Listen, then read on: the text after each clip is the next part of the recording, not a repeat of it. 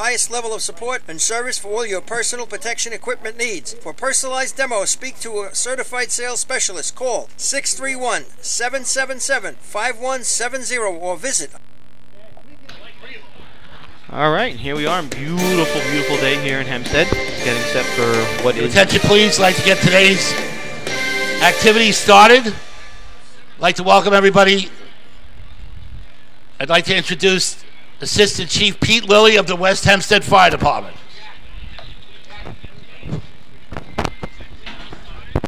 Good morning, everyone, and welcome to the 13th Annual Labor Day Drill hosted by the West Hempstead Westerners. I'd like to thank Jerry, Ralph, and all those in the Labor Day Committee for continuing to make this day a success. I would also like to thank the Westerners alumni who are helping out today and have supported the team throughout the season. Congratulations to the Hobos from Central Islip on the New York State Championship and to the Deading Kids from Freeport on capturing the 2017 Old Fashioned Championship. I hope everyone has a safe day. At this time, I ask all of you to stand and remove your hats for the singing of the National Anthem by Kristen Ferrara.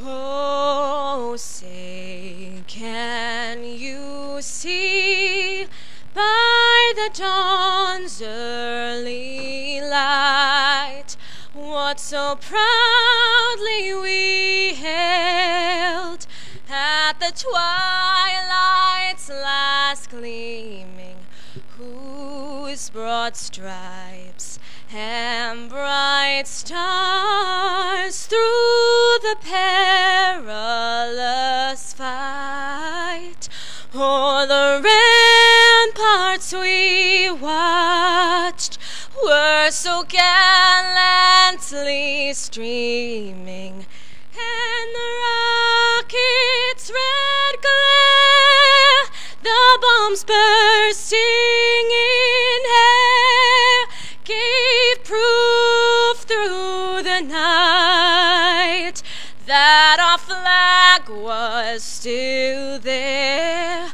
Oh, say does that star-spangled banner yet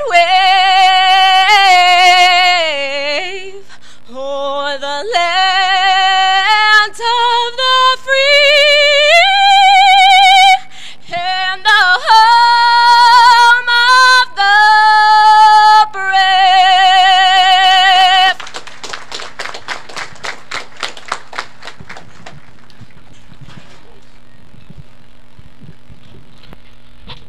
All right, well, here we are back after a beautiful rendition of the Star Spangled Banner.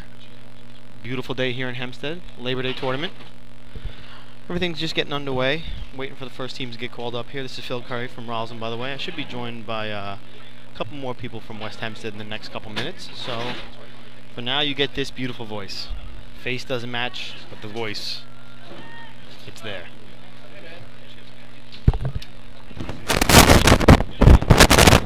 Sorry, you hear a little background noise. The microphones are bouncing around over here. And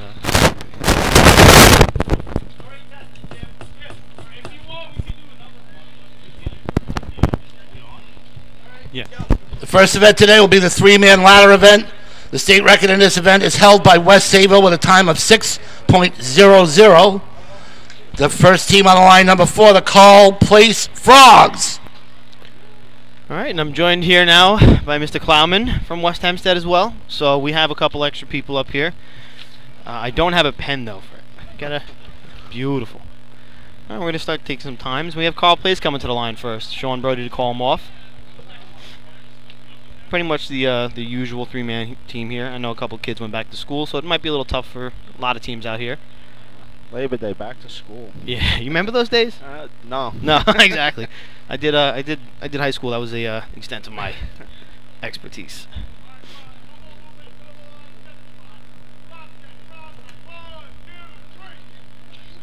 All right, here comes Carl Place off the line. Beautiful, nice clean up. Everyone's on. Nice set. All right, could be a run here. There you go. It's a nice smooth shot. That'll hold up here, probably. Time for Carl Place, 6.84. 684. All right. Next team on the line, number 5, New Hyde Park Termites. All right, and the Termites are up now. Mike Athena's calling them off. Is that Anthony Nose down there holding the ladder? And good old Philathenis running first man on Labor Day. I love it. I thought he retired. Yeah. For the third time this year. I thought He retired. Right. Still looking for that pension. Yeah, me too. And they're off. Phil's into the ladder first. Up, clean and on. What else to be expected from him? Beautiful climb behind. Whoop. Third man slips again. And now he's 1 by 1ing it the way up. And he's... I don't think he went to grab it. It was almost Time for New Hyde Park, 11.49, 11:49. Next team on the line, number 6, the Levittown Rebels. Yeah, I saw that there. Yeah, I don't know. Did Abrams wake up today? The old double clutch move. Remember Yeah. you got the clock failure? Yep, exactly. Trying to get the little extra rerun possibilities. All right, we got Levittown on the line now. It's a nice day. Beautiful day for racing. Beautiful day. And they got a nice shirt on. It says, Saturdays are for Kermit, not for the boys. Saturdays are for Kermit. So here we go. They're in.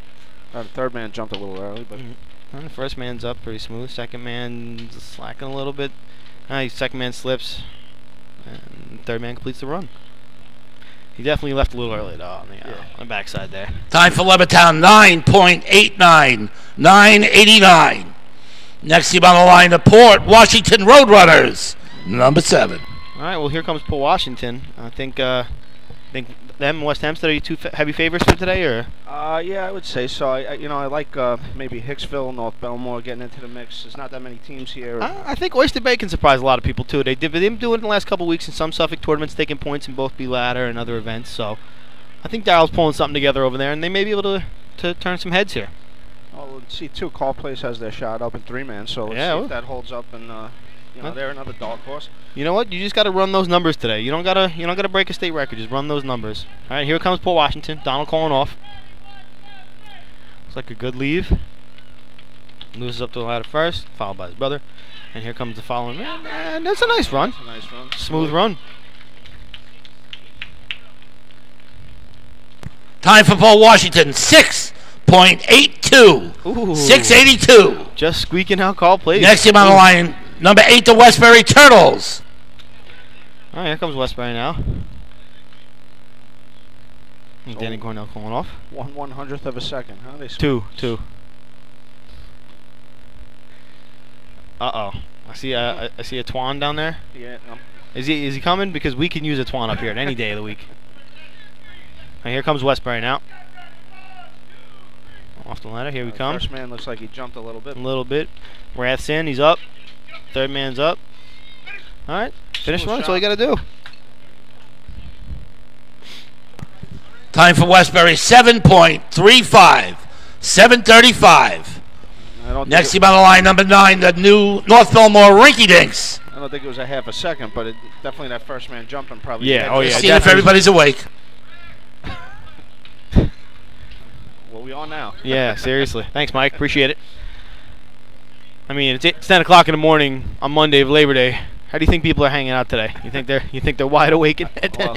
Well, I know if this tournament was still in Hicksville after that parade on Sunday, then it'd be a rough one. It'd be a rough one. Here comes North Belmore. All right, into the ladder. Sorry for that background noise. Here we go. And the finish of the run. Not a bad run. Should hold up in the 6s. Time for North Belmore, 6.96, 696. 96, that's third place right now. On the line, Yeah, number 13, the Hicksville Hicks. But here comes a team that can easily beat that. Here comes a Hicksville team that's always been good. It's a little windy up here. Yeah, I don't know where this Good breeze now. came from. It's good. Oh boy, sorry for that background there.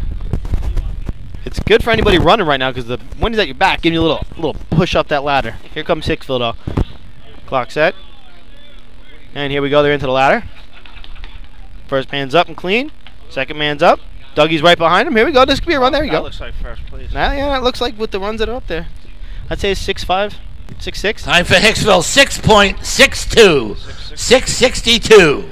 Unfortunately, Next team on the line, number 14, the Oyster Bay Teddy's Boys. I'm without my trusty stopwatch today, so. If I didn't know better, I thought you had it on you. Yeah. You nailed that one. Yeah, you can make it out from time to time. And get lucky sometimes, most of it.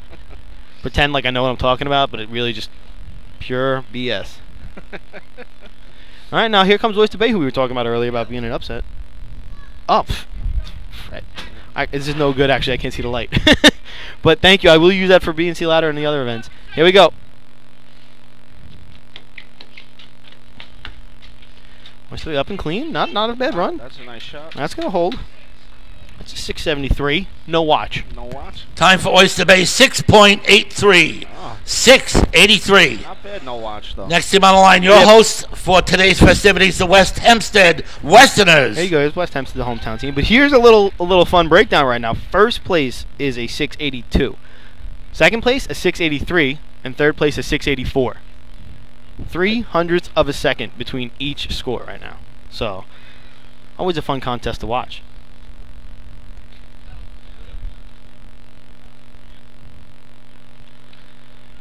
Johnny calling him off. Here comes West Hempstead.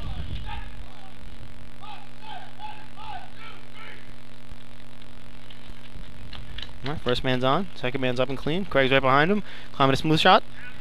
That might be a first place shot right there. Might be a 655.5. Time for West Hempstead, 6.86. Whoa. 686. Wow. Next team on the line, number 16, the Baldwin Tomcats. So if you weren't listening earlier, let me break that down one more time. First place is 682. Second place is 683. Oh, Hicksville has first 662. I'm sorry. So after that 662, I stand corrected. I'm just astounded by this. Is an 82, an 83, an 84, and an 86. Where's the 85? Baldwin gonna run it?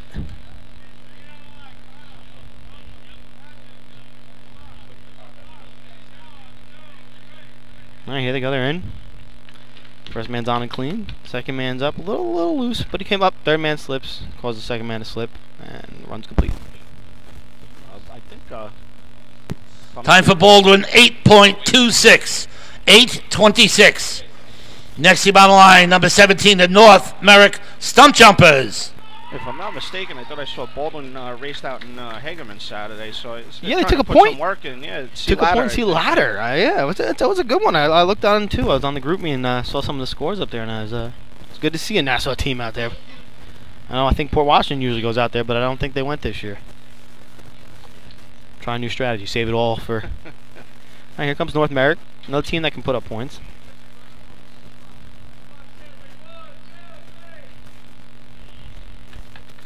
First man's on and clean, second man's on and clean, and out of the way. Third man a little slip as he mounted, but he completes it. Time for North Merrick, 7.15. 7:15. Next team on the line, number 18, the Manhasset Lakeville Minutemen. All right, here comes Manhasset now. North Merrick's another team probably looking to make a little bit of noise today. Exactly, yeah, they're there. I mean, at this tournament, you don't have to run that 6-2 and 3-man 6-3. You got to run your practice shot, smooth, easy, and you can make points here. Speaking of first men from the 70s, Mike Ward is now climbing first man from Manhasset, so this is ought to be good. He's up, he's in, he's on. Little slip on the mount. Age isn't showing though. Still looks good. Still looks good.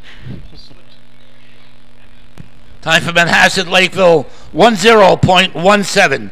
10-17. Next team on the line, number 19, the Merrick Buckeyes. All right, well, here comes the Merrick/Freeport team, which is always a good thing to see the combination to keep both teams back on the track. It's the way our sport is, and it's good to have. I mean, yeah, we had to adjust to something because we were losing a lot of teams. I think. Yeah, unfortunately, but you know what? It's brought some teams back too. I mean, you have an Albertson team that hasn't been back in 20-some odd years back because of a combination with Williston Park. So it brings people who want to race together. So, all right, here we go with Merrick off the line. First man's up and smooth. Second man a little delayed. Third man smooth climb behind him. They worked that out. That could be a good shot in a couple of years. Time for Merrick, 7.64. 7:64. Anybody following the program, we failed to announce that there is a post entry. Number 20, the Islip Wolves. It's kind of a significant post entry. Yeah, that's not a Hewlett Smoky Stovers just coming down to run 3-man. That's the Islip Wolves. A very good team who had a great showing just Saturday.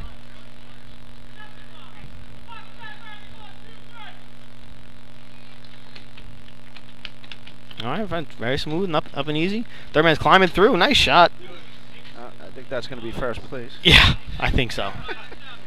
Well, that was a sneak little entry there. Time for Islip 6.56. 6:56.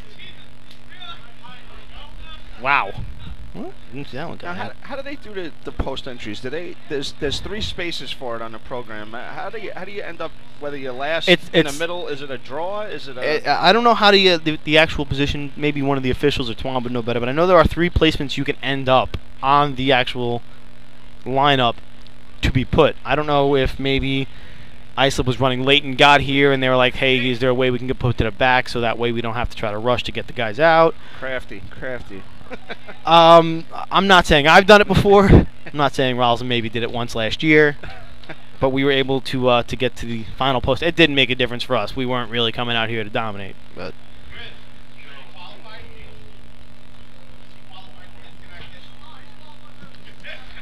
All right, so we'll give it a point breakdown as the way it should look before it's announced. It looks like Islip's going to take 5 here. Hicksville followed with a 6.62, and then come the 6.8s. 6.83, a 6.82 from Port Washington, a 6.83 from Oyster Bay, and a 6.84 from Carl Place will be good for 5th place and 1 point for them. Wow. I think there's more sixes than. Yeah, you know. Move the equipment. Results of the 3-man ladder contest. First place, 5 points, the Islip Wolves. Second place, 4 points to Hicksville Hicks. Third place, 3 points to Port Washington Roadrunners. Fourth place, 2 points, Oyster Bay Teddy's Boys. And in 5th place with 1 point to Carl Place Frogs. Well, I don't know if you just heard that, but those 2 points that Oyster Bay just gained, I'm hearing over here from Twan, is now going to tie them for county points with North Belmore for the year. That's it, a runoff. Leave it up. Put it back up. Let's go. Let's put it up. You know what? I got a feeling probably about 6 or 7 cases in after this, there's going to be somebody in the stands from Oyster Bay and somebody in the stands from. Let's go run it. Let's do it. Let's get it over with. It's Labor Day. I mean, you got all year to heal up for next year. Exactly. I'm not encouraging anybody to go out and have a couple, then try climbing 3-man. Please, by all means, that is not the endorsement here. But things happen. Would we be able to announce that, or? I think we can bribe Fred with a case or two, maybe himself, to stick around if somebody decides to do that. But I think it'd be pretty cool to see a little runoff for county points, but it's down already, so.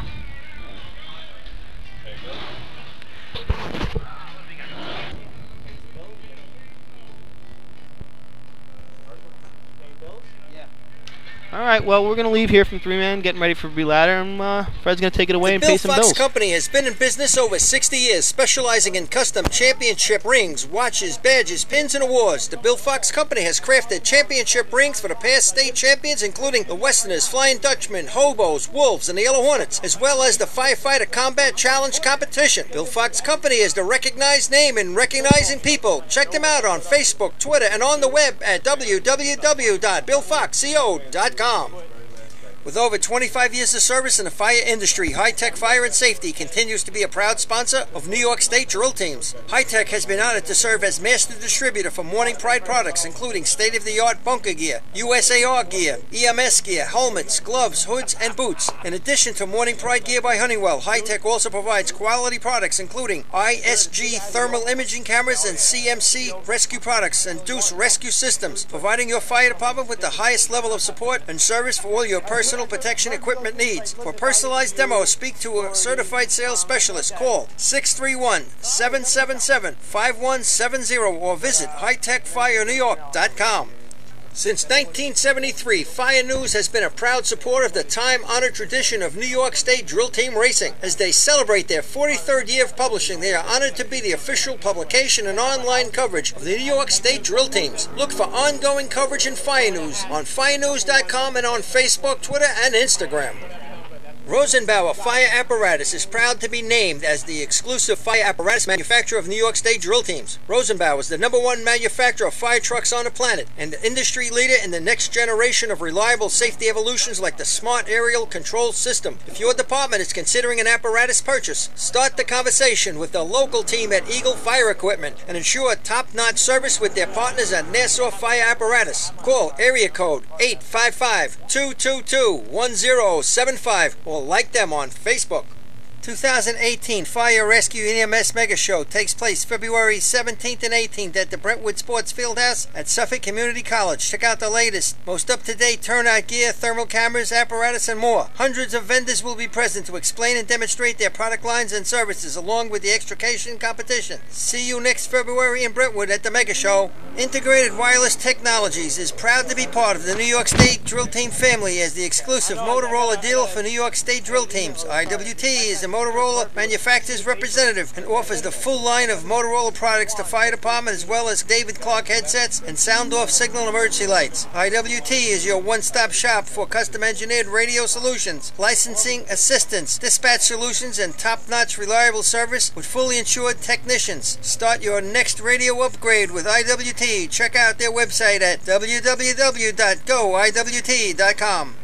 The groundbreaking FDNY electronic accountability system is now available to departments nationwide from Systems Definition Incorporated or your local Motorola dealer. SDI is the well-known software application developer for FDNY and is the company behind this game-changing technology. Now SDI has paired with New York fire departments including Central Islip to solve the challenge of accounting for members who respond after the tones go off. Keep track of your members at your next big incident with a proven solution designed with the New York State Volunteer Department in mind. For more information, visit systemsdefinition.com.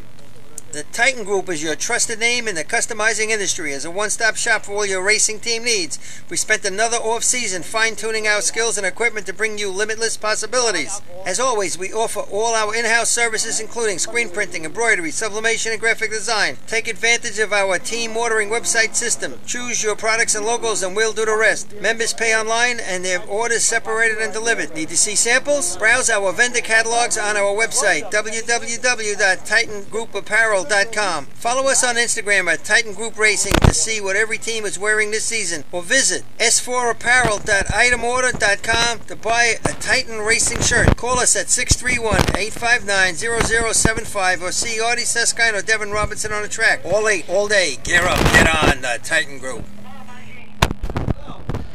The next event today will be the B Ladder Contest. State record for this event is held by West Sayville with a time of 4.82. The first team on the line, number 4, the Call plays Frogs. All right, we're back here in Hempstead for B Ladder. I'm still up here, unfortunately, but it's still a beautiful day to be up here with this win. And we finally have the man of the hour. Twan made it up. I don't know if I'm the man of the hour. Maybe the man who's late by an hour today. But listen, life with 2 little kids at home. I only got 1, so you got me beat out here. Here we go. First stat of the day. North Belmore Rinky Dinks in a tie with the Oyster Bay Teddy's boys for county points for the year in 3-man ladder. That's the first time North Belmore's done it since 2005, back when they were rocking with Chris Garaccio and the boys. And Oyster Bay Teddy's boys winning county points for the year in a tie with 11. I mean, have to go way back in the archives. I have a text into Joe Boy to see if he can confirm the last time that happened. But congratulations, Oyster Bay Teddy boys, North Belmore Rinky Dinks, county point champs of 3-man ladder in 2017. Wow, that's a you one of those one stats that I love to get. There you go, man. That was a mouthful. Yeah, seriously, jeez. All right, well, Call Place has got the white flag. We're starting B Ladder already. We're trying to roll through this day, it seems like. Yeah, we look at B Ladder for the season. This is locked up. West Hempstead's got it with 22. The nearest competitor, the Roadrunners, with 13. So lock it up for the Westerners. All right, well, here they come. Sean's up. End of the break. Out. Good dig. Up. Ladder walked a little bit, and Mike gets a little bit of a fun ladder to climb. Have things been getting better with their trucks? Do you have any idea? They've been time for Call Place 8.34. 8:34. Yeah. Next team on the line, number 5, the new Hyde Park Termites. Yeah, they're doing a lot of work to those trucks. I know that. Sean's been trying to diddle around as much as he can to get it. He's a little upset that he went after Hempstead's, finding out Rollins would be on the market 2 months later. But other than that, I think which was Rosalind's, wasn't it? Oh yeah, which he's driving another Ralston truck that he rode. Actually, I think we had this discussion back at Denton Avenue about the truck generation of Ralston every 10 years. Seems like just yesterday, Phil, and now here we are already at the end of the season, right? Closing it out. It's a nuts. It's flying by. I mean, it was 50 degrees the other day. It was freezing. Yeah. It's tough for Call Place, though. They had a good year. They were coming along, and then to have all the trouble with the trucks. Exactly. Yeah, you hope they figure it out in the off-season, get their trucks running. You know what it is? They're trying to get it up to a caliber those trucks haven't been run at in a long time, I think. So the truck's going to experience its problems and have its stresses. As long as it pays off in the end. Exactly. As long as you're getting them fixed and you're finding out about them, and nobody, knock wood, is getting hurt, fix them, and hopefully it gets better for you. All right, New Hyde Park's up here on the line. Mike Athena's driving into the lights, onto the brake, out of the truck. A little hot, but he's climbing through it, and he's outside the safety zone. I'll tell you what, he got on and was going. That's the best I've seen him climb a ladder all season long. That was really nice. He caught that whip. No time for New Hyde Park outside the safety zone, rule 1302. Man, that was a... Next team on the line, number 6, the Levittown Rebels. You called it. A lot of speed, but that's not a bad thing. That's a great thing, actually. What am I saying? Exactly. But the climber, for the first time, sorry I don't know his name, it was the best I've seen him get in. He caught that whip and was on and gone. He had 2-3 steps. Yeah. I think New Hyde Park this year, they're saying a lot of speed is because I think that's the most speed we've seen them particularly run with this year. They've been bringing stuff along a little slower, but I guess the guys seem to be getting it because they handled that shot well. Just a ladder. The diggers, it looked like the driver's side digger kind of got away from it, and that's why it ended up outside. If he kind of went a little horizontal. Right. But he still tried to control it and kept it at least a lot from being a lot worse, but that's the speed that you need to make a time in this event. But to even get into the ladder and on and gone like that with the diggers rolling, I mean, listen, the climber handled it. That's the shot that they need. You say the ladder hit the safety line, it hit the pole, or else he would have put up a nice shot. Oh yeah, that would have been very nice for them. Just got to get it straight and make sure the diggers go in the ground. I tell you one thing you don't have to figure out is the guy driving. Yeah, true. There comes Levittown into the brake, out, a little deep. And they're over. Yep. Over the safety line. A little more than a little deep. I couldn't make it out. From up here, it's hard to get that perspective, and I don't want to. No time for Levittown outside the safety zone, rule 1302. Although I know there's an official that they gave a $100 wager if somebody throws me off the arch. So anybody looking to make a couple bucks, Mike Warnow was right down there. So $100 to throw me off the arch. I almost did it myself, looking out to see that safety line. Got to be more than 100. That's what I said. I think he said it's going to go up little by little each event. So, by the end of this thing, we could be looking at. Attention, please, area mechanic to the starting line. I was just area mechanic to the starting line. It looks like Port Washington's going to go on a breakdown here because they're next on the schedule, but it looks like the Turtles are up on a line. Yeah, they're way back there. Next team on the line, number 8, the Westbury Turtles. Yeah, they're back by the Seaho starting line. Something interesting about area mechanic. I don't know if Jay was here, but I know Kenny and Mike from Merrick were kind of acting as the area mechanics, but you're driving. There's like 12 or 13 teams here. Someone's on a breakdown. It's a little tricky, Although I didn't hear them announce 10-minute breakdown, right? No. They just kind of said area mechanic to the start line. Well, they didn't announce it. Right. Fred didn't. Yeah, I didn't hear an announcement at all for. I mean, it doesn't mean that they're not. It just means maybe they could have forgotten to announce it. But exactly. As long as the officials know, it doesn't have to be announced. I don't believe. Just as long as he. Keep an eye on that as the event progresses. Here comes Westbury into the break. Oh, that is the man himself, Billy Cornell digging. All right, that's coming out of retirement. Yeah, so I don't know if you guys could see. You really couldn't, but I don't know. Time for Westbury, 8.85, 885. Somehow his arm got next around on the line, ladder. number 9, the North Belmore Rinky Dinks. I'm not even joking you. He was hugging the beam. He was hugging the beam. I don't know if he slipped but it actually I believe clipped to the climber's foot and kind of ended that. Yeah. I got to give him some credit, though. I don't know if I come out. Attention, please. Port Washington is on a 20-minute breakdown. There you go. Come out to dig in a Labor Day tournament. But yeah. But there are a whole new breed of Cornells coming up through the ranks. Well, you had an unfortunate situation with that coming out of retirement for Labor Day. What was that, last year from New Hyde Park, unfortunately? You had, what was it, Dominic running first, man. That's right. Ended up hurting his leg pretty good. So sometimes it's fun, and then there's always the interesting aspects. Like I said, two weeks ago is that's one thing, but yeah. Labor Day. 2 weeks ago, you could pull guys from the 80s. They'd be like, I'm in. Let's do this. Yeah, right. That's how it's always been, right? And still run a 12.5 or South Hempstead's BHO shot. I know. We'll talk about that later. That's I wanted to talk about favorite things of 2017. That's on my list. That's up there. That's got to be top 5. North Belmore on the line, 3 5s to their credit this season. Doors wide open right now. Oh, nice drop in. Beautiful climb. Sticks with it. Yeah, that should be another 5 right there. That nice should shot be. right there. They had a little bit of heat right there too. Time for North Belmore. 5.65. 565. All right. I got a little excited there the way that Next he was team on the line, announcing. number 13 to Hicksville. Hicks. That 565 by North Belmore, that's their fastest shot this season as a team, just edging out the 568 at the CI invite. So nice job, North Belmore. Way to finish out strong. You look at the top 5 overall for the day. Islip definitely is here. Port Washington, West Hempstead. North Belmore's that team looking to knock on that door for 4th or 5th, maybe even 3rd. Well, that's what we were talking about earlier before you came up here, Swan. We were mentioning, the teams in there that we had our favorites. We had Port Washington, West Hempstead. I mean, you're not going to, but you have Hicksville's in there. Yeah, right. You have North Merrick who can do something. Even maybe the Teddy's boys. Teddy's boys that was my pick. We discussed they could sneak in here and get points here and there. They already started with 3-man, so. Hicksville coming off a 4-point performance in 3-man ladder. They won this contest last season at this tournament with a 535. Coming in hot. Up, lays him out, and ladder's a little crooked. He climbs through though.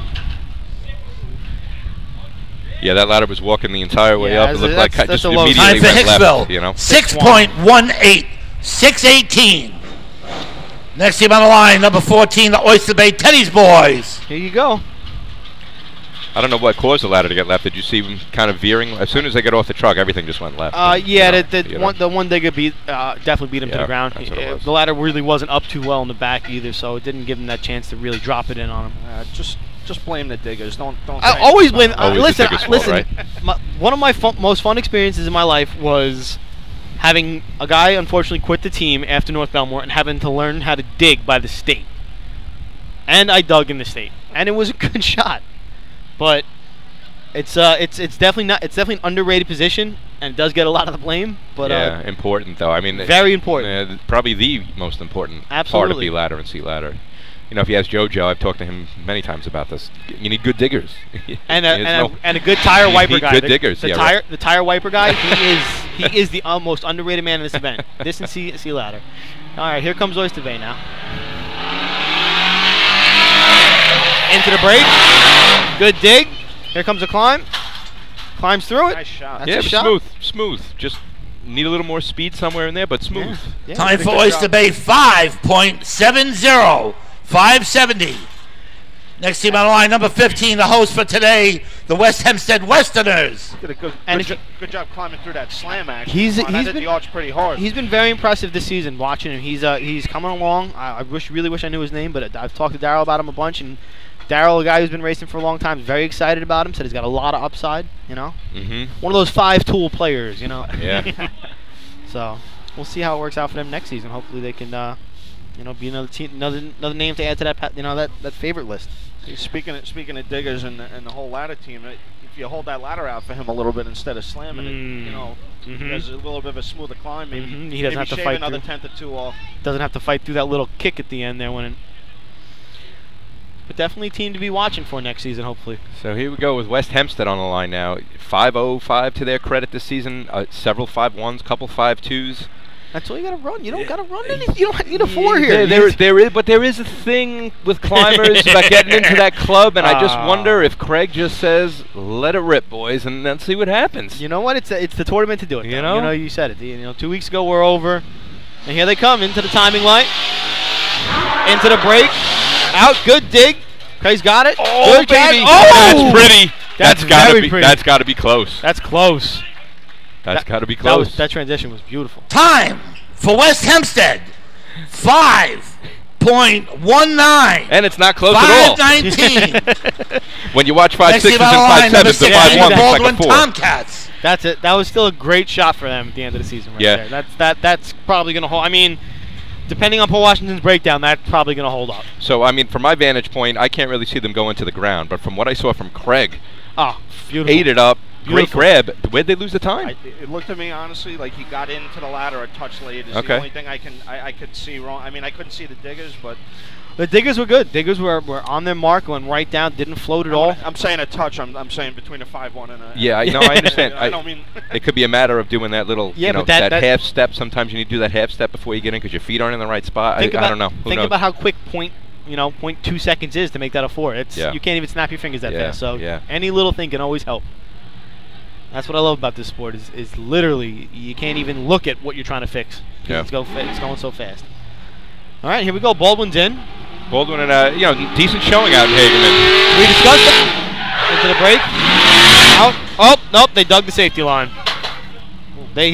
You couldn't miss that. They took up a chunk of yellow, unfortunately. But no time for Baldwin outside the safety zone, rule 1302. Had good speed coming in, though. Good, no? Next team on the line, number 17, the North Merrick Stump Jumpers. Yeah, they've been coming along, Baldwin. The improvement, they've run better this year than I've seen in a while. Definitely made some strides. I would say it's one of the best seasons they've had in the past decade or two. You know, they've had these young guys out. They're going to tournaments. I mean, Baldwin going out to Hagerman. Hagerman, I like it. Tournament, 1 point. See ladder. I like it. You know, you can always squeak out a point if you just keep making your shots. Yeah. That's all you got to do. Consistency. That's one thing I remember Stan, when he raced with him, he would drill into our heads, consistency. I don't care if you run, a 12 this week and an 18 next. I want you to run 13s all the time. And that's all you got to do. And eventually you build on that. And like we said, all you have to do is just pick the speed up a little bit. One of the highlights for Baldwin this year is they just put it in the 9s in C ladder the other day in Hagerman. But they haven't put it in the 5s in B ladder. So that would be an area of improvement I'd like to see. Actually, their best shot this year is a 6.95. But I'm thinking if you could run a 9.7, you could run a 5.7, can't you? I mean, come on, if you just run the shot the right way. So, look, I like what I see out of Baldwin. Good season, gentlemen, in ladders. And, we're not done yet. We got C ladder, but... Yeah. Right now the stump jumpers are on the line. First time out since their mishap running ladders? I think so.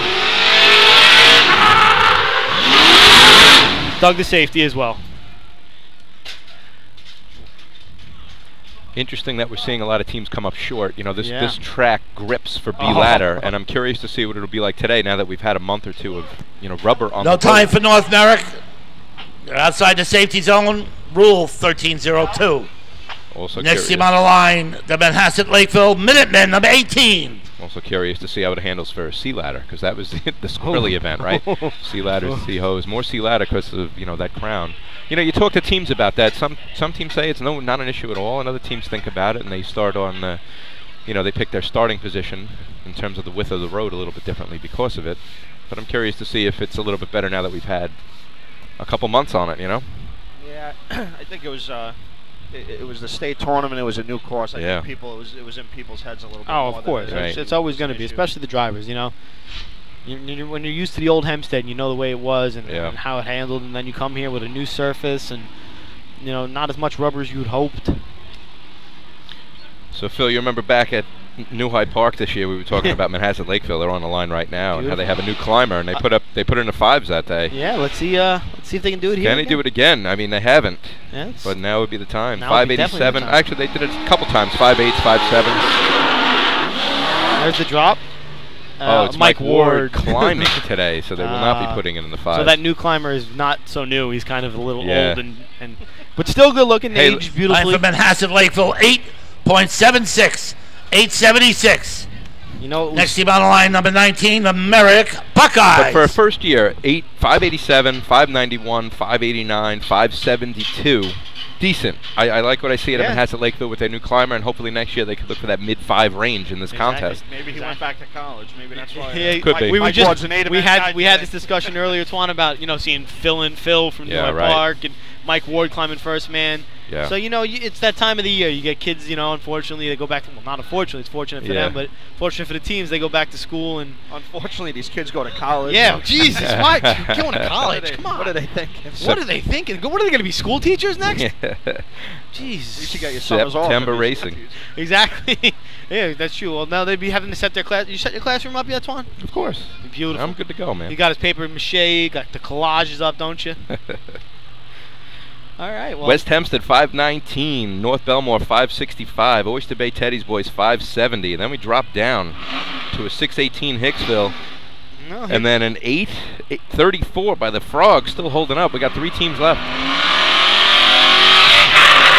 Is it a break? No. Whoa, yeah, he... That looked a little bit like caught ladder. Yeah. Where he dropped Yeah. out. They had to run a few Dig. steps to get to the patch. Well, yeah, he came up a little short there, but... Time for Merrick, 8.37. 8:37. Next team on the line, the post entry for today, number 20, the Islip Wolves. I don't see Washington rolling too well right now. The hood is off of the truck, and Yeah. it's in front of it. So There's going to be a little bit of a delay that we'll see. But before that, listen, let's talk 4 Club again. Kyle Lewis, the last member to join from the Port Washington Roadrunners. There hasn't been a 4 in the sport this season. Wes Sabo was knocking on the door all year with a 502, 505. I mean, you ask Michael, he looked angry in Hagerman with a 502. I was laughing with him at the Hobo Victory Party. The guy that's run 400 fours. he needs one more. 45, actually. But you talk about who's next. Craig, West Hempstead, definitely a contender, and the gentleman on the line right now, the Ice of Wolves with Josh Kaysen as their climber. Again, their thing has been consistency. When they run it really well, but they just haven't done it every single week. So, but still, the talent is there. That 4 Club can go north soon too. If you haven't been watching Point Pleasant, Henrietta, No doubt. Those guys can. They could easily join that 4 Club here in the next couple of years. So the Wolves coming off a first place shot in 3-man ladder. Let's see what they do here.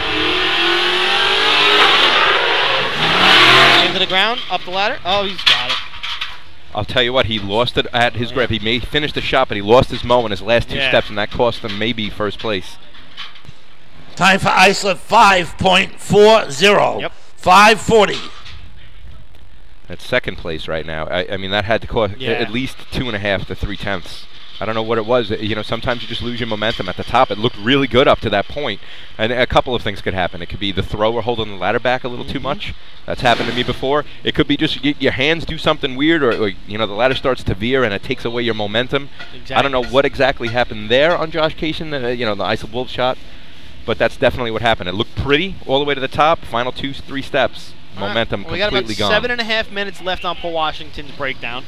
So, I mean, I don't know if anybody here's mechanically inclined, but 7.5 minutes is a long time. You can swap a thing or two out, or a phalange and a phalugi. They can probably be, It depends on what it is, because right now I'm looking down, and like you said, they have the whole hood off. It doesn't look too promising at this point, but you never know. This could hurt them for B-Hose, hopefully. They don't have to worry about that, but, this is... Now, this is one of those things. Obviously, something happened this morning when they turned the truck on, right? Because they practiced this week, I'm assuming. Were you down there at all? I wasn't down there, but I know I saw a video from them practicing, and their final practice videos, and everyone does the montage on social media. So I saw I saw the final practice video, but I don't think this is something that's been affecting them all week. This is definitely... Oh, hood's going back on. Oh, what? Is it going back off because they're pushing it off? Or? Yeah, right. Who knows? Well... Hopefully we'll get Port Washington to run. Yeah, that's, I think that's what everyone wants to see. And they just announced 5 minutes now remaining. That's the worst feeling, right? You're on a breakdown, be loud, or be hose, whatever it is, and you're just sitting there like, please, something. Let's tape it up and let's get this thing on. Truck's moving. Truck's moving. Yeah, I mean, it's a sport within the sport, right? The game within the game. You need these mechanics. You need guys on your team that know what they're doing. The truck's rolling. It's coming up. Yeah, so true. They figured it out. They got it going. Yeah. And the mechanics are, like you just said, something you'll... Now, you got a veteran team out there, and usually you just kind of hang out. You keep you cool, maybe take another run up the wooden ladder. A team that's not so veteran, you might get the old anxiety bug creeping up on you as you wait for your truck to get ready, Who knows? So it's a mental game, too. Or it could have just been, where'd this spark plug come from I couldn't find before? Oh, we're running last now? Okay, beautiful. We know what's up there? I'm just kidding. Put Washington with us. We were lucky. When I raced with West Hempstead, Kenny he could fix anything, but I didn't want to know what was wrong with it. Just tell me it's good to go. Exactly. And we're going. Yeah. Sometimes I think if people start thinking about what it is, maybe. Coming off their breakdown, number 7, the Port Washington Roadrunners. I think the Roadrunners going to be doing a little angry racing today, man. They just didn't have a day at the state drill, and it's unfortunate for them. Past 2 years now, I know. Yeah, it was 2 years in a row. They came out of North Belmore's tournament and just. Yeah, and I get it. We've been there. When I was, we've done it. You guys have done it. Yeah, we did it back in 2000. It's how it goes sometimes, But if you look at their B ladder year, one of the most consistent years of any team, You know, Selden, they ran a 5:23, 5:25 earlier in the year, 5:20 at CI. Wow. 5:45 in North Belmore, and their best time of the year, 5:16, coming at the state drill. Only grabbed them 2 points. It was a good B-ladder day that day. Yeah, apparently. Jeez. Right now, coming into the contest, 3 points on the day in three-man ladder. And a 5:19 is first. Port Washington's been knocking on the door of winning this drill over the past few seasons, but they have not. West Hempstead actually has won, I believe, since every year since 2012. All right, well, looks like they're getting set here. Good to see Danny Salerno back at this tournament this year. Unfortunately, he wasn't able to be here last year. He had some medical issues, but always good to see guys back healthy and ready to race. Mm-hmm. All right, so as a C truck or two starts to come down the end of the track at the end, it's just the the one. Roadrunners It's just will the be one. the last Come on, team come on. to run it today. It's just the one at the end of the track. See how that truck handles too, right after this that is, fix. could get into the high idle. And, all right, here it comes into the line, into the break, out, on the safety line, Oh. That was that. So that's about 14. Port Washington will get no time outside the safety zone, room 1302. Tell you what, it was pretty up until that It was moment. though, man. beautiful. He was on and gone. It was going to be it was going to be something to contest with West Hempstead there. It just came up. I wouldn't even say 8 inches short. And that yellow line is destroyed Oh, between Baldwin and Port Washington. A couple teams Port really Washington taking chunks out of it. Yeah. Took out the whole front end. Yeah. Whole front end's gone on that. Yeah. I mean, those guys crushed it, but Paint it again in another 4 years. Yeah, that's now I only dug for about a half a season, so I wouldn't know. But experienced diggers, can you see that? Is there a way to kind of battle around that? Maybe try to lunge a little more. Maybe try to walk it. Yeah, I mean, I would think so. I didn't have a good stroke at digging. I dug for about 2 weeks and broke my arm. So I think you can, but I think when you're that close, Yeah. you kind of just got to go down. Yeah. I don't know. You're right. It's a good question. It's a great question. You I'd know? love to ask an experienced digger, somebody's been on for a little while. If there's a way to manipulate the ladder, I guess, if you can, a little bit, maybe bring it up a little more to get it to float a little bit. I think you've seen teams lunge, and again, it depends on the style you dig. If you dig where your diggers go straight down, it's tough to hold yourself. I mean, you're pretty much in the aggressive mode of I'm taking a ladder and I'm planting it in the ground, and you have a split second to change. Exactly. But I mean, when you're that close to being on the yellow, Exactly. I think you just want to go and hope for the best, right? Yeah, because you want to. You give them that ladder just over the yellow. It's a staircase. That's right. And a guy like Kyle, it's a staircase. Yeah. And you're talking, he can eat it in no times. Yeah, I mean, but if you do that lunge, you could take away Move the equipment. make an extra step being Results of the B-ladder contest. First place, 5 points, the West Hempstead Westerners. Second place, 4 points, the Islip Wolves. Third place, 3 points, the North Belmore Rinky Dinks. Fourth place, 2 points, Oyster Bay Teddy's Boys. And in fifth place with 1 point, the Hicksville Hicks. So 618 taking 1 point today. That's Hicksville. Good, West Hempstead 519 keeping it real. 540 by the Wolves. Second place. 565 North Belmore. 570 Oyster Bay, and a 618 from Hicksville. So West Hempstead now, they have won B-ladder every year except last year since 2012. So but if we're looking at the tournament, the Wolves are out to a lead. They have 9, right? 9, two-way tie for second with West Hempstead and Hicksville. Yeah, they both have 5, and then you got Teddy's Boys. There's that team again. Teddy's Boys, and then a tie behind them with the Roadrunners and North Belmore at 3, and Carl plays with that 1 point. West Hempstead takes home the B-ladder trophy for county points for the season. And in case you missed it, in three-man ladder, it was North Belmore and the Oyster Bay Teddy's Boys taking over the county point trophy. We are live on top of the arch at the 2017 Labor Day invite, and we'll be back right after these words. Not every evolution in vehicle rescue technology costs tens of thousands of dollars. The Beluga Glass Cutter finally makes windshield removal quick and safe, and fire departments can add the Beluga Glass Cutting Kit to their rescue setup for only $5.95. Head to www.coastalfiresystems.com to check out the Beluga in action. Not every evolution and vehicle rescue. Nobody knows Myrtle Beach golf packages like Myrtle Beach Golf Desk. Come experience the simple, easy, no-nonsense approach to your next Myrtle Beach golf vacation. Since 1991, Myrtle Beach Golf Desk has been saving you time and money on top-notch golf vacations. For small groups or large fire department events, start with Myrtle Beach to ensure that every aspect of your trip is perfect. Proud to be returning as a New York State Drill Team sponsor. Visit www.golfdesk.com for more information. Attention, ladies and gentlemen, there's a 50-50 going around in the stands. Not right this second. She's up here with us. When you see her going around, please give generously. Gorgeous Rita. Members never overfill a cylinder or fill one with an expired hydrostatic testing. Let the CAT system handle the record-keeping, inventory, alerts, and OSHA paperwork for you. There's only one place you can get the CAT system, and that's Coastal Fire Systems. Head to www.coastalfiresystems.com for details and information. Coastal Fire Systems is the official SCBA dealer for New York State drill teams. Scott Air Packs, cylinders, RAT packs, refill compressor systems, gas detectors, Hyatt's boots, Protec and Dragon fire gloves, as well as the future in thermal imaging technology. Coastal is also the one-stop dealer for Petzl, Scott, CMC, and Colorado bailout systems, along with professional training to keep your members sharp and meet New York State requirements. For more information, check them out at www.coastalfiresystems.com. Fatty McGee's in East Islip. Wednesday is Ladies' Night at the best FD Racing Bar in Long Island. Stop in anytime for a drink with good company, a great lunch and dinner menu, and of course those famous Fatty's wings. The Bill Fox Company has been in business over 60 years, specializing in custom championship rings, watches, badges, pins, and awards. The Bill Fox Company has crafted championship rings for the past state champions, including the Westerners, Flying Dutchmen, Hobos, Wolves, and the Yellow Hornets, as well as the Firefighter Combat Challenge competition. Bill Fox Company is the recognized name in recognizing people. Check them out on Facebook, Twitter, and on the web at www.billfoxco.com.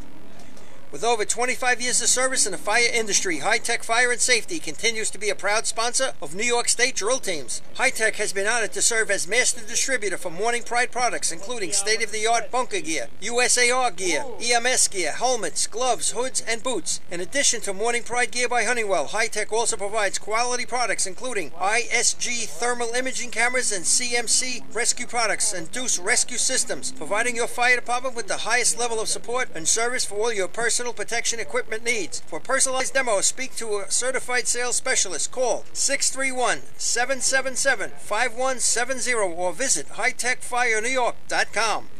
Since 1973, Fire News has been a proud supporter of the time-honored tradition of New York State Drill Team Racing. As they celebrate their 43rd year of publishing, they are honored to be the official publication and online coverage of the New York State Drill Teams. Look for ongoing coverage in Fire News on firenews.com and on Facebook, Twitter, and Instagram. Rosenbauer Fire Apparatus is proud to be named as the exclusive fire apparatus manufacturer of New York State drill teams. Rosenbauer is the #1 manufacturer of fire trucks on the planet and the industry leader in the next generation of reliable safety evolutions like the Smart Aerial Control System. If your department is considering an apparatus purchase, start the conversation with the local team at Eagle Fire Equipment and ensure top-notch service with their partners at Nassau Fire Apparatus. Call area code 855-222-1075 or like them on Facebook. Clear the track. Welcome back, The everybody. next event today will be the sea ladder contest. Rookie. The state record. State record for this event is held by Central Islip with a time of 8.71. First team on the line, the Call Place Frogs. All right, we are back live on top of the arch at the 2017 Labor Attention, Day please. Drill in Everybody Homestead. must be behind the guardrail. If you're standing up against the fence, please find a seat. There are plenty of seats in the stands. Go check out the shaded section, no doubt. Thanks for reminding us, Mike. Phil Curry, Roslyn Highlanders, Jack Cloudman, Hempstead Flukes, West Hempstead Westerners, Westbury Turtles. Nassau County. Just wherever. I'm Twan from the Yellow Hornets, and we're joined now by Scott Rice, West Sayville, North Lindy. What's up, Scotty? How we doing, man? Good evening, everyone. Good morning, everyone. Yeah, good morning. Good morning. Nice, beautiful What, day. are you still up from last night? Yeah, Good actually, I evening. think I still am. So, Oh, you're hanging out with Billy Cornell? Yeah. a little 21st birthday for my daughter. Oh, all right. So yeah, we were Oh, over I'm on sure. the mile, and we That's Took hard. her out for dinner and had some drinks. Beautiful, beautiful. That makes me feel old, dude. Yeah. Because I remember, I remember know. coming around and she was just running around on the side, you know. Right? I know. When I started racing, little kid, 21. 21 years old. Happy birthday. Good Actually stuff, had man. some legal adult drinks last night. Oh, there you go. Not that you encourage underage drinking. We don't. Of course no, not, no. of course We not. condone. No, we condone. So the story here in C Ladder will be, and there's a lot of stories we could tell, but the Port Washington Roadrunners and the West Hempstead Westerners are in a race for county points in this contest. The Roadrunners 18 seasonal points, the Westerners 16. But right now it's Carl Place that has the line. In your favorite truck. Still running with the Yellow Hornets old C truck, still yellow. Roslyn's old C truck. Roslyn's old C truck. And I'm curious, Scott, maybe we can hear from you about how the course handles, as a driver as the event goes on. We'll talk a little bit about that. Go ahead, Phil. All right, well, he's in. End of the break. Just over the yellow line, and he can't make a climb out of it. He was a little squiggly on the Yeah, way down. Not yeah. terrible, but Little left, little right. All right, well, it's not a bad Time run. for call place 11.66, 11.66. Again, Next team on the line, number 5, the New Hyde Park Termites. Swan so close to that yellow line. I mean, Yeah. I'm talking inches over. Yeah, on that run, you definitely saw them definitely trying to drive that truck down the course. I don't know, this could be maybe the 6th run with that truck after yeah. it's been repaired and stuff, or did some work to the front end of it, and so they might not even have it quite dialed in yet. But he was definitely fighting a little bit on the left side of the course. He came down, he straightened it out. I thought he did a pretty good job of getting it straight into the pit. It looked to me a little bit like the truck drove him instead of he drove that truck. It kind of got away from him, and he was able to get it back. But Tanya was just asking about the course. Yeah. A lot of people before the state tournament were kind of, heard some rumors. And listen, my truck went straight on it. I like to point and go, and that's I don't like to drive. I don't like to move it around, and it's not a good thing. Is there something to be said though about the crown of the road? Like, does it impact drivers? I mean, you saw it at the Hempstead Invite, not as much at the state, but you saw at the state where teams going under. We'll see it here with Mike Athenas because he's off the line. He's a good driver, so we'll see how he handles the course. Pin straight down. Deep, but in. Straight ladder, and it's outside the safety zone. Looked like he favored the left side of the No course a time little for bit. New Hyde Park outside the safety zone rule, 13:03. Yeah, it looked like he favored the left side there. I don't know if it was just the crown of the road kept him on the left side there, but He was straight. He didn't look too squirrely. Just like you said, he just kind of took that Next left team on the line, right number down. 6, the Levittown Rebels. that happened too. When we were here, people were saying line up a little bit to the right or a little bit to the left. You know what? I'm not doing it. Everybody's trucks reacts differently. I'm going down the straight down the center of the course and let the chips fall where they may. Yeah, that's how I look at it. You and you guys obviously you won the contest at the state drill. Sorry to cut you off there, Jack. No, I was just saying before. I didn't drive, but I mean, I think you start thinking too much about little tweaks and this and that, and then you get yourself all out of your own. You're talking about the definition of my 2 years driving right there. Okay. So I mean, when you're new to it, it's something that scares the hell out of you. But you get a guy like Scott who's been doing it for years, and it's great to hear his input and hear him talk about it because when you've been doing it so long, it's second nature. Yeah, again, it's to me, it's a point and shoot. That's point and take me. Then you look at the marks. That's you just want to go straight. Right. And when you start driving, I think you can. All right, here mess comes things up. a puff of smoke from underneath Levittown's truck. They're in just over the 3-man line. And a little squirrely coming up.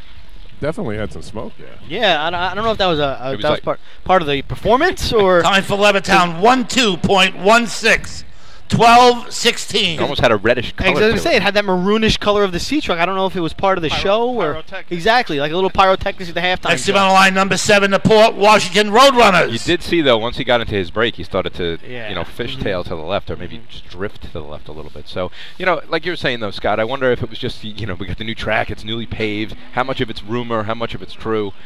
And my impression after Sea Ladder at the state, I thought it did have an impact. That crown, at least, a little bit with some of the teams. You know. Do you think it was the crown that he impacted, or you think everybody's thinking about about the crown that? And you know, that's a great question, I don't know. and that's why I'm curious to see how teams, now that they've had 2, 3, 4 runs under their belt, see how they do it here today. Well, Danny's seems to do pretty good on this track. I thought his Sea Ladder drop was fine at the state. You know, I think Donald just tripped and kind of rolled his ankle a little bit, which made him go down. It made it look like it was Danny.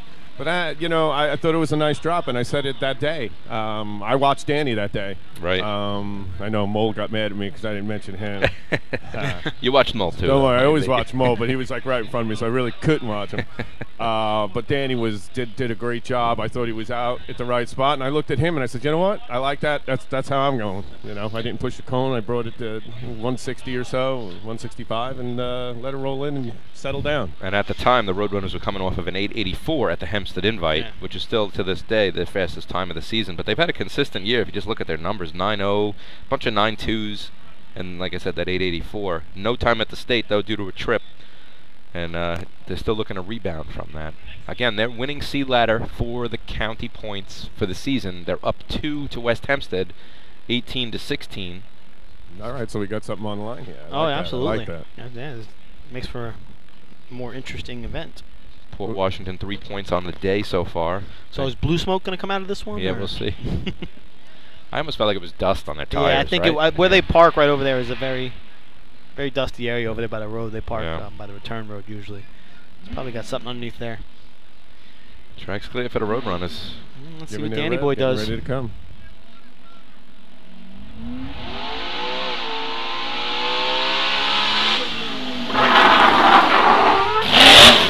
All right, he's into the patch.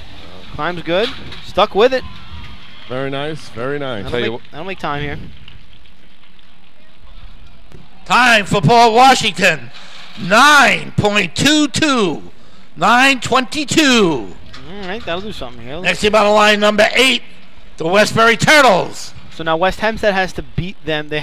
Port Washington has to settle for what? Third. They need a tweener. Third, so if West Hempstead wants to win it, well, tie. No, they'll tie. They need a tweener. They need 2 tweeners to win it. I mean, someone's got to beat the 922, and if you look down the list, Islip is the only team that could do it. But that's only going to put them up for a tie. I mean, right. And obviously West Hempstead, but we're talking about West Hempstead. Whoa. Baldwin Tomcats. Yeah. Hagerman, let's go. Hey. You never know. So, again, on that last run with Port, we definitely saw Danny taking the wheel, and he was just kind of like pushing it to the right a little, trying to keep off that left side of the course. Yeah, he came back hard to the right right at the cone. Actually, and you see, as a 922, the ladder was a little bit crooked. It was very. If you looked at the diggers were definitely offset each other. I don't know if one beat the other. It's a hard view. It's a hard view over here, so we don't really. It's hard to tell. Yeah, you're stuck with my opinion on the matter. It's fishtail a little bit maybe, and that's what made him maybe go down a little bit crooked. But he didn't look like a kick. It just like the diggers really didn't. Follow each other and maybe. And I'm hearing Port was 352 to the cones as well. Hopefully the cone lights will work better than Hagerman, if you listened the other day. Part of the sport. Sometimes it happens. It's what it is. But I thought Kyle did a good job getting on that ladder. He kind of had to wait. He had to wait for the ladder to get straight. And then he ate it up after that. But that was the difference between the 8 and the 9-2. Westbury. Go ahead, Phil. Oh, they're into the cones. Into the break. A little squirrely. Yeah, he fell. He's off. Oh. Rescue? Yeah, it looks like the climber got 2 or 3 steps up and then fell off. Rescue to the arch. They're calling for rescue, but he just made it back up to the top. I don't know. I think it's the thrower that might have got hurt because he got landed on by the climber. It looks like Rath's okay. I mean, it was just squirrely in. He held the brake for a while. If you look right now, just inside the cone there, he started his hard brake real early, and then I think he got off of it to try and get. He realized that the truck. Time for Westbury, 17.28. 17:28. Next team on the line, number 9, the North Belmore Rinky Dinks. Anybody watching at home, my heart is right now in my stomach because he was 2 steps away from being halfway up that ladder and coming down right on his back. I think you nailed that, those guys. I mean, CI, I think they do it by design with that little lock. I don't think that was by design. Those tires locked up about 135 feet. I think that he didn't realize how close he was, or something happened because he lost his marks and he started going into that panic a little bit. Yeah, absolutely. That 3-4 breaks he had there. I mean, it wasn't a smooth transition. He Something fell squirrely to him. As far as the climber is concerned, I see that they run with a dummy rung on their ladder, and I don't know if he's the one holding on to that dummy rung. I wonder if that did something to his hands, because to me he looked a little slouched getting into the ladder. Absolutely. Well, you want to be a little more straight and tall. He was very bunched up into the So ladder. usually a dummy rung's for the thrower. I didn't see who was holding it onto it on the way down. I didn't notice either. Anyway. North Belmore. Yeah, Rinky Dinks with their Speedwagon 2K. Good old Speedwagon. Coming in. Out. Great dig. Climbs through it. It could be a run. Here we go. Oh, yeah. There you go. Everybody fighting that little bit thing to the right. Yeah. Everybody's got that. They're trying to pull that truck to the right a little bit. Definitely. Time for North Belmore, 9.60, 960. Next team on the line, number 13, the Hicksville Hicks. You know, what's ironic about that is I worked a course in a state tournament, and in B ladder, everyone was coming down on the right side of the digging patch. Not everyone, but I would say 70% of the teams dug on the right-hand side of the digging patch in B ladder. And then, I mean, in this event, it looks like it's translating. Everyone's going the other way in C ladder. Everybody looks like they're definitely fighting it. Just trying to bring that truck straight to the center of the course from the left side of the course. So, right. Yeah. Maybe. So it's got to be something. Yeah, right? What's the reason? It might be. Yeah. It might be. There might be something to it. Again, I didn't feel it. Yeah. What I do see is a little bit better. I don't see too many teams going under. There's been one or two teams deep, but again, who knows? With all the steering and the driving, maybe that's making them not go as deep, right? Does it make sense? Yeah, well, I don't know. You tell me. You lose your concentration a little bit. Yeah. So then, as soon as you gain it back, you probably just pull off early and ends up being fine. You know. All right, well, here comes Hicksville down. Into the cones. Off a little early. Good dig. Dougie climbs it. This is going to be a shot. There we go. Well, I'll tell you what, he was off way before the cones, Yeah. and they were still deep. So they made a nice adjustment, at least, to get Time into for the patch. Hicksville, 9.37, 9:37. See, and there you go. You get Next Hicksville team on into the line, number patch. 14, Oyster Bay Teddy's Boys. You get Hicksville into the patch, and they just put up their best shot of the year. And it looked easy. And there's room for improvement. He was off at the cones by, I'd say, a good truck length. Yeah, And but he carried. I mean, Yeah. you would know better. It looked like he carried too much speed coming in, and then had to jam on a hard brake. Maybe a little bit late, but they got him. They got He in. worked a good transition. I think the assessment there, Pat, is Jack is perfect. Don't insult him like it that. Come definitely on. rolled. It came through with a lot of momentum. I don't have a good view of it. If it was too much of a stop. You have the wireless headset. You can stand. You Yeah, I know, but I don't want to. You know, I like being in the back. A little here. edgy for you. Yeah, not climb. I was always a digger, bro. Nah, yeah, I understand.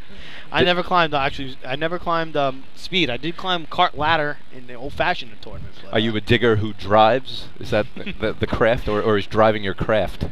Kevin Collin. Once a digger, always a digger. Kevin Collin and I were talking about that the other day, about nozzle men, or climbers who run nozzle, or throwers who run nozzle. All right, well, here comes Anyway. Oyster Bay and Darrell trying to throw their hat in the ring here for C ladder. Off a little early. Good dig. Good climb. If he climbs through it, this could be a shot. Ooh, almost hesitation. missed. at the top. Yeah, and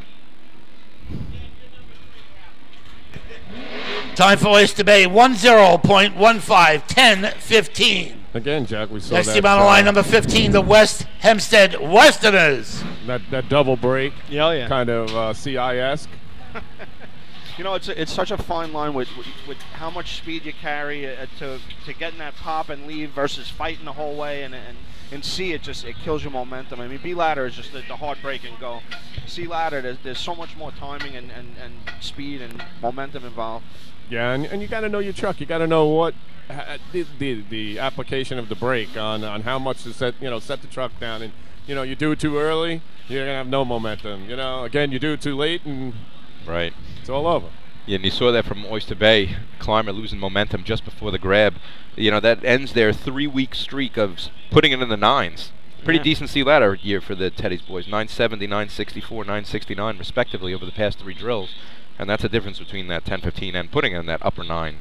I think they look great, man. Yeah. I really do for a new team. Absolutely. Getting back together and looking, I think they look really good. Yeah. West Hempstead's on the line. I was speaking to Darrell about that, and he's very excited for a lot of the kids on the team. He's really excited for next year, and hopefully they can keep it together. They really seem like they have some nice athletes that can really develop into something. Yeah, they got something brewing. Here we go. West Hempstead on the line. 5 points on the day. See if they got anything brewing. There's that red dust again. Into the cones. Little squirrely. Hold them together. Hot drop. A lot of momentum. A lot of momentum. Great climb. That was pretty. Beautiful. Nice run. That's a shot. That's probably your first place shot. 9:22 right now. Time for West Hempstead. 8. Yep. .98. 898. 3:53 to the cones, so about the same exact time as Port Washington's 3:52. 898's now first place, so now if West Hempstead wants to win county points for Next the team on the season, line, number 16, the Baldwin Here they come. Tomcats. either Baldwin, North Merrick, Manhasset, Merrick, or the Wolves. The Wolves, put a star on the Wolves, have to come in between an 898 and a 922. Here you come. I'm telling you, I did it at the old-fashioned state with Seaford, and I called them my tweener, and they snuck in there, and Miller Place dropped down. But watch. Let's see Baldwin come in here and run a 918, and then Islip comes in and runs a nice 911. There you go. I have a problem with tweeners today. Yeah, I know. Sorry to bring that up, Scotty. Sorry, Back-to-back tournaments. Sorry about that. Yeah. My bad. No, that's all right, you know. That's how it goes, man. I know. That's the way it I is. was watching it at home the other day, and I'm like, I just shook my head, man. I was like, I didn't realize what I said there. that's how it goes, Still man. an It's all open good. wound there. Sorry about that. Nah, that's all right. All right, here comes Baldwin for that tweener.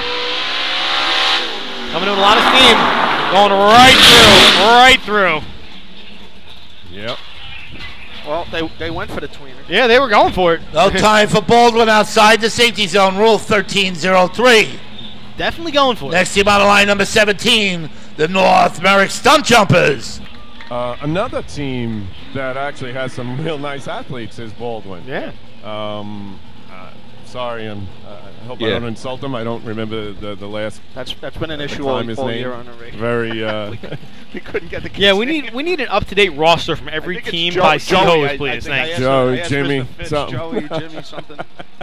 But yeah, so Johnny, that Johnny, kid that's looks good, man. He's fast. He's from what I understand, it's his father and uncle on the truck. Yeah, I think, So that's pretty cool too. Keep it in the family. itself. That's, you know, Yeah, they've had. We were talking. They've had probably the best year they've had in, at least that I can remember in a long time, as far as looking respectable, putting up some shots, getting some points.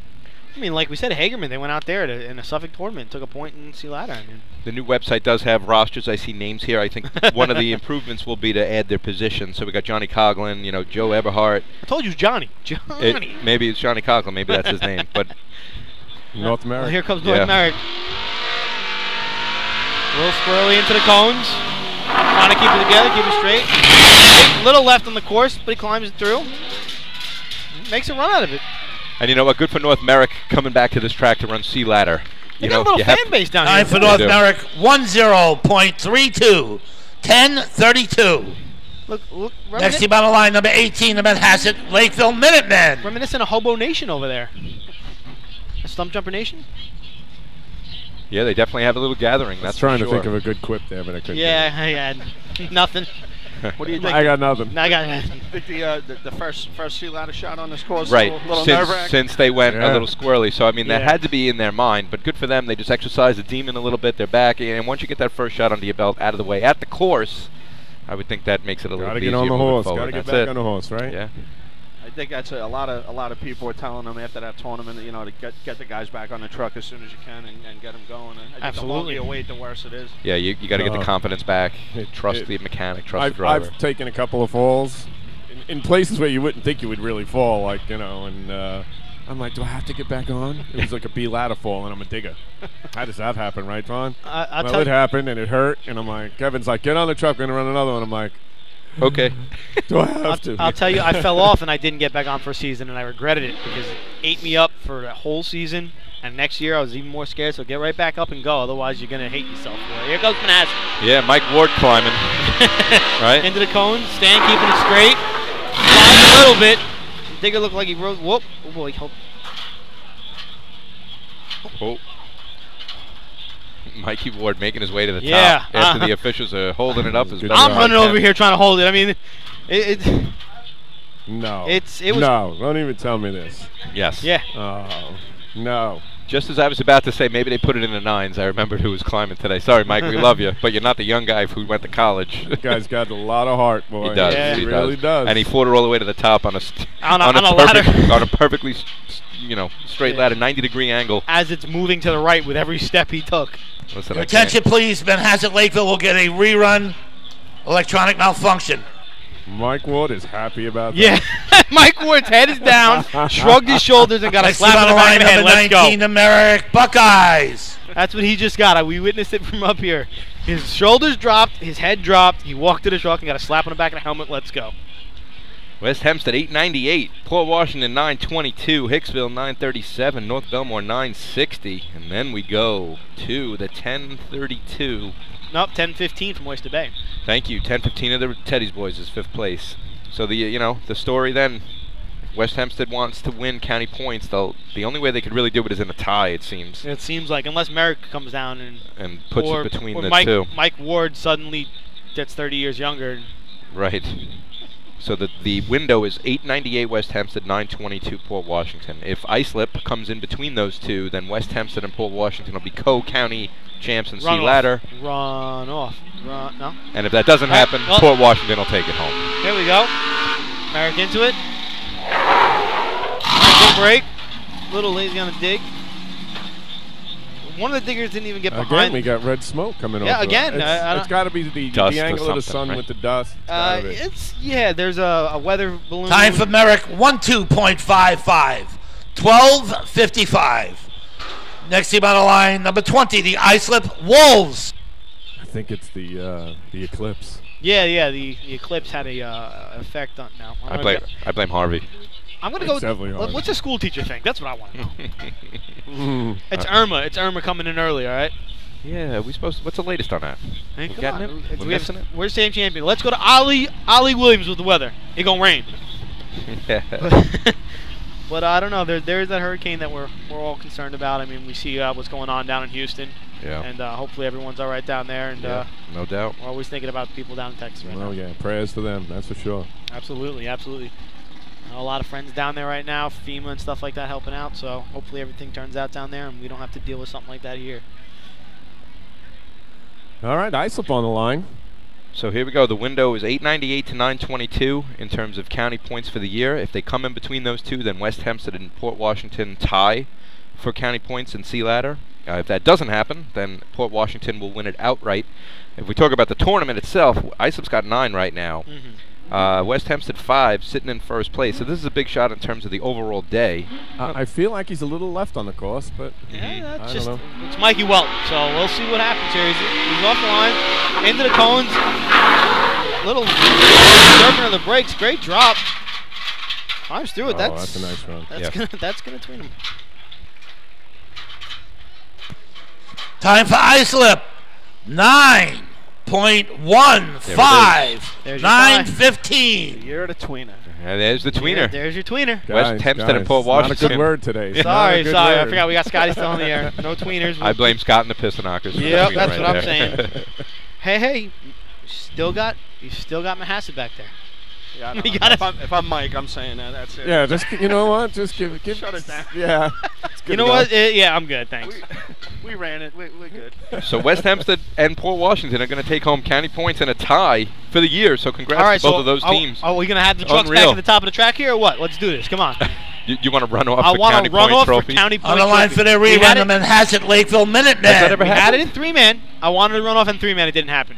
Imagine that Oyster Bay and North Belmore tied for the 3-man county point trophy this year. Wow. North Belmore first time since 2005. Oyster Bay Teddy's boys maybe first time ever, but I don't know what the 80s were like. I know they had some good ladder teams in and out throughout the 80s, early 90s. But a lot of big competitors too with West Hempstead, New High Park throughout the years as well. So that's the trivia question for the day. I got a text in to Joe Boy. When's the last time the Teddy's boys won county points in 3-man ladder? I'm going to say early 90s, late 80s. I mean, it could be. You know, the competition, though, was there. You know, it was definitely there. Had West Hempstead, you know, with Paulie. You know, you had Yellow Hornets, obviously. Yeah, 80s, I think it was Vito. Vito, right, not Paul. Vito. And correct. Vito and Tommy, right? Right. Abramski. Yeah, they were always going head-to-head, yeah. Mm-hmm.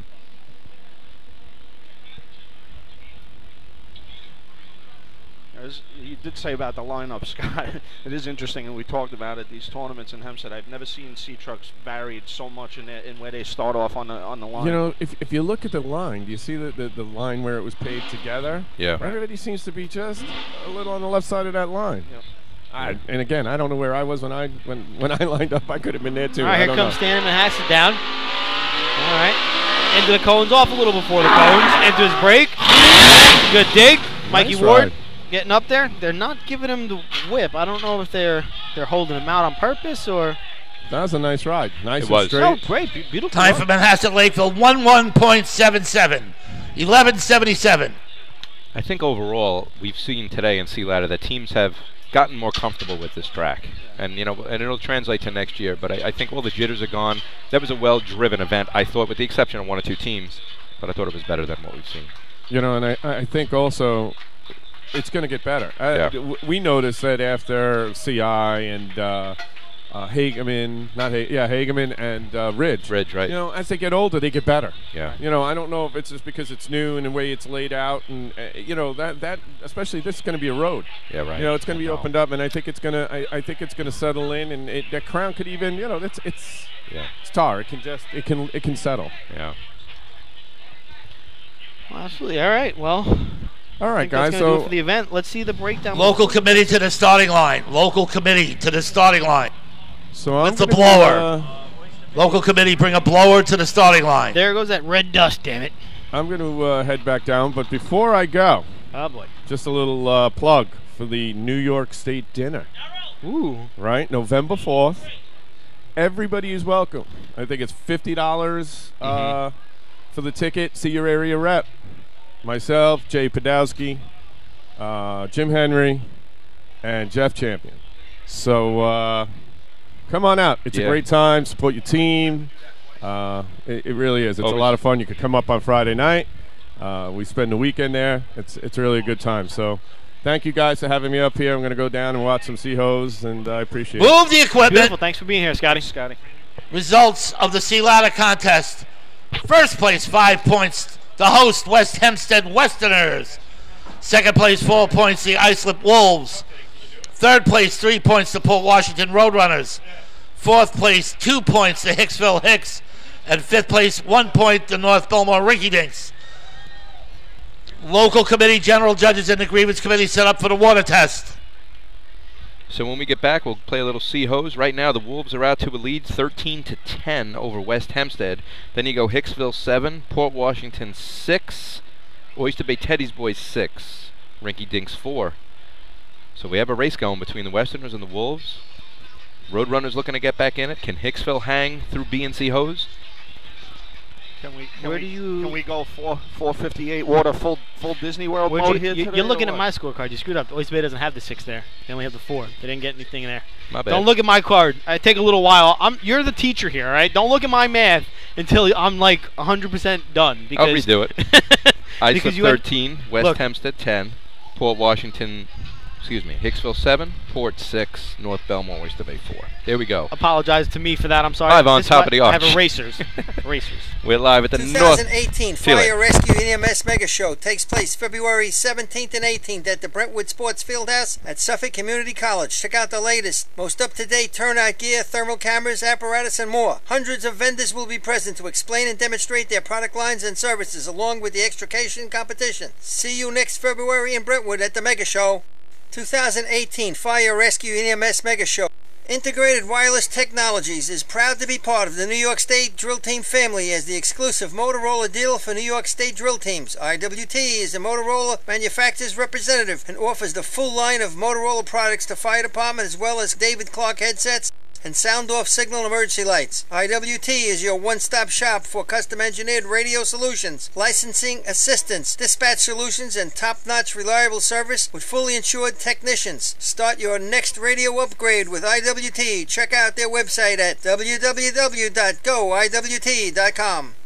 The groundbreaking FDNY electronic accountability system is now available to departments nationwide from Systems Definition Incorporated or your local Motorola dealer. SDI is the well-known software application developer for FDNY and is the company behind this game-changing technology. Now SDI has paired with New York fire departments including Central Islip to solve the challenge of accounting for members who respond after the tones go off. Keep track of your members at your next big incident with a proven solution designed with the New York State Volunteer Department in mind. For more information, visit systemsdefinition.com.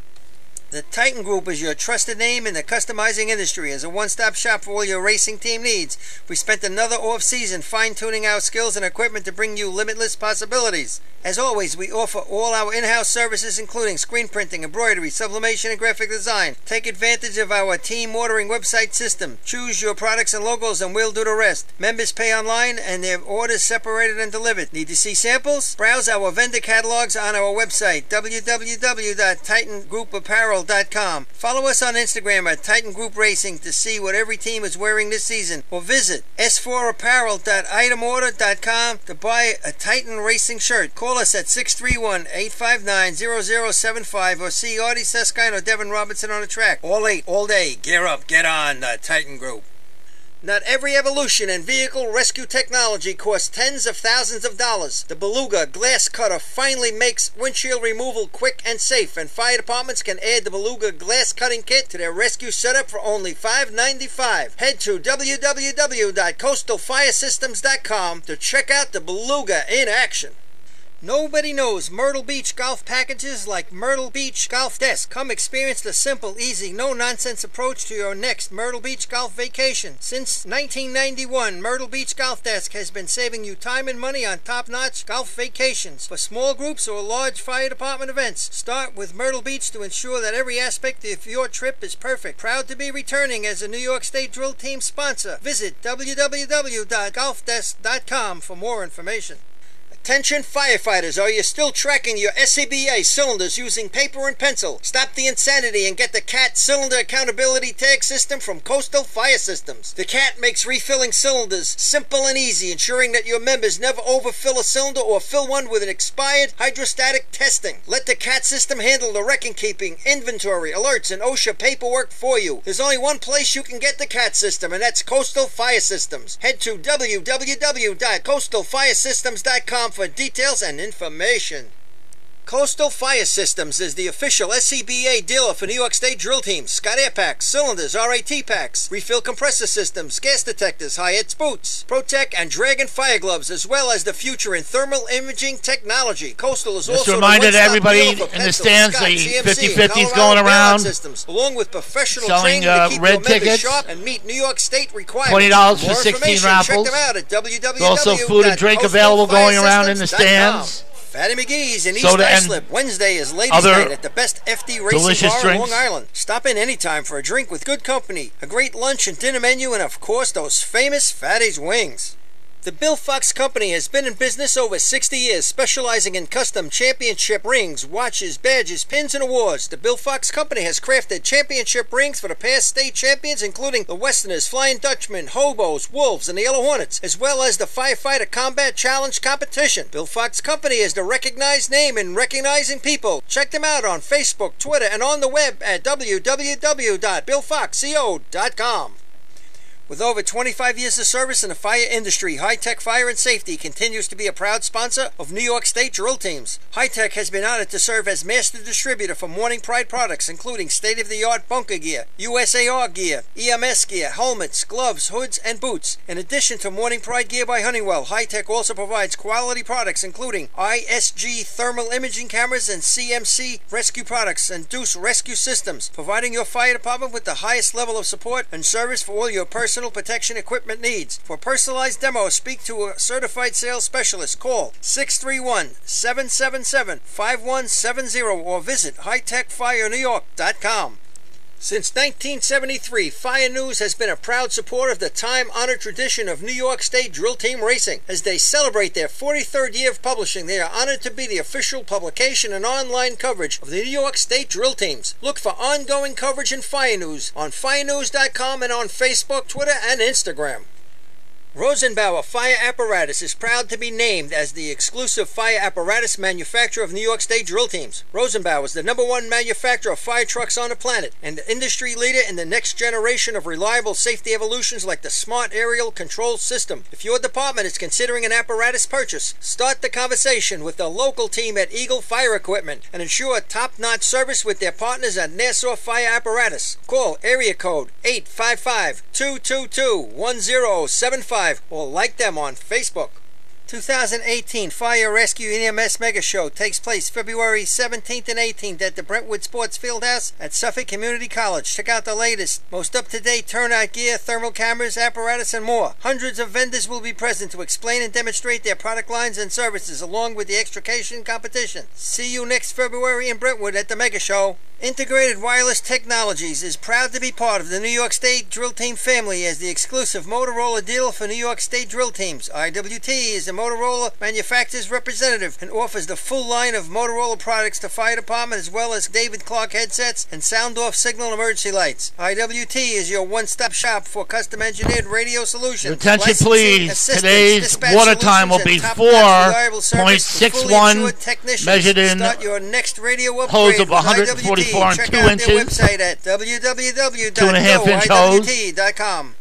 The groundbreaking FDNY electronic accountability system is now available to departments nationwide from Systems Definition Incorporated or your local Motorola dealer. SDI is the well-known software application developer for FDNY and is the company behind this game-changing technology. Now SDI has paired with New York fire departments including Central Islip to solve the challenge of accounting for members who respond after the tones go off. Keep track of your members at your next big incident with a proven solution designed with the New York State Volunteer Department in mind. For more information, visit systemsdefinition.com.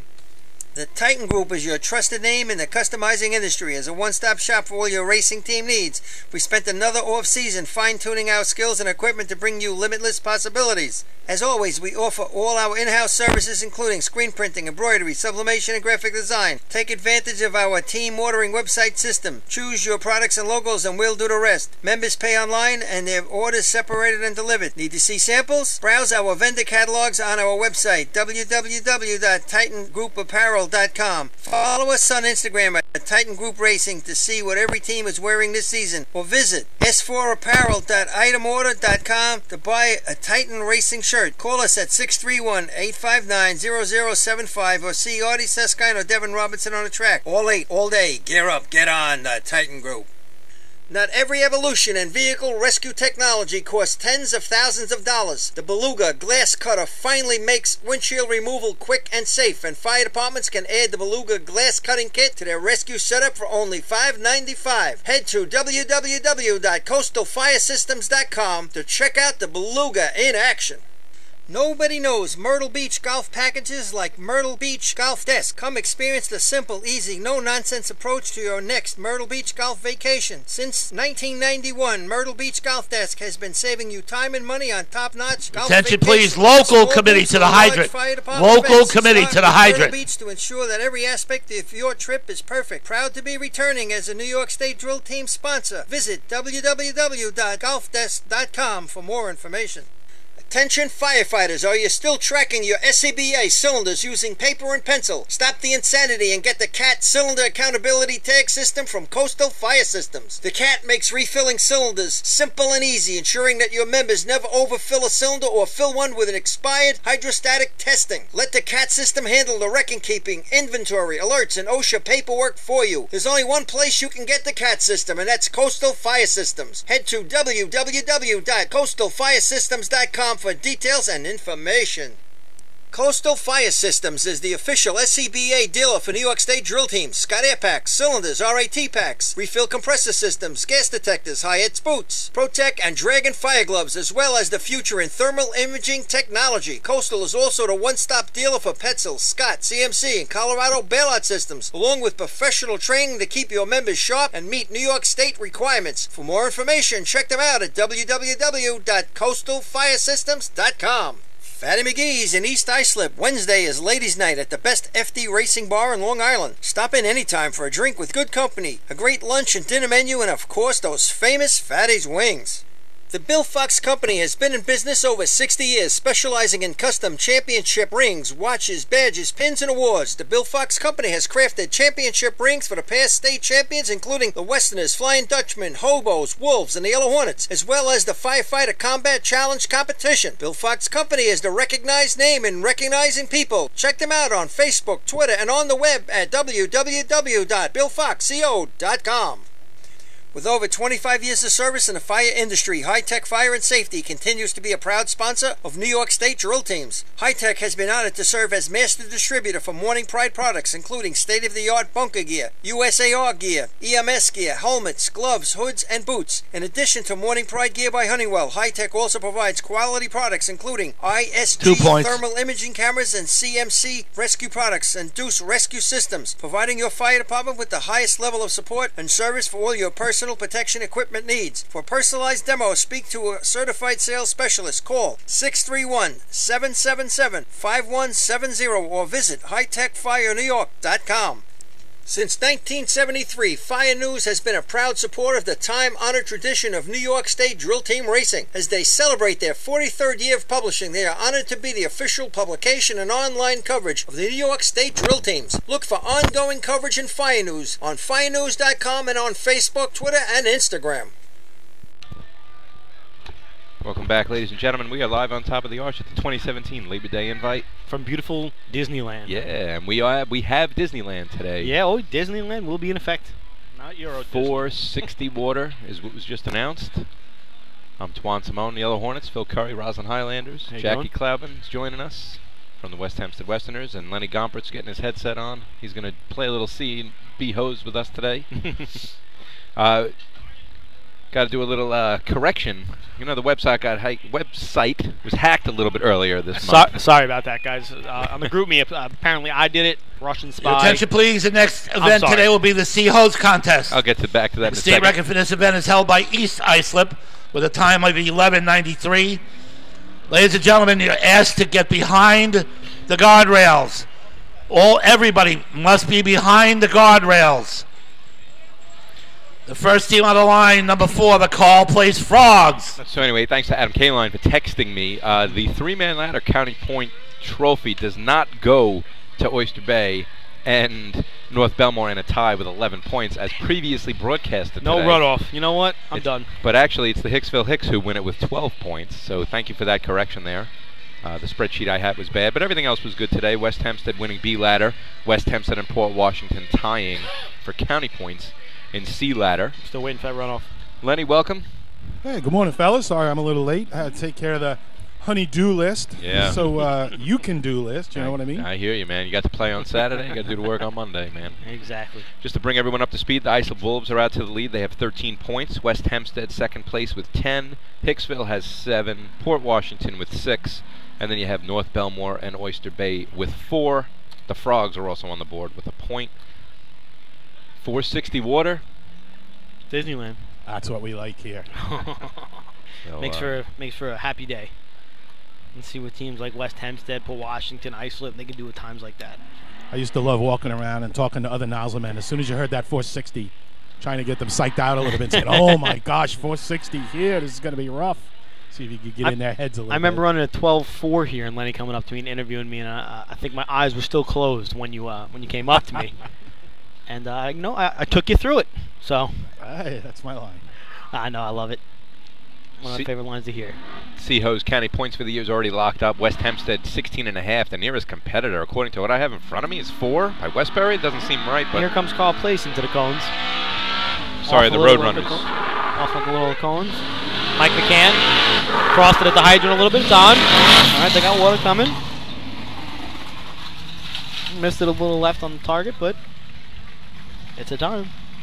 Considering what they've been through this year, I think they'll be time happy for with call that. place. Right. 14.02. 1402.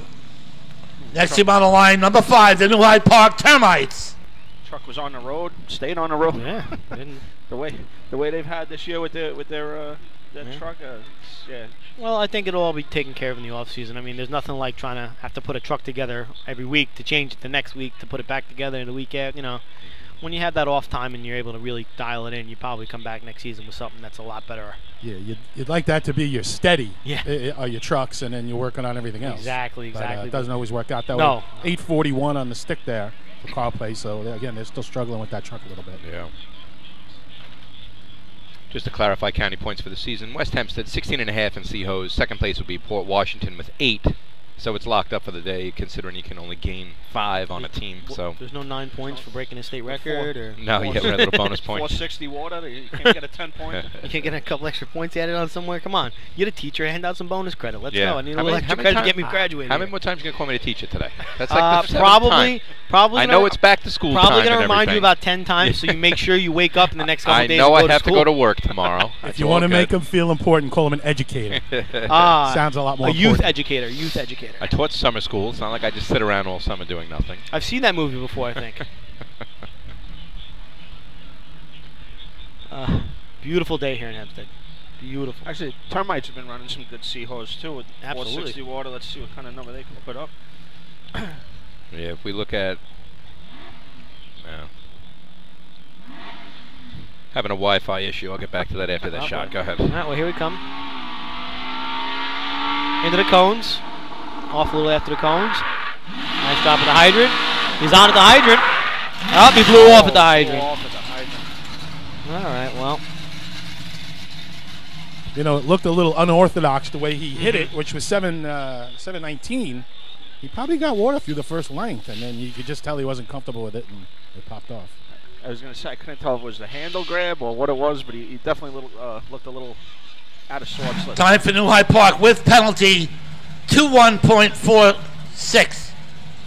21.46. They were 3:47 to the cones. Oof. Fastest cone time of the day. Next team on the line, number 6, Levittown Rebels. What's that? Speaking of cone times, guys, Saturday, a lot of problems with the cone lights out in Hagerman. How'd C ladder go? Any issues? Everything was good. Cool. Yeah, no issues at all. Actually, pretty decent C ladder today, considering that not everyone from the state is here. More of a county drill. 960 was 5th place. 898 first by the Westerners, so that was the window to get in and C ladder today. But really, 1st through 4th, 898 to 937. So some decent C ladder runs today. Yeah, unfortunately, and the last bunch of years have been really good with the lack of delays, in my opinion, in tournaments as opposed to 20, 30 years ago. Yeah. But cone lights seem to be a bit of an issue a couple of times this year. Yeah. That's something the different associations may want to look at over the winter. I'm sure they will.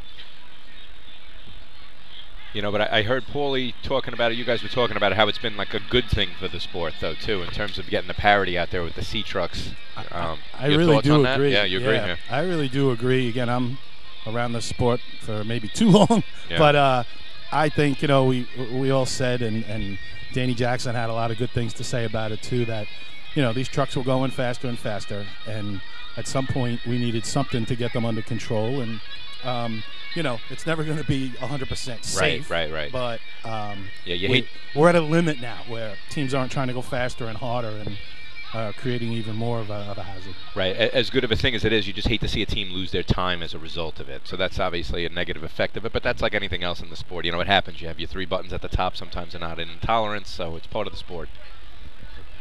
I kind of think it should be a 2-for-1 penalty. I think for every 100th you're under, you should get penalized 200ths, but that's just me. I know it's been talked about and it never passed. Okay. There could be tweaks to it as the years go on. All right, well, here comes Kermit. Levittown down the line to the cones. Off just about at the cones. A little sideways at the hydrant.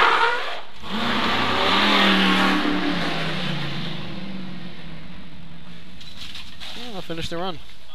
Truck fishtailed a little bit, but threw the hydrant man in toward the hydrant. Exactly. A lot of times that time for Levittown, 15.25, 15:25. Absolutely. Next team on the line, number 7, the Port Washington Roadrunners. 997 when he did get the handle down. So I know a lot of hydrant, like you said, that do like the little extra kick into the hydrant. I know Vito, for us back in the years he raced, used to like a little. He liked to be on the hydrant. There was no 4 steps. He took a step, 2 steps, depending on the track, and that was it. He wanted to get off and hit it. No steps. That don't mean the driver and the nozzleman and the breaker like it. As you come out of the hydrant a little bit sideways. Exactly. Sometimes in water. Exactly. So it can get a little hairy there. But yeah, you hit a patch of water at C hose as you're coming out in a fishtail. It's You know, I say it for years. It's probably beating a dead horse, but just one more thing, the nozzle man and the brake I have to deal with. Not like being so easy at the hydrant end. Oh, I'm with you. Oh, boy. I don't know. It's a fun experience. Too many nozzle men up here. How many's too many? One. One is too many. Well, you act like we got a big mouth or something. You know, Lenny, you mentioned Danny Jackson, and I just wanted to say great job by the crew the other day. It was must-listen-to TV or must-watch TV, whatever. Now we get the streaming. But my hat's off to Danny Jackson on a great career. Congrats, and thanks for the interview the other day. It was fun to listen to in Efficiency and Motor Pump. I didn't get to be at the drill, but I did get to catch that on the playback. And Danny just doing a great job being open and honest about everything. And I thought Paul and Artie did a good job interviewing him. You got some really good insight. A lot of things we can talk about during the day that Danny's done for the sport, and just a lot of things he brought up for young people to attach themselves to if you really want to be good in the sport. Yeah, it's good to get stuff like that on tape, you know, or on the cloud, whatever you want to call it. Now it's a digital format. Reel-to-reel setup here. Big shot here for the Port Washington Roadrunners for the drill. They're down 7 to the Wolves. They've run this contest well this year. 3 12s under their belt, 12:56 being their fastest at the North Belmore Invite. Let's see what Danny Boy does for him here. Off the line. Into the cones. Off a little before the cones. Donald's off, sideways. He's got it. Water's on. He's spinning the couple and tightening it up. Nozzle's set. Chris has got it on. Shot's a little low left, but he brings it back. Nice shot. I'm hearing 3:47 to the cone, so this should be with penalty. 7:15 handled down. Time for Port Washington. With penalty, 12.67, 12.67 with penalty. Now Next team on the line, number 8 of Westbury, Turtles. He missed the target a little bit. It looked like he actually dropped the nozzle. Yeah, he did. Put it on. Did you? He was low. He was low left because as he was picking it back up to bring it up is when the water kicked out. He was low left. He brought it back and corrected and was able to hit the target. I mean, that's what I saw. I'd defer to Lenny on any day. No. Like one of you the guys spin, got it right. One of the spin nozzle twists, which I know you're not a big fan. No, that's something else we've talked about. It should be a click turn, and you're looking up as you're turning. You know, once you got that click, you should be looking up as you turn. And I don't think I ever had it on more than a quarter a turn. See, I came from the school. I learned from Stan, and I had red side up, which meant the starting threads were down. I like to pick it up, give it that click, and that turn, and that was it. But you had that split second. If that water came out when your hand was up, you were going to have a fun time of trying to hit the target. Right, but again, there's just no reason to keep spinning, and you know. Oh no, just one click and turn is all you need. It's about, and again, the way I was taught, and I'm sure you guys were too. It's about having your equipment in tip-top shape. Absolutely. And that was something, and I've mentioned it over the years. We were told by our coaches, equipment should never be the reason that you miss. Nope. Human error is the only thing that should go wrong here. Sometimes. So the Roadrunners put up their third best shot of the year, 12.67. That could get them back into the tournament, but it depends on what, obviously, West Hempstead and Islip do. In the meantime, we have the Turtles on the line. Turtles, still waiting to run a decent shot of Sea Hose for the season, 14-20. This could be it as they come into the cones. All right, they're into the break. A little whip. Kenny's off. He's on. He blew it off. Didn't get the full turn. Yeah, Kenny Gass, long-time hydrant man.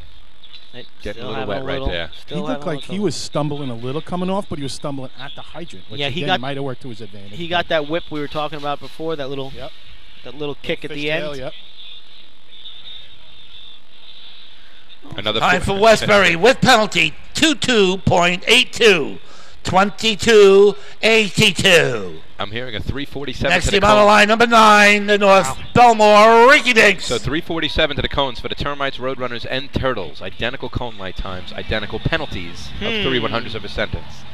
Yeah, so it makes you wonder: it is what it is, or is there an issue with the cone light again? Oh boy, let's. I knew that, and that's kind of why I beat it around that bush. We didn't want to. We don't want to delay this tournament. It's Labor Day. It goes quick. Well, again, I'm not a driver, but cooler temperatures the last few days. Don't know how fast this surface heats up, and that sometimes can work to your advantage or disadvantage. You see the trees giving spotty shade line down the whole course from the Sea Hose starts. Yeah, little different look, right, with the sun being in a different location, right? reminds me of Rockville Center a little bit. Yeah, absolutely. Coming out of the chute. I like that track. I didn't like that track. Old school feeling. After 7 or 8 o'clock running C-hose on that track, I was not a happy camper.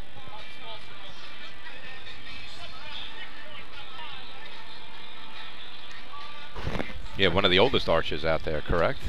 Yeah. The first time I ran there, I don't know. Did you 10, run that? 12 years? Yeah. Rockwell Center, right? Wow. Yeah. We decided to trek out there a couple times. And Southern New York or something, I guess? I don't remember exactly what it was, Yeah. but it was in my later years, but I had never been there and just thought it was really, you're almost in a neighborhood next to a school. Yeah, it's cool. The tree line. Yeah.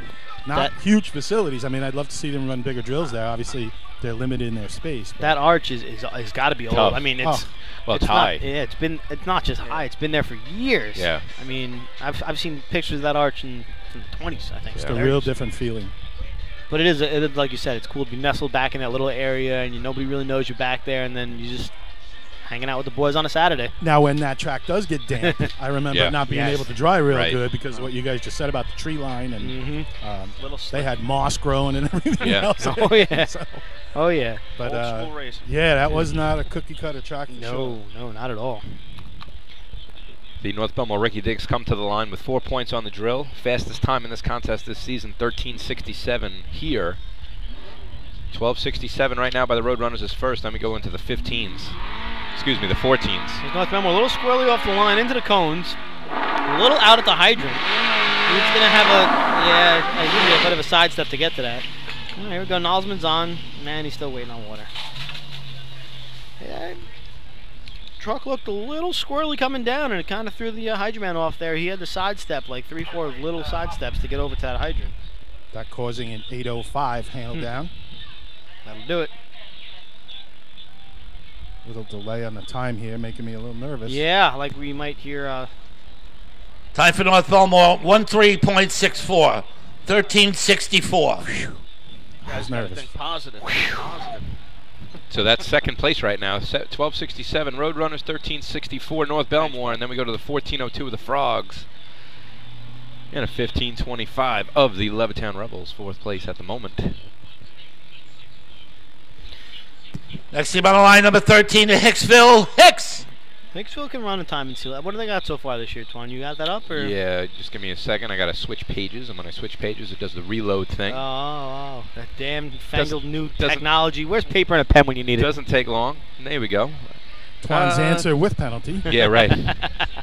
Definitely. I'll tell you what, it looks like 14:19 is their fastest. Dougie Chi's been texting me. He said Mike Lang is driving C-Hose for them. They've been practicing for a couple of weeks. They never got a chance to run C-Ladder with the ladder on the back. That's why Bobby, their usual driver, drove C-Ladder today. But Mike Lang, new driver for C-Hose for the Hicksville Hicks today. Well, it's also a newer truck for them, too. They got that from Quorum in the off-season? Yeah, and they've had a couple tournaments where they've had some points going into the C events, and just they weren't either able to get in the patch or able to even get a shot. So today they were in the patch and C ladder, and they scored, and they have some points. So let's see what they can do. Yeah, 9:37, their fastest shot of the year by far. So what is the Nassau rumor? Is Bob hanging it up, or? Yeah, good question. Yeah, that's don't know. It's news to me. Doug just texting me literally during the hose test. I say we bring back Tex. Yeah. All right, well, here comes Hicksville. All right, straight into the cones. Off a little around the cones. Good drop. Water's on in the hose. All right, Nosman set. Got it on. I thought he could have tripped with that first. That'd have been something to see. I tell you what, but unfortunately, it blew off. I thought it was a pretty good ride by the driver there. I like the driver. Time for Hicksville, 18.88. 18.88. I agree. It looked like he had the next nozzle team on the line, number 14 at Oyster Bay, Teddy's Boys. And he got the spritz that tickled the flap. Yep. But boy, oh boy, the crowd, and then the nozzle blew off. But the crowd goes crazy. Oh, I was waiting for it. I've seen it. I'm getting goosebumps just telling you. I saw Stan Davis do it in person on the track in North Belmore, and it blew off. First burst of water tripped the target, and the nozzle comes flying down the track after it, and the crowd went nuts. I was fortunate. I don't remember how many times, maybe once or twice, whether the nozzle blew off or the hydrant blew off, right? The water. Again, folks, the water is going through 2.5 inches of hose, hits that reduction at the nozzle to somewhere around. It must have been somewhere around. Now he's getting scientific. Reductions and I don't know. But that back pressure causes a lot more pressure on whatever your couplings are. and you get that one burst, boy. And when you can light it up, it's awesome. Yeah, it's fun to see. It's fun for the fans. You know, it's that same holdout in C&B ladder when you let them to the arch nice and easy. It's that same. It makes it good for the fans. It makes it good to watch. 716 on the handle there. What were you going to say? No, the braking length was in front of the nozzle. I don't know if that's what. He left it there. Maybe why right. he didn't have enough water to hit the target. I thought he lifted it pretty high to put the nozzle on as well. I don't know if that's his style, but you're right. The braking length was left out there, and I know a lot of people out there listen to our coverage week after week. We continue to see Brakeman do that. Yeah. Break the coupling and leave it there. Inexcusable. You're leaving the area anyway. Take it with you. Yeah. Give a little back to us. Wherever. Big shot for the Teddy's boys. Here 4 comes points Darryl. on the day. They've ran Headed it straight, coming back towards the hydrant. They put it in down the 12s. track. Yep. Here we go. Good break. On at the hydrant. All right. Here we go. Set. Good shot. All right. Wow. That's got to be in the 12s, I would think. I would think high 12s. 12.99. They're I'd say fastest of the season. 12.85 for them. I was BSing. Time for Oyster Bay. 12.86. Oh, no stopwatch. 12.86. No stopwatch. 12.85. I said. You all heard it. It's recorded. You can't take it back. Damn. Nice shot by the Next Teddy team boys. on the line, today's host, number 15, the West Hempstead Westerners. So I missed the takeoff with my watch because I was talking to you guys. But judging by that time and the time I got on the hydrant, that gave them about a 7.2 hydrant. So nice job right there. Their fastest shot of the year. And, congrats, Teddy's boys. Looking Exactly, good. 4 points on the day so far. That's going to grab them some more, we think. This is where you want to be as a team like that. You want to come into this tournament with positive and leave on a good note, and hopefully bring everyone back next year with a positive attitude of your last tournament. You came down, you did your best. Mm-hmm. That's the team with the graph going in the right way right Yes, now. exactly. And doing it at a quicker pace than most thought. Almost like the Yankees. Everybody thought the Yankees would get a little better. And Yankees you got get a couple better, key components together, and everything clicks, and there you go. You're looking. So they might be a year ahead of where they thought they'd be. Yeah. And hopefully that's enough inspiration for all of the people to come back and Oyster Bay to be strong again next year. Coming from a guy who's unfortunately lost a team, and we had a season last year that wasn't productive, and guys didn't like it, and I think it really affected some morale, and having a positive end to the season can really, really boost guys to come back next year. So I really hope that brings Oyster Bay back together and with some better times next year. So we'll see how that pans out for the rest of the day in terms of the top 5. Right now, West Hempstead on the line. They have 10 points on the day. They're in second place to Islip. They're down 13-10. They are the county point champions in C-Hose. And they come to the line riding a pretty decent streak, 12.64 at North Belmore, and then a heavy 12.36 at the state drill. All right, let's see what they can do here at Disneyland. Here we go. They're off the line. Into the cones, not much movement, keeping the truck pretty straight. Off a little diver, there he goes. He's up, and he pulls it off. Johnny couldn't get to stay. That could help out. Now, do they deduct points from West Hempstead's total points for the year, so can jump them and see? Time for West Hempstead, 14.85. 14.85. You got all the ideas going on. Next team on the line, number 16, the Baldwin Tomcats. The math is tough enough on based on this here. It's like fantasy football. You kicker misses, 29 yards or less. That's it. You lose a point. Come on. It's a chip shot. So it looked like he kind of jammed the coupling. He didn't quite cross it because it bounced off. Then he had to come back to it. 3:52 to the cones, I'm here. Go ahead, Lem. 9:39 when he did get the stick down, but very frustrating for West Hempstead.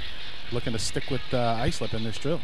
Yeah, and West Hempstead has won this drill every year since 2012, so that's another storyline that we can bring to you today. So Islip looking to go 2 out of the 3 drills in Hempstead to win, winning the Hempstead Invite, of course. Looking to win again on Labor Day.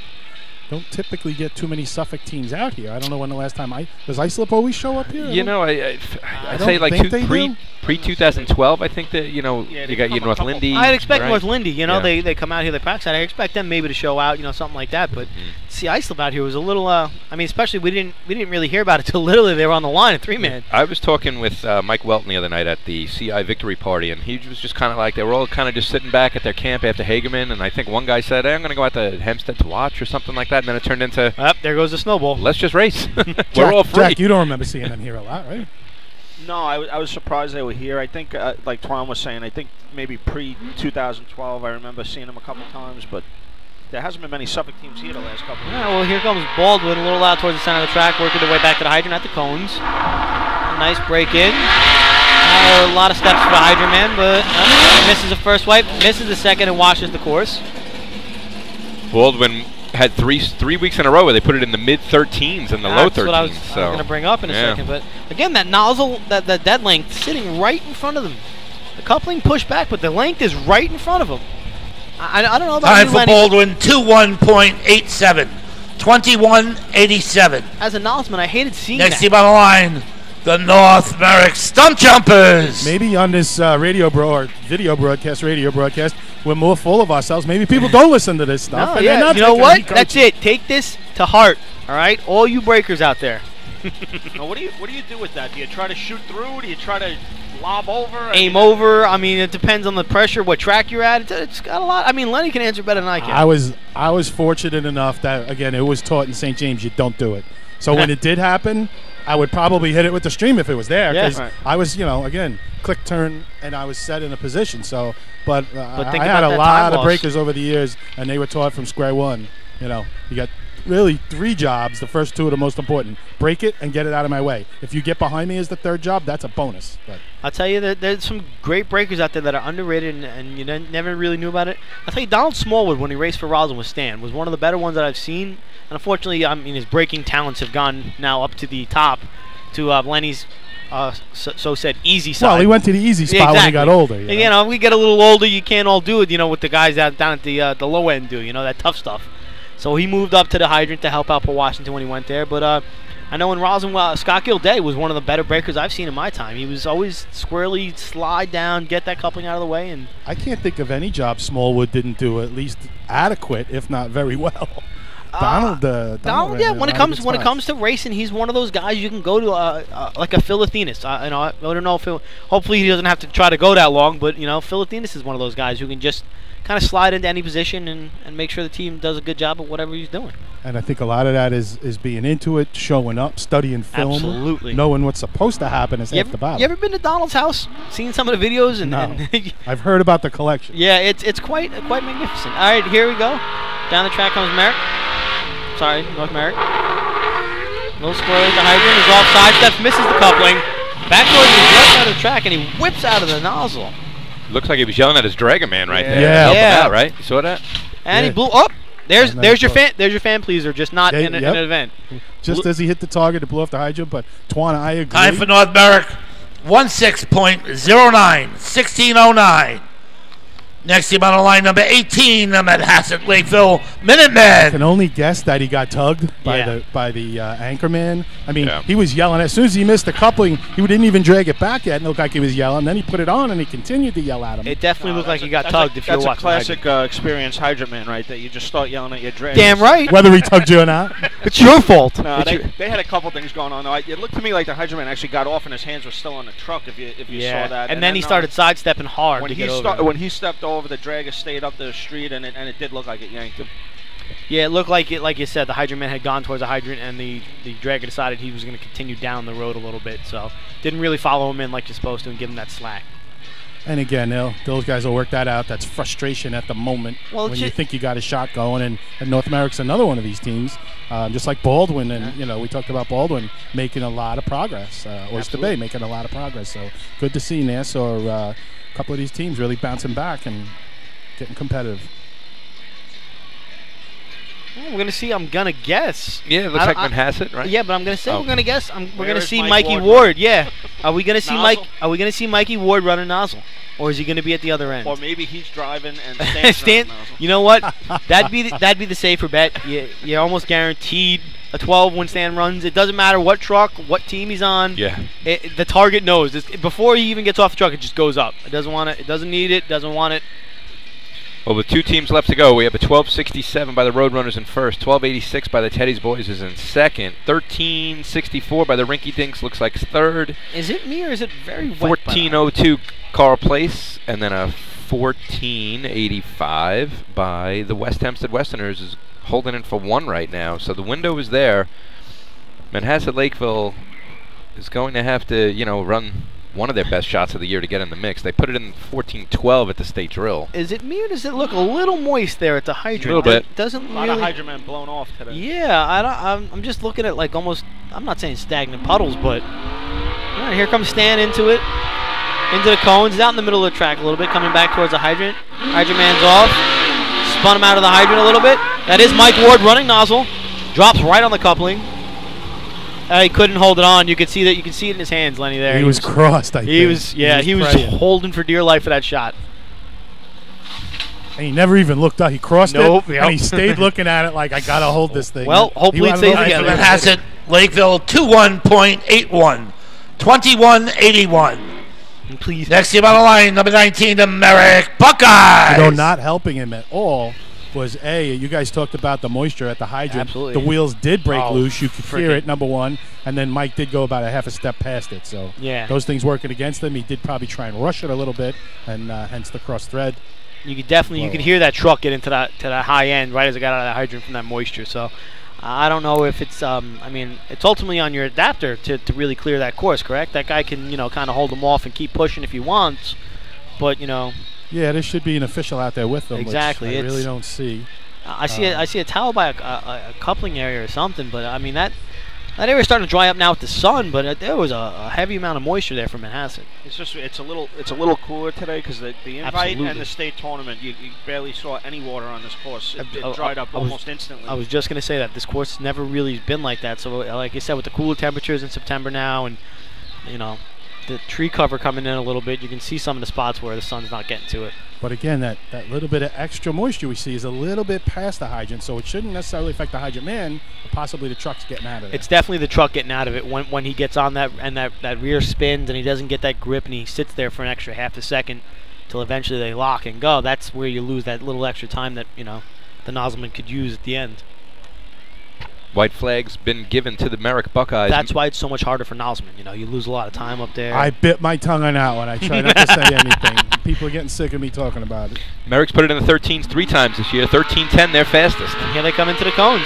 Out in the center of the track a little bit. Way out in the center of the track, trying to come back over. Gets him over, gets him in. He's on the hydrant. All right, here we go. Drops him back a little bit. They run a couple steps. Yeah, he's not going to. He didn't even make a swipe. I don't know what happened there, if he didn't get it turned over or Lenny had a better view, but he didn't even make an effort. Looked like after it was broke, he was trying to hop over and put the nozzle on at the same time. Okay, he was trying to line himself up at the time for Merrick, 21.52. 21.52. He was wobbling the Next team on the line, number 20, the Islip Wolves. Wobbling the coupling and the nozzle while he was getting over. I mean, you got to be kind of stationary to make that quick turn and then hop over. All right, so 12.67 is the time to beat here for Islip.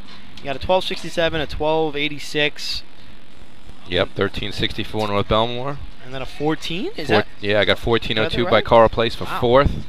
And that 14.85 by West Hempstead, which could turn out to be a big point for them. But I don't know, man. Listen, if you look at the Islip Wolves team summary this year, awesome C-host season. I mean, they have a streak going back to the Selden Invite on June 24th. They've run a 12 at every tournament they've been at since then. Suffolk County Drill 1274, CI 1274, Hempstead 1251, the State 1239, the Town of Islip 1274, and Hagerman 1234. That's a great C-host year right there. Their only miss came at the Joe Hunter Memorial at 1401, and they even ran a 12 in Lindenhurst. So that's a pretty good miss. Yeah. So a nice season by the Islip Wolves. They lead the drill right now with 13 points, 3-point lead over the Westerners, which could grow. They have to beat the shot, though. They have to at least beat the 14.85 to get in there and take a point, or else West Hempstead could gain one on the Wolves. Overall, I think the Wolves had a pretty good year this year. Yeah. I mean, they were chasing, CI and West Sable quite a bit. Bay Shore sometimes. North Lindy was in there all year. But the Wolves have been right there, top 5. They were in the Final Four, before buckets began at the state drill. They were one of the 4 teams that could have won it, along with West Hempstead, North Lindenhurst, and Central Islip. But the Wolves coming out to play today, 13 out of 15 so far, 656, 540, 915 is their line. And the track is clear for the Islip Wolves. All right, they should be coming any second.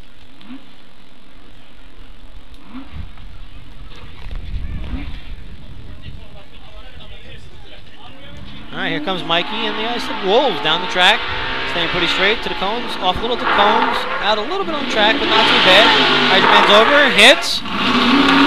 Down the track, Nozzleman on, clicked, waiting. And that's a clean shot. Did he hit at the hydrant? Did he come off a little bit and then recover quickly? It looked like a little quick miss, yeah. Yeah. Time for islip 12.87, 12.87. Well, that'll knock that'll knock West Hempstead out of getting that 1 point you were talking about. Like you guys said, I thought Mike had him out just a little bit wide there. I don't know if that's their normal line, so that might have hurt them a little bit at the hydrant. 761 by the time he got the stick down. That's not the norm for them. Yeah, but even with that, I mean, Islip closes out the season with 8 consecutive 12s in C hose. So I'll take that every day of the week. 8 consecutive 12s in C hose for the Islip Wolves. That's going to give Twan some homework to do. I know. Oh, yeah. Think about that. What other team has done that in the Who past? else? But that'll give us what looks to be Port Washington taking first place, giving us Oyster Bay in second place, Islip Wolves in third, North Belmore in fourth, and Call Place will round out one more point in fifth place with 14.02. I got that right there, Twan? Yeah, exactly. So Roadrunners 5, 12.67. Then the Teddy's boys just edging out the Wolves with a 12.86 to 12.87. And then that 13.64 is going to get 2 for the North Belmore Rinky Dinks, bringing them to 6. And then that 1 point will go, looks like, to the Frogs. Yeah, Frogs will get one more point on the board there. So now if you look at the total points for the day. What, 16, 11, 10, 8, 6, and 2?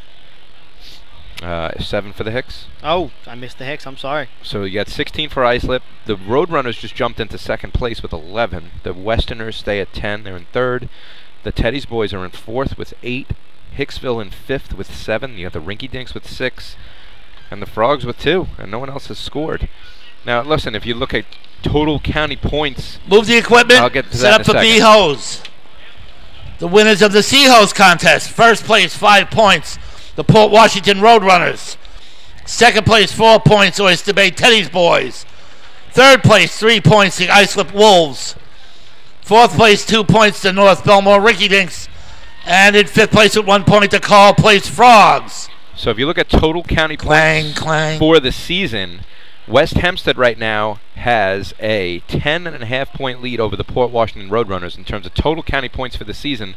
There's 20 points left out there, so that's going to be the storyline as the day goes on. Who wins county points in Nassau?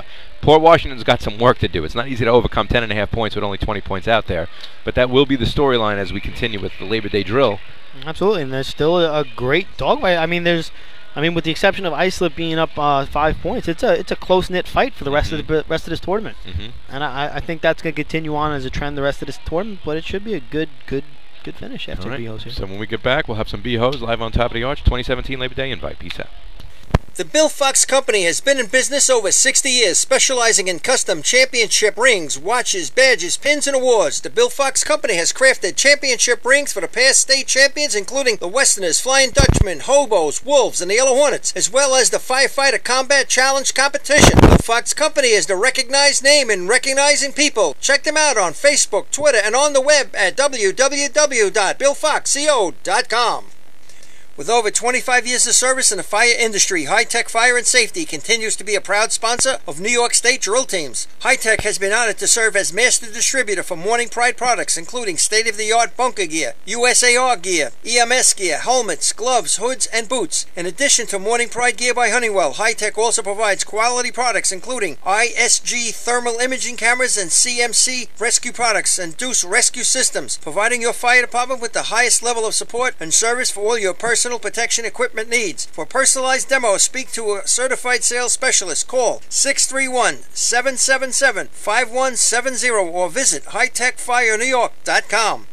Since 1973, Fire News has been a proud supporter of the time-honored tradition of New York State drill team racing. As they celebrate their 43rd year of publishing, they are honored to be the official publication and online coverage of the New York State drill teams. Look for ongoing coverage in Fire News on firenews.com. At the completion of 4 events, Facebook, total Twitter, score and so far for those of you that are keeping track. Fire Apparatus is Call proud Place to be Frogs named 2. as the exclusive fire Port Washington apparatus Roadrunners manufacturer of 11. New York State drill teams. North Belmore Roosevelt is the Rinky Dinks #1 6. manufacturer of fire trucks Hicksville on the Hicks planet, 7. an industry leader in Oyster the Bay next Teddy's generation boys of 8. reliable safety West evolutions Hempstead like the smart Westerners aerial 10. control And system. the Islip Wolves 16.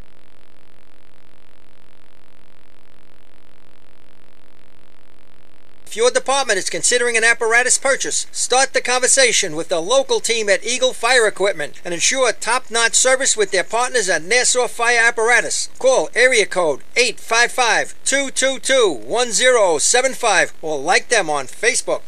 2018 Fire Rescue EMS Mega Show takes place February 17th and 18th at the Brentwood Sports Fieldhouse at Suffolk Community College. Check out the latest, most up-to-date turnout gear, thermal cameras, apparatus, and more. Hundreds of vendors will be present to explain and demonstrate their product lines and services along with the extrication competition. See you next February in Brentwood at the Mega Show. Integrated Wireless Technologies is proud to be part of the New York State Drill Team family as the exclusive Motorola dealer for New York State drill teams. IWT is the Motorola manufacturer's representative and offers the full line of Motorola products to fire department as well as David Clark headsets and sound-off signal emergency lights. IWT is your one-stop shop for custom-engineered radio solutions, licensing assistance, dispatch solutions, and top-notch reliable service with fully insured technicians. Start your next radio 50-50 still going around. Check out see the their girl with the website 50-50. Shell out some money. www.iwt.com.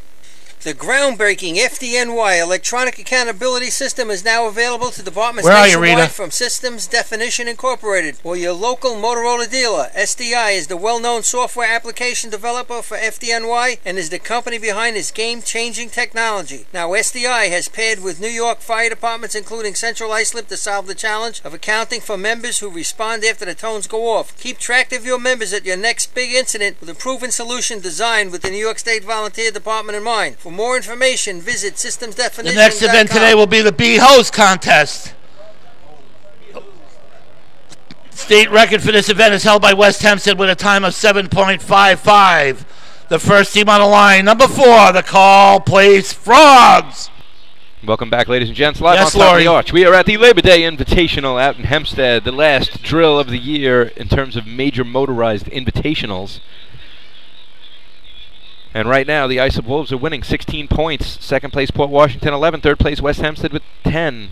Oyster Bay Teddy's boys with 8. And the Hicksville Hicks with 7. I'm Twan Simone from the Hempstead Yellow Hornets. Now joined by Billy Cornell of the Westbury Turtles. Hey, how are you? Sure. Never a big fan of these Suffolk teams coming in here on Labor Day, I'll tell you that. Oh, no? Would they knock you out of a few points today? Yeah, a couple times. There you go. Over my career, they've taken away a couple wins from us here when we had the good team back a couple years ago.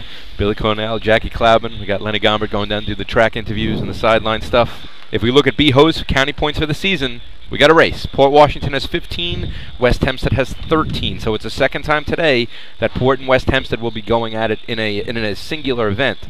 The earlier one was Sea Ladder, which ended up in a tie between Port Washington and West Hempstead for the year, not for the day, for the year. I should have a runoff for that. That's what Phil has been saying all day. It's Denton Avenue. It must be Denton Avenue. It must be a thing, right? So the Frogs going to lead things off? Billy, you can do the play-by-play. You're in the hot seat, bro. Sure, here we go. Here come the Frogs off the line. Sean drives them in, drops them hot. Devish, double clutch on the hydrant. Sorry, Mike McCann. Double clutch on the hydrant, no good. And waiting on the water. Target's up. Frogs, probably out of the money with that one. Time for call place 10.53, 10:53. Next team on the line, number 5, the New Hyde Park Termites.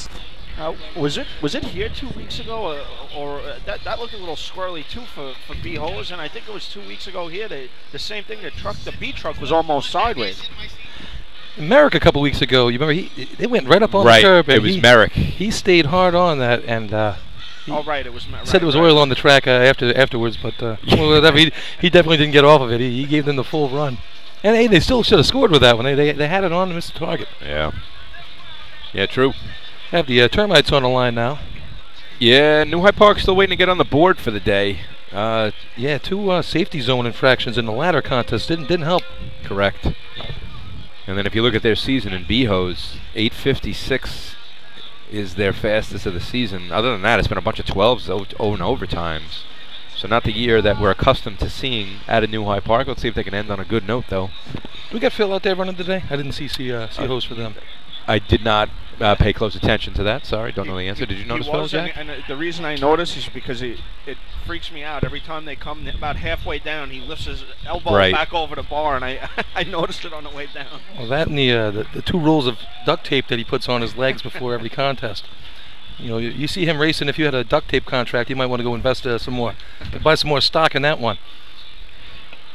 It's funny you mention that, Jack. I always notice that with Phil too. As soon as it hits second gear, then he's he's moving his position on the back of the truck to, I don't know what you call it, but he had the arm over the bar to the arm not over the bar. Phil Curry taking the event off. He'll be back to close out the show for everyone. I'm gonna head out after B-Hose actually. Here we go. Track is clear for the Termites. Big shot for them here, Fredo. Coming in. Beam dip. Lights it up. Oh, looks good. Haircut. And Phil breaking it. He's on. Misses target left, but gets the target eventually. Had a little bit of trouble putting the nozzle on. Time for New Hyde Park. 8.14. 8-14. Lenny, I don't know what you saw down. Next team on the line, the Levittown Rebels. I don't know if he tried to rush it or what. I actually thought he did pretty well.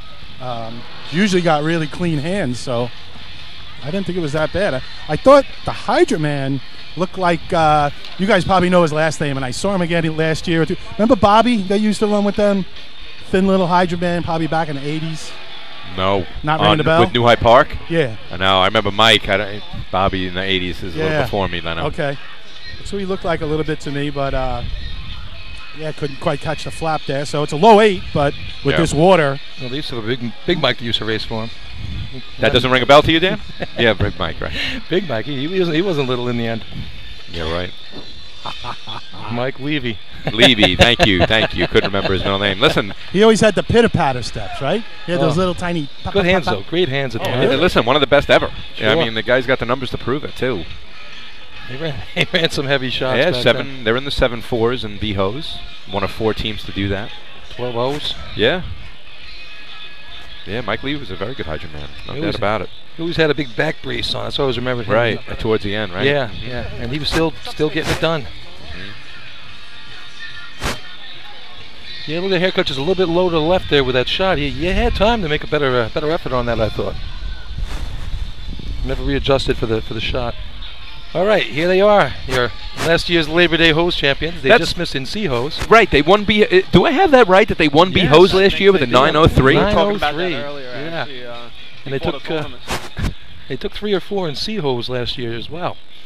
So here they are. Here's the Rebels, fan favorite, as we all know. That was a 903. If you go back through the years, it's been 7s all the way back going to 2003 when the Minutemen won with an 805. Anyway, let's see what they do to defend their crown. Brutus brings him in. Ow, off the truck. Pull the stick, come on. Danny about to hit it? Oh, a little high on the shot. I mean, the slowest time before that was an 879 and 94 by the Hicks to win B-Hose. Time for Levittown, 9.24. 9.24. All right, Levittown. Next team on the line, number 7, the Port Washington Roadrunners. Good for them. That was hey, a only fun 21 off last year's 903. I don't know if you see though, guys. Look at all the water right in the middle of the street right there. A coupling or a hose blew up in the air. It looks like the whole street is wet. Well, you don't know Levittown has that fast hose. They got caught a few years ago. Remember, they got caught 2/10 faster than they ought to have been. He said that they just left it in a firehouse next to their boiler where they always leave their stuff, and it kind of shrunk on its own. Nice towel, Rizzo. That's all you got to do, right? A lot of teams listening in on that, Bill. They got caught with that more than once, didn't they? Well, they probably used the same hose the next week. That's what I mean. They probably got better. They left water in it. That's the 1987 hose, I think. I bet you it is. Best hose ever made. He's still got a length or 2 of that floating around somewhere. Thought the nozzle man there for Levittown did a nice job. He got off almost at a dead stop. He really had to accelerate to get to the coupling. Of course, in B hose here, you don't have a whole lot of time, and he got there in time to get the nozzle on. Yeah, he's been at it for quite a while now. Just they just never seem to get it all to work out just properly. But that wasn't so bad though. So Port Washington comes to the line now. And now here's the deal. They have 11 points on the day, and it is what it is. They'll be there at the end of the day. But if we're talking about county points for the year, right? Right now the West Hempstead Westerners have a 10.5 point lead. So that means if Port Washington were to miss right here, right now, West Hempstead could lock up county points for the year with a first place shot in B-Hose. So 2 things need to go. Port Washington needs to get 0. West Hempstead needs to get 5. It'll be all over for county points for the season. Let's see what Port Washington does. Obviously, a good B-Hose team. 11 points on the day. And if you look down their team summary for the year in B-Hose, I got them in the low 8s several times. 809 at North Belmore, 824 here a couple weeks ago, 844 they went up to the Point Pleasant drill, 842 in CI, so they have not put it in the 7s yet. Been consistent with the low 8s. And the Roadrunners looking to keep it alive for county points. Now, if Roadrunners take 5 and West Hempstead misses, now we have a nice race for county points for the season going into the final 3. Let's see what happens here with their B rig. They had a problem with the brakes there in B line. They came a little short, dug outside of the safety zone in B line. Right. Do you know anything? They were on a breakdown in B ladder. You know a reason why? Did you get word on that? That was a break. That's breaking what it issue. was. Yeah. Oh, no way. Why'd they have the hood off then? Because that's what threw us off up here. Like the hood was taken. I don't know. Yeah, when I had the hood off, Dick was under there looking at it. I was getting ready to dig, so I didn't pry in there like I normally would. Right. But, get a better angle at something. Who knows? You know, Billy, I heard you might be digging. I almost wore my Turtles shirt today, just in honor of you being our latest, greatest burgeoning star in the radio world. Here come the Port Washington Roadrunners on the line now. Danny Cylinder revs it up, taking them down the track. Smalls getting off, double brake, hooks it. Oh. Cross threads it, gets it back on. You saw the truck veer left at the touch of the brakes. Target goes up right now. Sorry to cut you off, Bill, but did you notice the truck started going left immediately after he hit that brakes? It almost jolted. Time for Port Washington 10.28, 10:28. Next team on the line, number 8, the Westbury Turtles. We had a double chirp there when he touched that brake, didn't it? Yeah. There was a lot of doubles. There was that. There was a double shot at the hydrant. There was a double shot at the nozzle. So not a whole lot going right there for the Port Washington Roadrunners. So. Double shot of my baby's love on that one. Strange though, like call plays, so it was a little squirrely for the second time. Port Washington, again, I don't remember when it was, but it was in the last week or two where they had that hydrant brake and the truck jerked like that. And I don't remember if it was the state or if it was the week before that, but the same thing happened with the truck.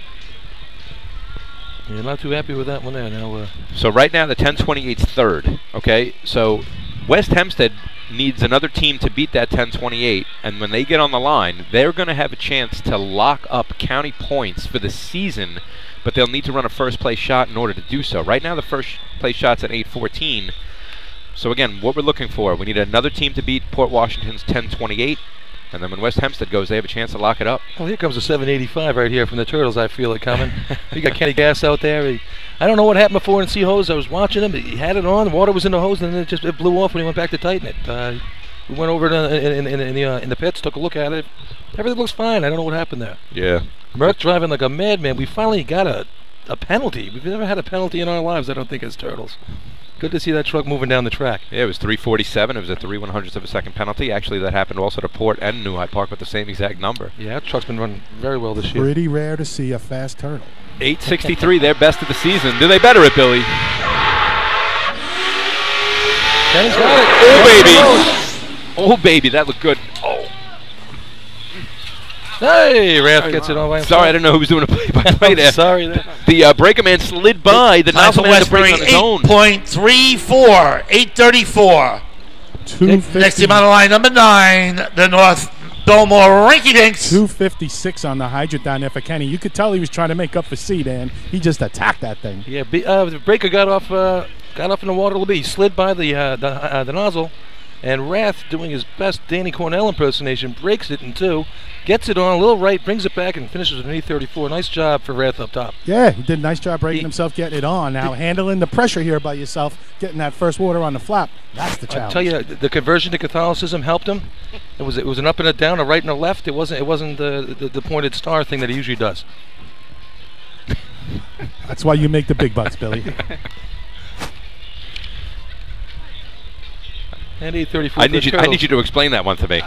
The conversion to Catholicism. What did you just say? You know, you're Catholic. You make the sign of the cross. Right. It's a lot easier. You know, that's 2 swipes. Gotcha. You got that star thing. There's like six things that go into that. I think he made the sign of the cross hitting the target right there, but I'm not really going to get on him because he had no brake. That's all right. Conversion to Catholicism. So you're saying it's a good thing he's not Jewish because they'd be in the 9s. Not anymore. That takes 0.8 off your time right there. I'll tell you that. Can't say that on the air. It's not Sunday. We're good. It's not Saturday either. Here come the Ricky Dinks on the line. Proven a couple weeks ago you can't outdrink a dink.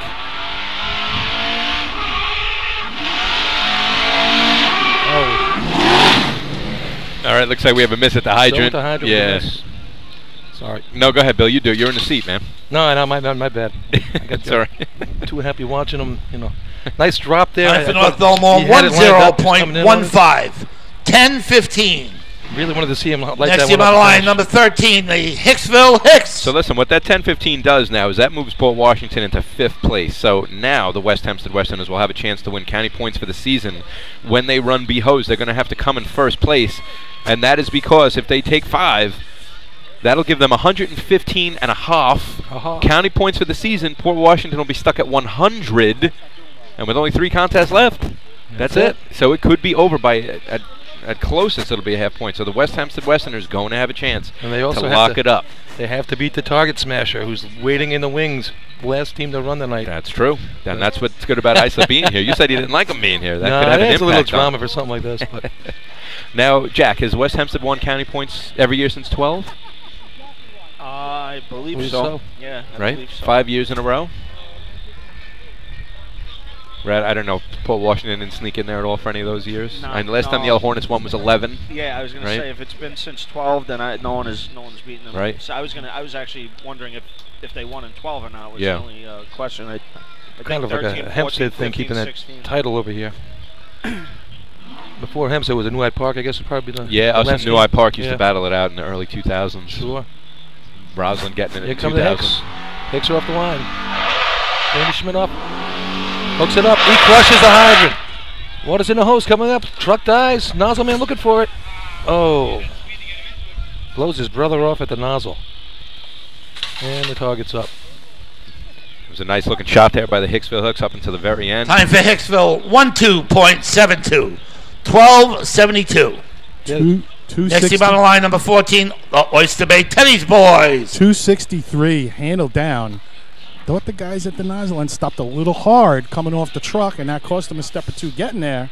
And those couple of tenths, that might have made the difference. Yeah, the truck also stalled out there. It's kind of, you're getting off the truck expecting that hard push off the truck, and all of a sudden it's not there. Yeah, but you know, Bill, you got to let it flow then. You can't throw the brakes on. You got to go get it. Go with it and just tackle it. I always like going to get it when we were breaking up there. You know, I didn't mind getting off a step or two before the white line because you got off knowing you had to sprint and go get it. Fat guys like me, it's not a bad thing. But, you know, you thin guys that can stop on a dime, you know, you don't mind being on top of the nozzle. But me and my brother, you got 800 pounds up there, you know. Yeah, that need was a little more room. Saw some old Lenny pictures there. He was a nice light nozzle man back in the early days. Now you're into the early 80s. It's like that NASCAR race last night. We're going retro. Billy gives him the all clear at the hydrant. Best adapter man in Oyster Bay history. There he goes, getting off the track. Darrell on the line after that nice sea hose run they had. Coming off their big third place finish up in Point Pleasant. I'm sure you guys wondered all this before, but always good to tell about the Teddy's we boys. were talking about the Teddy's Boys, how they're having a good season. This is a big shot for them right now. 8 points on the day in 4th place. They put it in the low 8s this season. Chance to put themselves into 3rd place in the drill. O'Neill puts it on.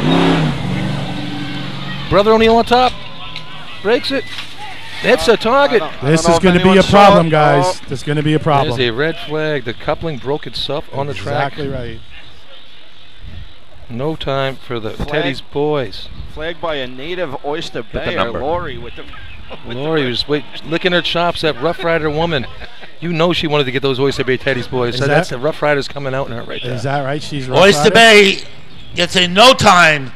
Coupling broke. So is that not manually? And I'm being told it was an rule number 1305. It was an 8:26 in the truck, which would have been 2nd place. So Lori was with the Rough Riders? Is that what you're telling me? Because I got an interview right here then. With him or was one, I don't know what it is. So that is a huge... Next team on the line, number 15, your host, the West Hempstead Westerners. Here's that shot you were talking about, Twan. Here's what they need. Yeah, here's Rita. Hi, Rita. Just to even get back, tough break for the Teddy's Boys there. The coupling broke on its own. 50-50s. I mean, that 8-2 puts them into 2nd place right now, but it's off. It's gone. It's a no time. Breaker did a nice job trying to sell it there. He did the right due diligence. He made it look as good as he could. Would have been interesting to see if no one on the ground would have called it. Yeah. We all know what happened, but... All right, so the West Hempstead Westerners come to the line with a chance to lock up county points for the year. What they need to do is come in first place. Right now, the 814 of the Termites is first place, and if they do that, that'll bounce Port Washington out of the 5th place position, and that will give West Hempstead a 15.5 point lead over the Roadrunners for the season, and we'll close it out. Take it away there, Billy. Here they come. John Perot off the 100. Oh, miss. Oh. He stuck it hard, just a little too much speed. Yeah. Up the top, yeah. I tell you what, great recovery. I don't know that it beats the 814. I don't know how he even got that. Does it beat the 814 with that recovery? Time for West Hempstead, 8.29. Close, though. 8.29. 8.29 after he stuck it. Next team on the line, number 16, the Baldwin Tomcats. He had a ton of speed coming into that hydrant. I don't know how he even got the coupling. Oh, my What a gosh. job. Hey, guys, we're just going back one race. Oyster Bay getting red flagged by Lori, one of our female officials out here. Lori, I understand, used to be with East Norwich, then Oyster Bay. How is it red flagging your own team? It kills me. Oh, it was like 5 times this year. Do you ever second guess it, or you just know I'm wearing the white shirt, I got to do the right thing? You saw me this time. I hate putting the flag up, but I have to do it. It's my job. But you were smiling through the whole thing. I know, but all I can do is laugh. It really was close. I mean, it just barely broke at the last second, but you got to make the call. I got to make the call. I got to do my job. We appreciate your time on the track. Thanks. So as it stands, an 8.29 for the West Hempstead Westerners. That would have been an 8.26 for those Teddy's boys. You just heard the interview there. Tough to throw the flag, but hey, my hat's off to her doing her job the right way. It's not easy to do. Nice target shot there by Craig. Craig really good right on the flap with that shot. Saved some time that we missed on the hydrant there. All right, Billy, I got some information, Bill. I know you do a lot of research in the pits. I understand that there's a father and 2 sons running here for the Tomcats, jumping off the back. I haven't had the luxury of being with the Tomcat pit yet today. I believe it's the Eberhams. I hope I'm getting that name right. But I understand a father maybe anchoring and 2 sons up here at the nozzle end. So that's terrific. They raced out at Hagerman the other day, too. Usually they go to Hagerman every year, I believe. Here they come off the line. There's the break. Water's in the hose. Father, son, breaking. Oh, water everywhere.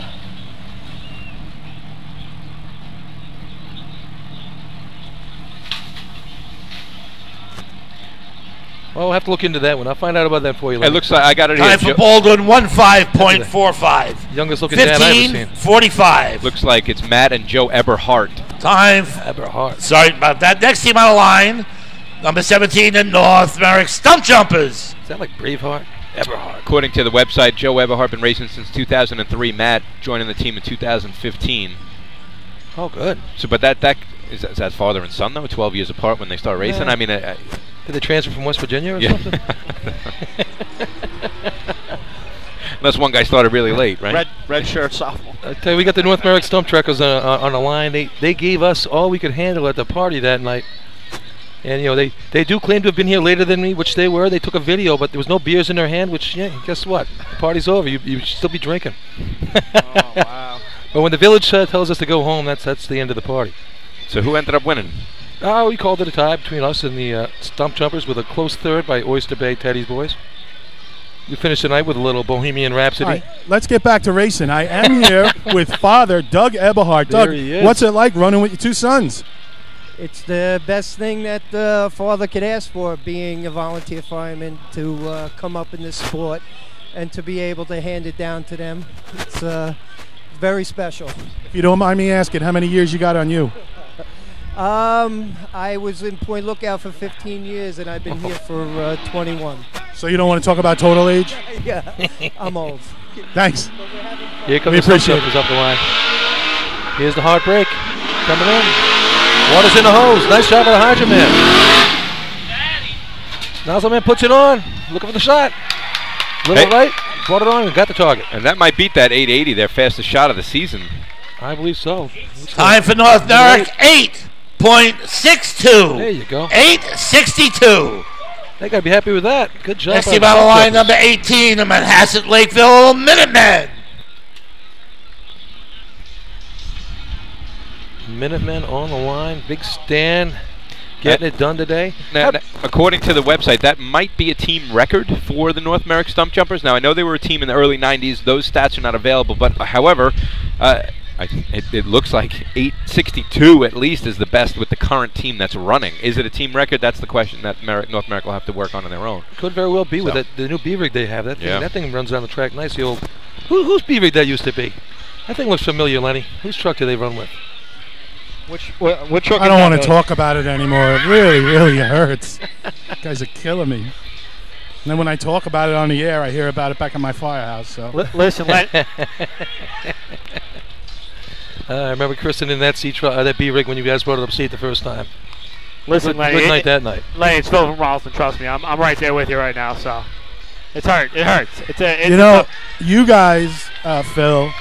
I read, a little bit about your story. I heard a little bit about your story. Almost identical. Yeah, very. What happened to us? I mean, it really. Very much. It's sad. It's for the wrong reasons. It really is. Unfortunately, yeah. But it's company business, and it sucks. But what can you do? You can try so hard and do so much. But let's see what Manhasset can do here.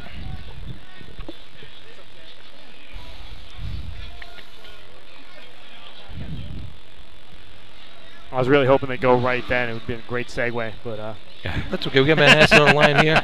Yeah, Manhasset's put in the 8s once this year, 868, and that was here. Coming up the line. Well, Mikey Ward running nozzle. Ward. All right, he's on. Mikey's time to shine.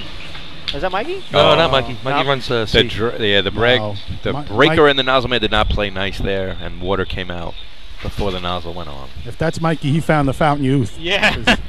However, I do think he's anchoring. Time for Manhasset Lakeville 14.71. He is anchoring. 1471. With that. Next if you team on get the a line, chance, look at the that yellow shirt in front of you. What the back of it Buckeyes. says. That yellow shirt right in front of you. Tell everyone what the back of that shirt says right there.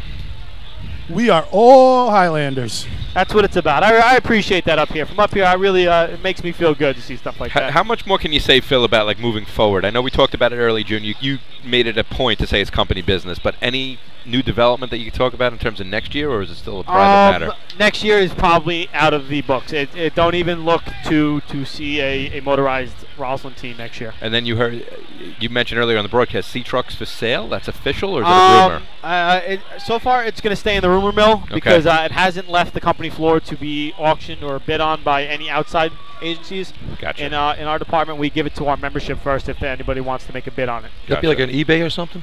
Yeah. We're going to put up a Craigslist, and we're going to make sure that everybody but Billy Cornell can get in it, and we'll be good. Auction ends in two days, 3 hours and 4 minutes. In 4 minutes, yeah, the auction's up.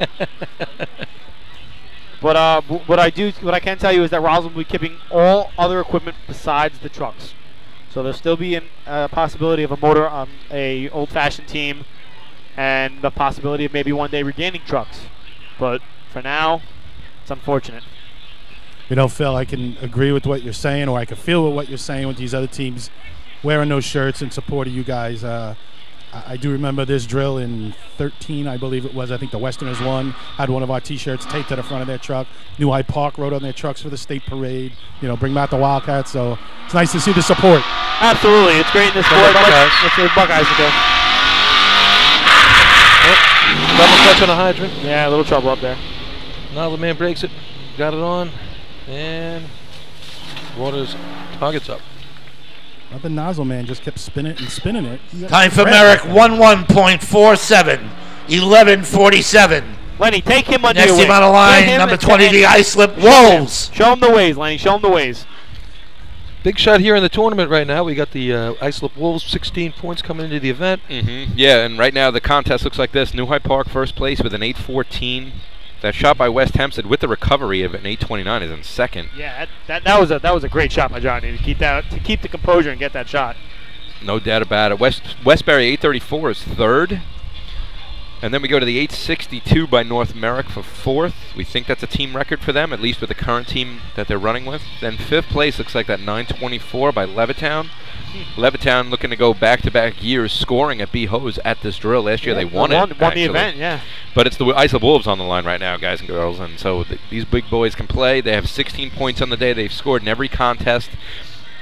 If they miss here, West Hempstead's going to gain 4 points on them, so we'll have a nice little drill going forward to efficiency. Now, if they beat the 8-14 and grab 5 to go to 21, you know, they can pretty much put it away in the next contest or so. Twan, it's nice. If you look right, I can see an old teammate over there. It looks like Matt Spinelli's on the defense line. Now they're talking about Nosman down there, Lenny. You got Matt directly across from you, another great Nosman in his time.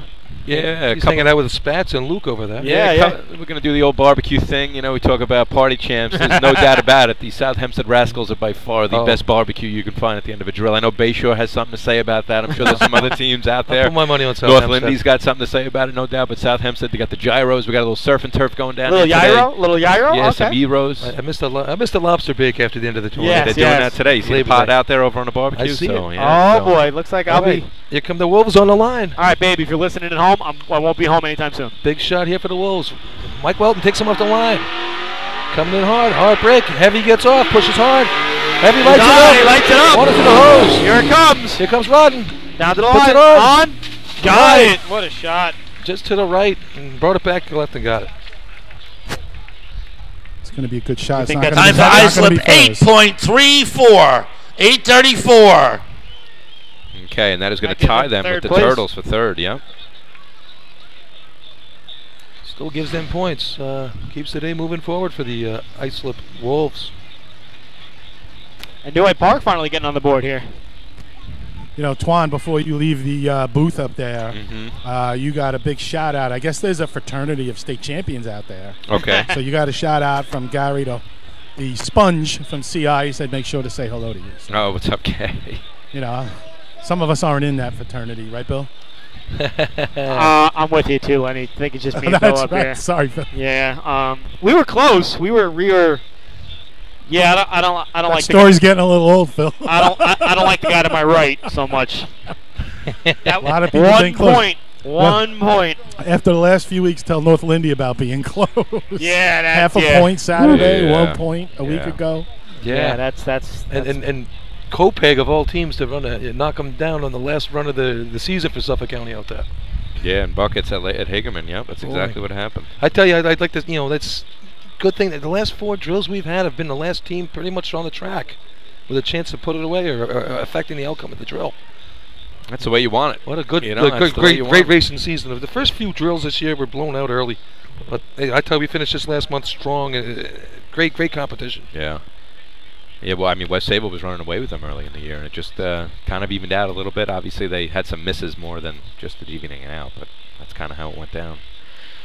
So B-Hose ends. We're going to take the Termites 8-14. They're going to win it with 5 points. Second place, West Hempstead. Even with that delay, I mean, what a recovery by Johnny Poirot and the guys there from West Hempstead, grabbing 4 big points, 8-29. There's going to be a tie for third and fourth between Westbury and Move the equipment. Islip. Set up for efficiency. They're both going to get 2.5. And results of the B-Hose contest. North Merrick. First place, 5 points, New Hyde Park Termites. Second place, 4 points to West Hempstead Westerners. A tie for third place with 2.5 points to Westbury Turtles and the Islip Wolves. And in fifth place with 1 point to North Merrick Stump Jumpers. And then total points, we're going to have the Wolves in first with 18.5. The Westerners have 14. The Roadrunners have 11. I have Oyster Bay with 8. Hicksville with 7. North Belmore with 6. New Hyde Park with 5. Carl Place 2, North Merrick 1. And in terms of county points for the year, it is not locked up yet. There are a possible 15 points left to score. In order for Port Washington to beat West Hempstead, they need to score 15 out of 15, and for West Hempstead to go bone in the last 3. That's right. West Hempstead has a 14.5 point lead over Port Washington, moving into. Ladies and gentlemen, just a reminder that the 50-50 is still moving going around. It's over $700. Goes to the winner so far. Let's see if we can build that up. There's also food and refreshment. Refreshments are going around in the stands.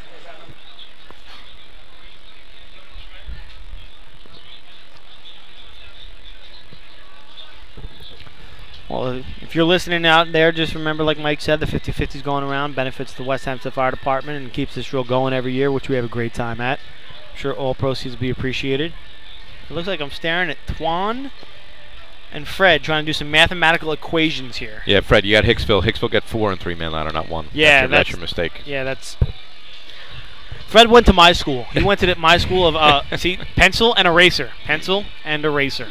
So what do you think? Think Port Washington can do it? Listen, we've had a team has swept the final 3 contests on this track. Yeah, but not with a bone. Not with a bone. Yeah. Not getting 1 point from a team like West Hempstead in this tournament. You need a sweep and a bone. That's true. You need.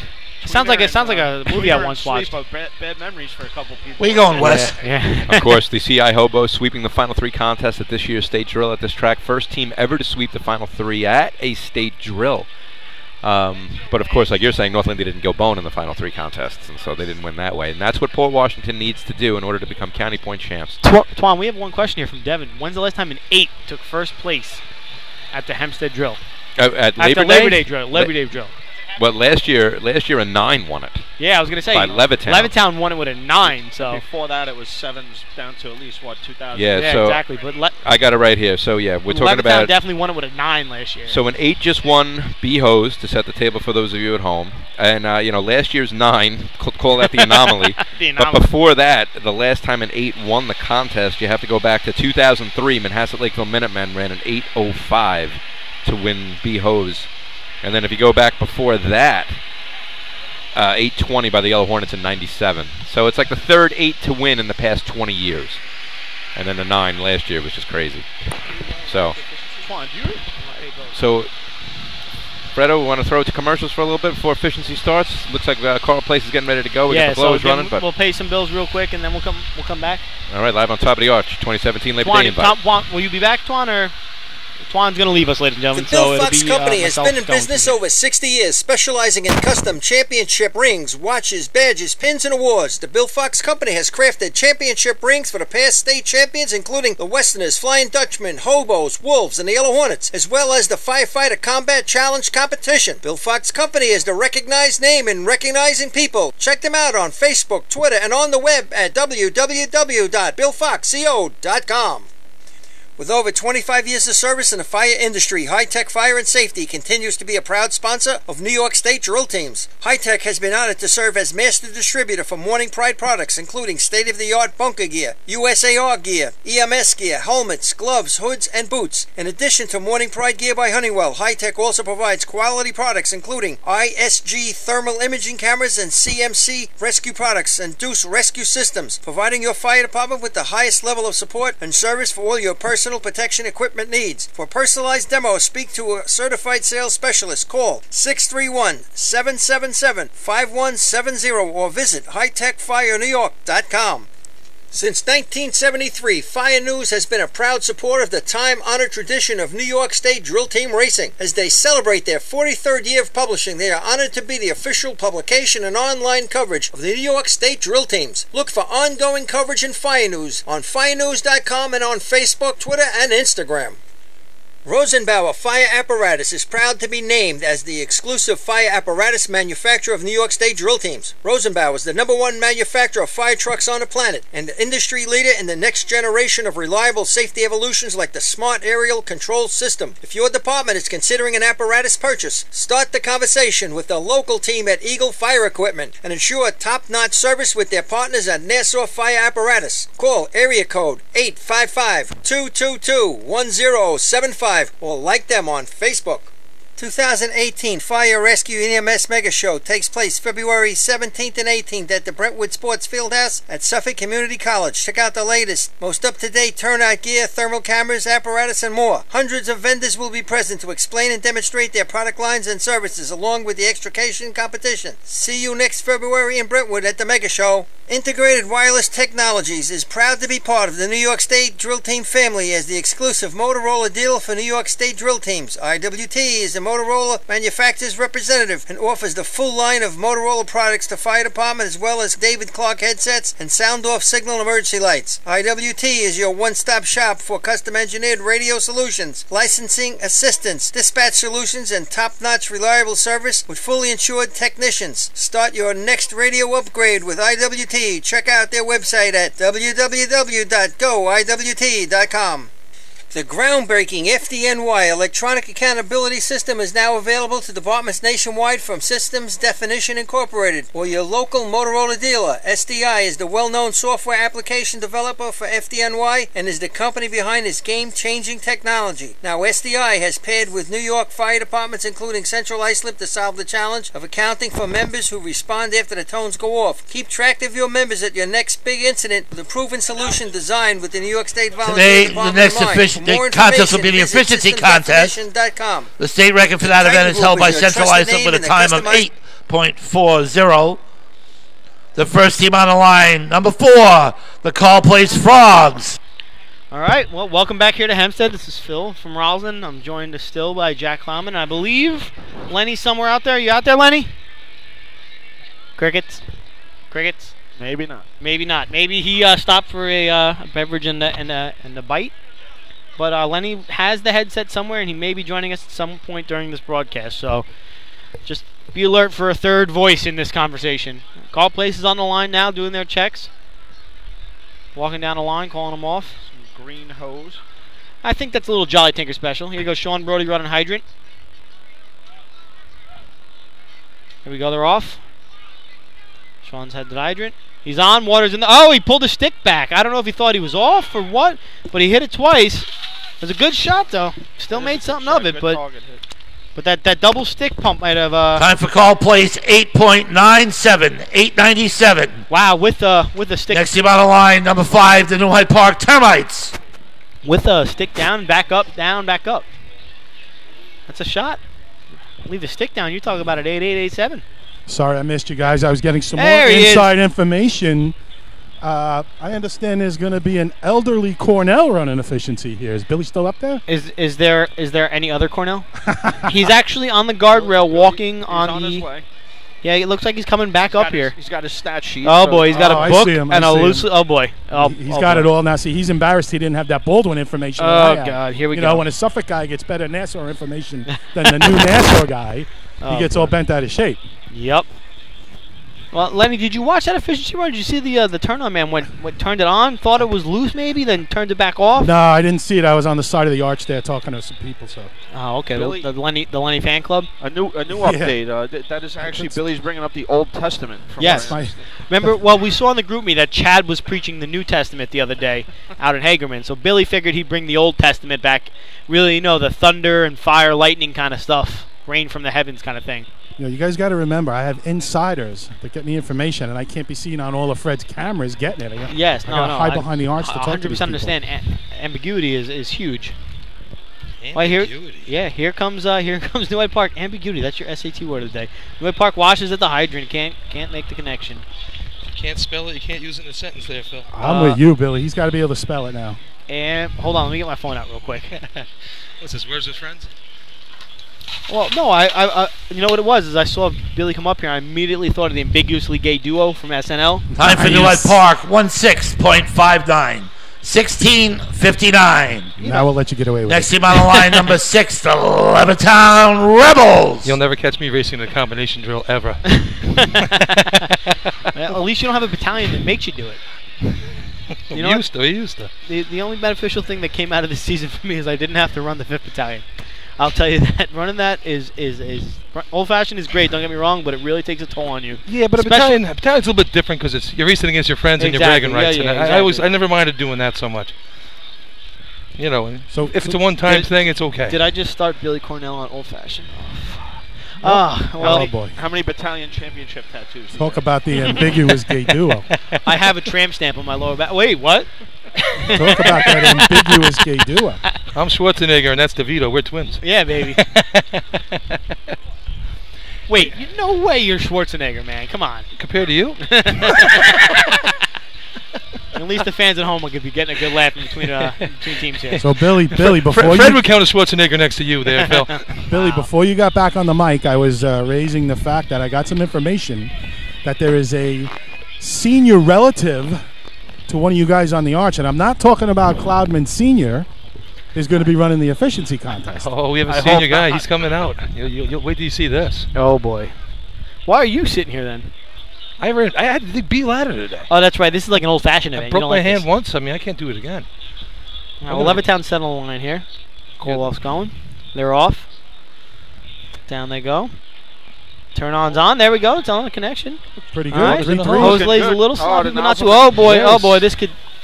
All right, make it a run. Made it wrong. Stopped at the wrong line, fellas. Yes, he did. Totally stopped at the wrong line. Definitely. Time for Levittown, 10.36, 10:36. Stopped at the wrong line. He had to Next team on the line, the Port Washington Roadrunners. Yeah, he had his lines all messed up on that one. You got that much hose behind you. I mean, it's hard enough to hold the nozzle here with a good backup man, but you're not doing it with 20 feet of hose behind you. Exactly. No, it's going to throw you for a little bit of fun. He was just lucky to hold on and make a run out of it. Yeah, Chris Williams on the nozzle there. I don't know. Someone got to teach him to run that thing a little bit further. Oh my God. Hope that's not him. Lenny, I wish you were up here. He's got a spiral notebook with team rosters, names. I don't know. Is that a shot? Is that a grocery? Where have you been, Phil? This is old news up here. Is this a grocery list? Is that milk, eggs, bread? I only go for milk when I go to Jet games. And then it says yes, dear at the bottom. Yeah, exactly. Yeah, yes, dear. Exactly. That same honeydew list that you had. I'll give you yes, dear. Oh yeah. It says yes, beer. Oh yeah. How about that though? All joking aside, guys, and again, Danny Jackson brought it up in his interview on Saturday. How about the wives and girlfriends? Oh, they are that put up with the stuff that we put up with, whether they're fans and come here or are okay with us coming here all summer. Some pretty good women out there. I will tell you, I was married before my second to last season. She had to deal with it 2 seasons, my wife, and I took, obviously this season I didn't participate. And what a difference the wife was to me for 1 season off. The stuff she didn't have to deal with, and the watching the kids and coming out. But the fact that she did it for those first 2 years and never complained and never got upset, they are the true heroes behind this sport. All right, Port Washington on the line right 25 here. and 30 By the way, babe, I love you if you're one listener. Here comes Port Washington Danny down. coming in. Water's in the hose. Wickham with the stick right down. A little late coming with the stick. Nozzle man in. Right. Richie's up. Richie hits it. Richie left and comes back, makes it up nice. That's a low 9, fellas. Anthony a little late. Time for Port Washington, 9.21. 9:21.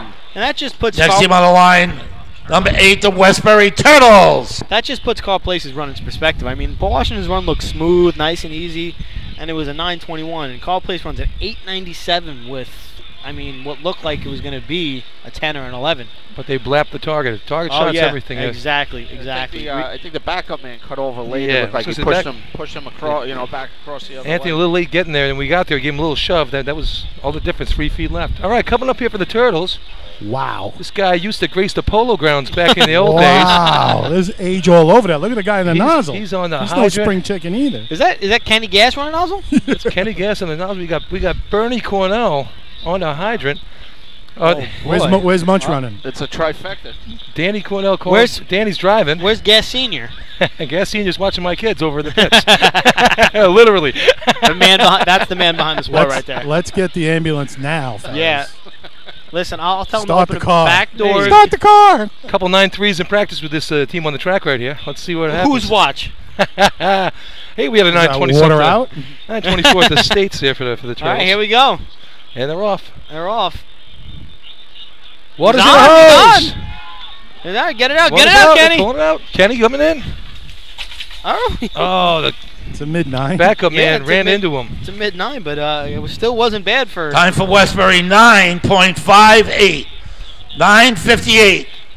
Who knows? Next team on the line, number 9, the North Belmore Rinky Dinks. That could hold up today. Who knows? Good job with the hydrant there. They kept it together. I thought it was going to blow off, and they really did a good job of keeping it in there. Eddie backing up Kenny on the shot. Gave him a little nudge there at the end and pushed him a little bit low. I think Billy, this Turtles team, this got to be the oldest team ever to run a 9 in efficiency. I'm down here with Kenny Gass and Osman. Kenny, is this true? Yeah, it's we had to bring back a couple old timers. We have some school going on today. See that B-hose run, huh? Oh, you were all over it. It was good. It was actually a lot of fun, to be honest with you. Come Kenny's back one of the see younger everybody, guys on the spend some day with the efficiency sport. I got here early. Saw my friend Joe Anarella, the chief judge. Great day. Well, the guys on the arch are giving you credit for being one of the youngest guys on that efficiency team. That could be. I think our hydrant man was 73.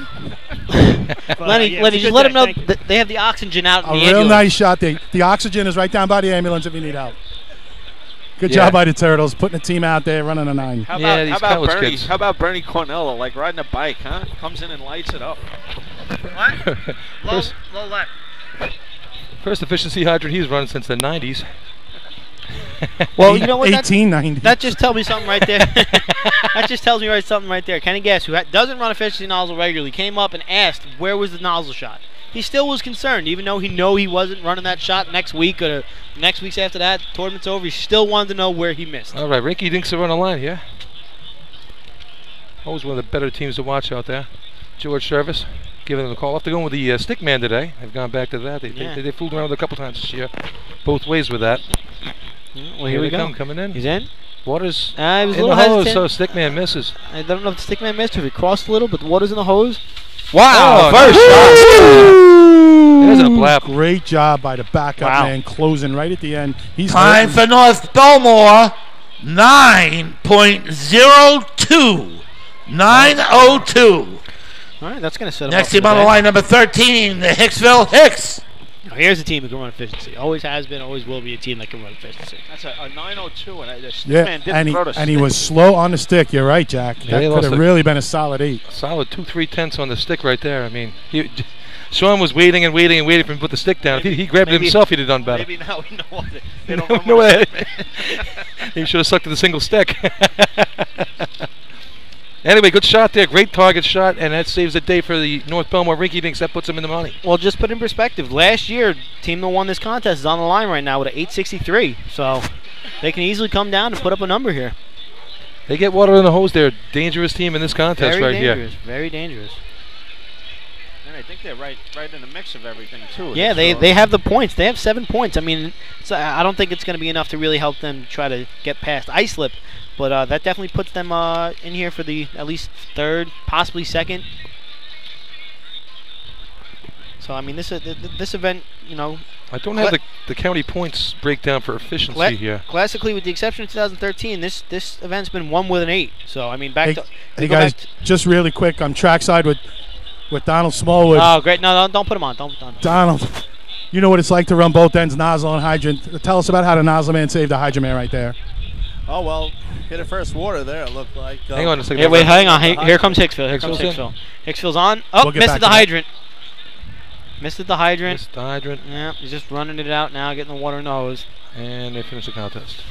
I'm not going to be happy with that one, Hicksville. Back All to you, right, Smallwood. Go back to my ex-teammate over there. Time for Mr. Hicksville, 11.20. 11:20.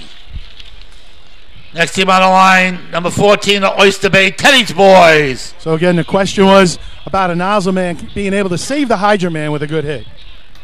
Got to hit a first water, pretty much, you know. I guess he was a little sloppy up there, but he plunked that target, so they worked good together down there.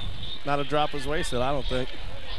So if we had a vote, you would definitely say the nozzle end is tougher than the hydrant end, right? Don't put words The in my nozzle mouth team there, stops the Lenny. clock. Lenny, tell him inefficiency. Right now. Lenny, tell him you look good breaking. All right, so Donald's going to ride the fence on that one. He said it's the breaker man that really saves everybody. Yeah, the breaker man is who really did it. I put it on the adapter man myself. All right, next on the line we got the Teddy's Boys after that heartbreaker there in B-Hose when the coupling uncoupled itself cost them 4 Yeah, points that there was in that huge. event. Huge for them. I mean, they could be sitting here with 12, looking at, you know, possibly 2nd and overall. But I mean, it's a team that can run. I wish I had their times for the year, but I don't. Unfortunately, Twan has left the building with the 850 million pieces of information he has on all this. So let's just see what they can run here. Looks like some Jolly Tinker hose on there, of course. Jolly Tinker hose. Wonder where they got that from. I mean, that's I tinker with my hose too. I bet you do. Here we go. They're off. They're on the Single hydrant. stick. No turn on man. Water's in the hose. Pulling it Darryl out. running down the Darryl middle. got the middle out. Coming up here. here. Here comes the shot. Yeah, he washed a little left, came back a little right, and finally got it to go. There you go. Back up, man. Time for Oyster Bay, 9.56. 9:56. Well, that'll squeak in front of Next team on the line, in front of Westbury. your host for today, the West Hempstead Westerners. Yeah, backup man didn't give the nozzle man much help there either. No, they not were at all. way out of line.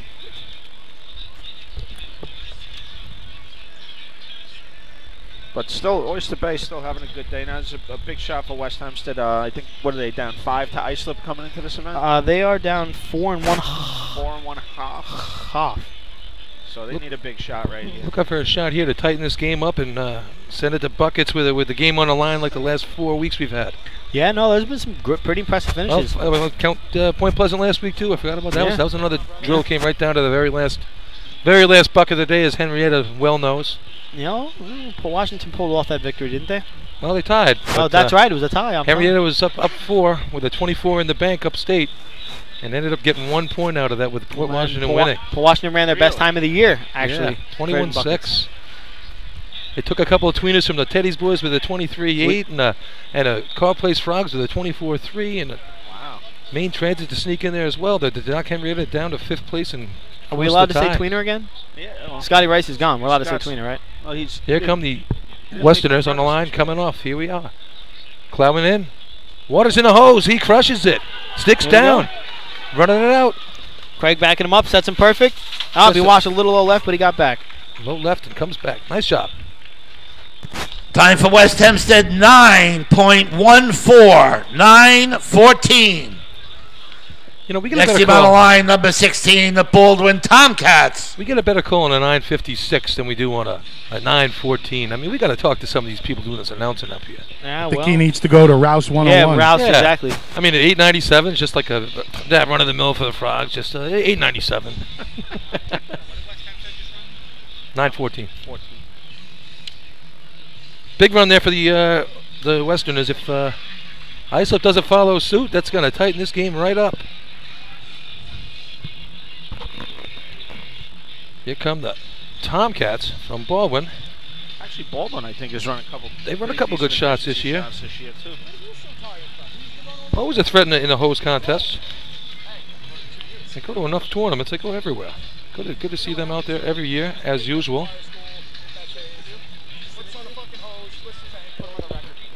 Doherty, stop cursing. Man, yeah. who's cursing down Who was, there? Lenny, Hey. Lenny, I think your open mic might be on down there. Language, Lenny. Language. Yeah. FCC violations. Yep, we're going to get a violation. You know, when Lenny's on the course, he doesn't pay attention sometimes. That wasn't me. That was West Hempstead. Just I think I know who it was, but here comes Baldwin. Let's not worry about it. Here we go. Oh, and he washes him. Stickman beat him by a mile. and let him know about it, too. Yep. You better beat me there, otherwise you're getting wet. Yep. I tell that when I ran stick, I say the same thing all the time. If I beat you there, there's a problem. And Baldwin hits a target and finishes the contest. Time for Baldwin, 14.73. 14.73. Hey, on that note, next team on the line, number 17, the North Merrick Stump Jumpers. A quick Lenny comment here. Now Lenny's on the track here. I had the pleasure last Sunday about this very time, this time of day last Sunday, we're doing the golf out. I see Lenny. He's on the course. He's the marshal, and he's up there. He's doing his thing. I got a picture of him. He's got his hands up, telling everybody like where he's was this? Northern Trust? I was working the please. same event. He had the 4th hole, so I go up and I get a picture of him. I think it's Ricky Fowler behind him. So I say, "Hey, Ricky, you got Ricky with you in the background." He goes, "Hey, it's John Rahm."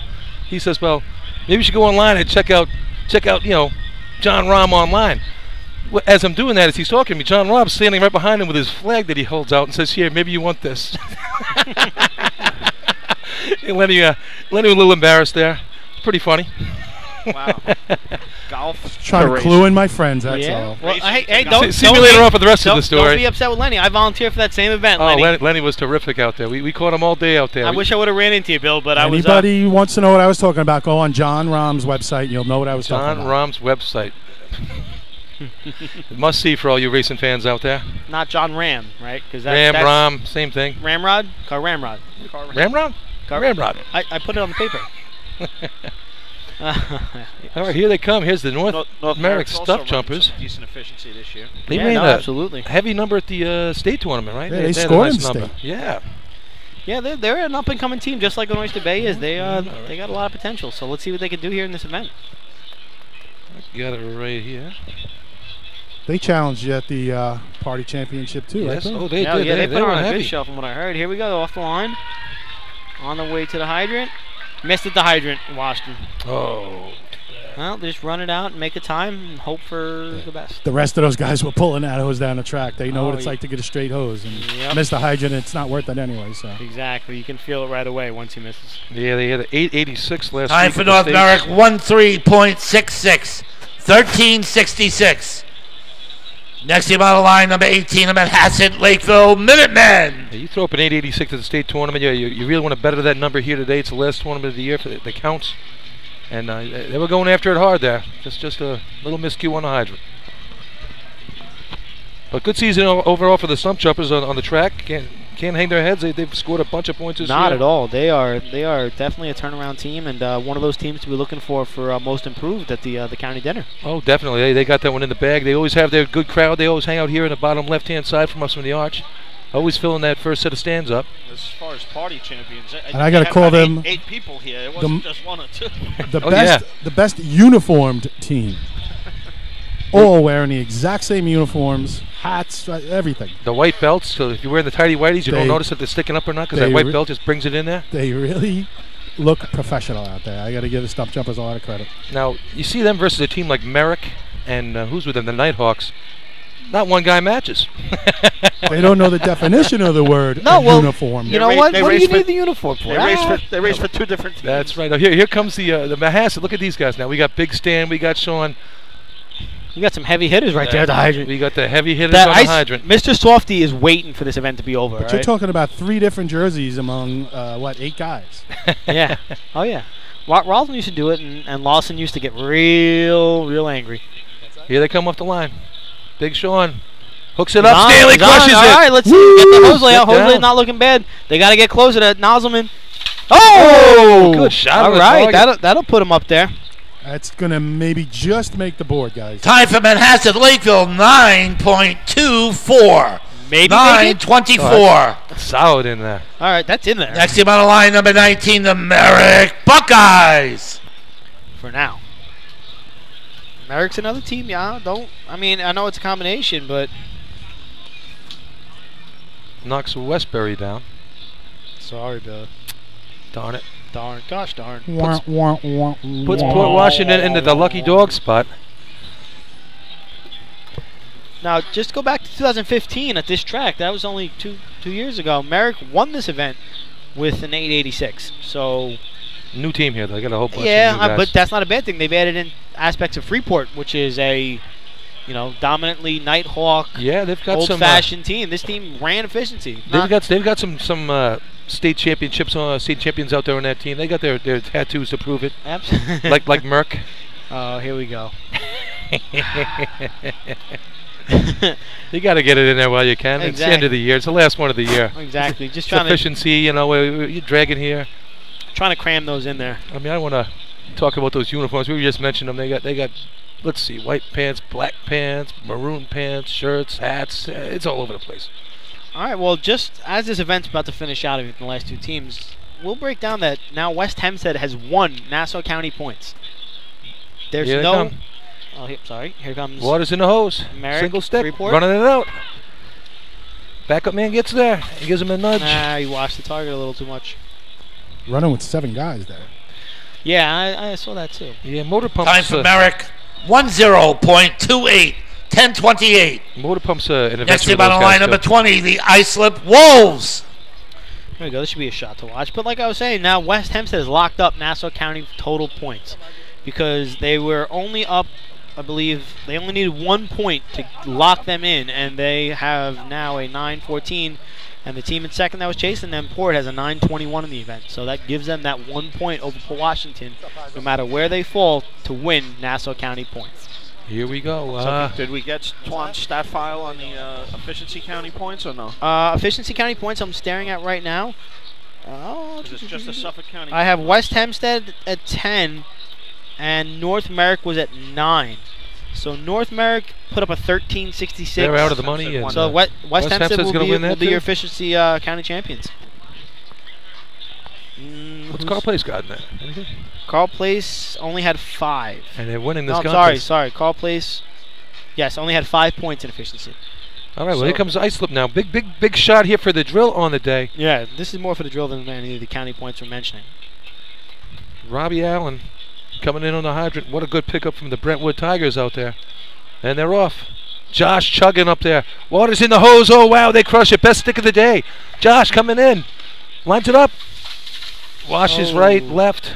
A little hole in the hose. A little hole in the hose. That should put him in there, though. That's right there.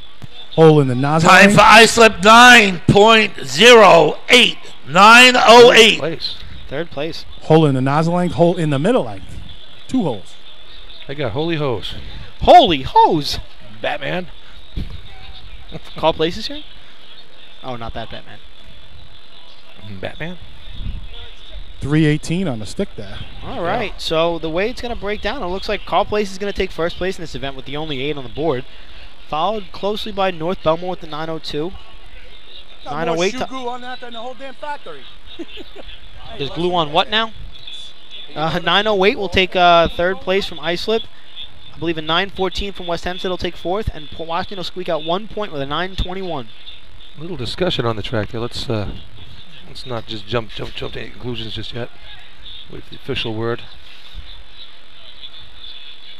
Well, what's the discussion? You're not allowed to use shoe glue anymore. Move the equipment, set up for motor pump. Oh, there goes that. Heard the word Results of the shoe glue. efficiency contest. First place, 5 Not points blowing to a Call hose, Place Frogs.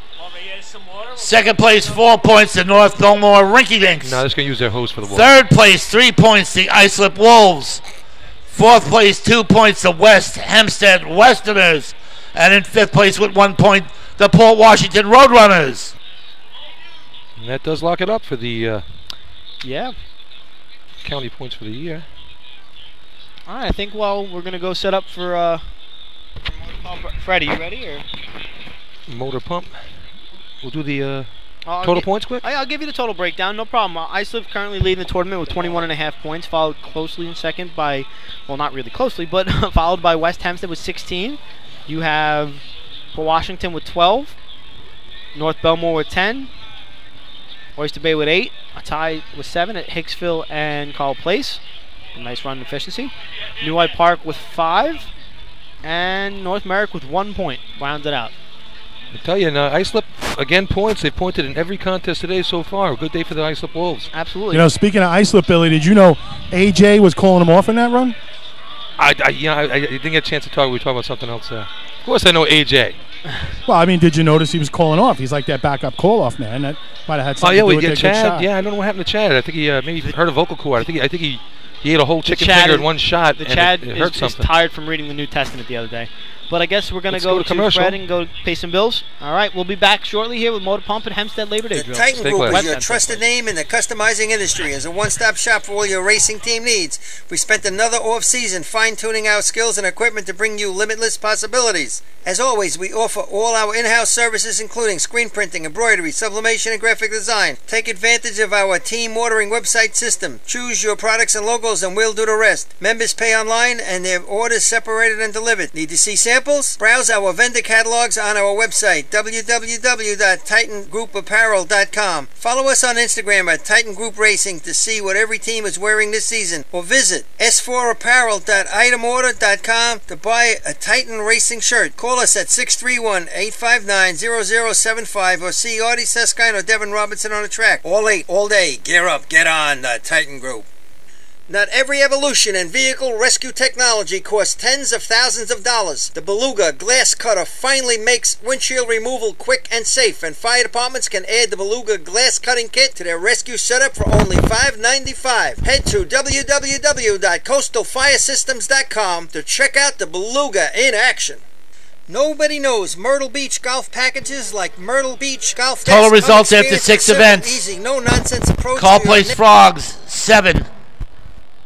New Hyde Park Termites, 5. Port Washington Roadrunners, 12. Westbury Turtles, 2.5. North Belmore Rinky Dinks, 10. Hicksville Hicks, 7. Oyster Bay Teddy's Boys, 8. West Hempstead Westerners, 16. North Merrick Stump Jumpers, 1. And the Islip Wolves, 21.5.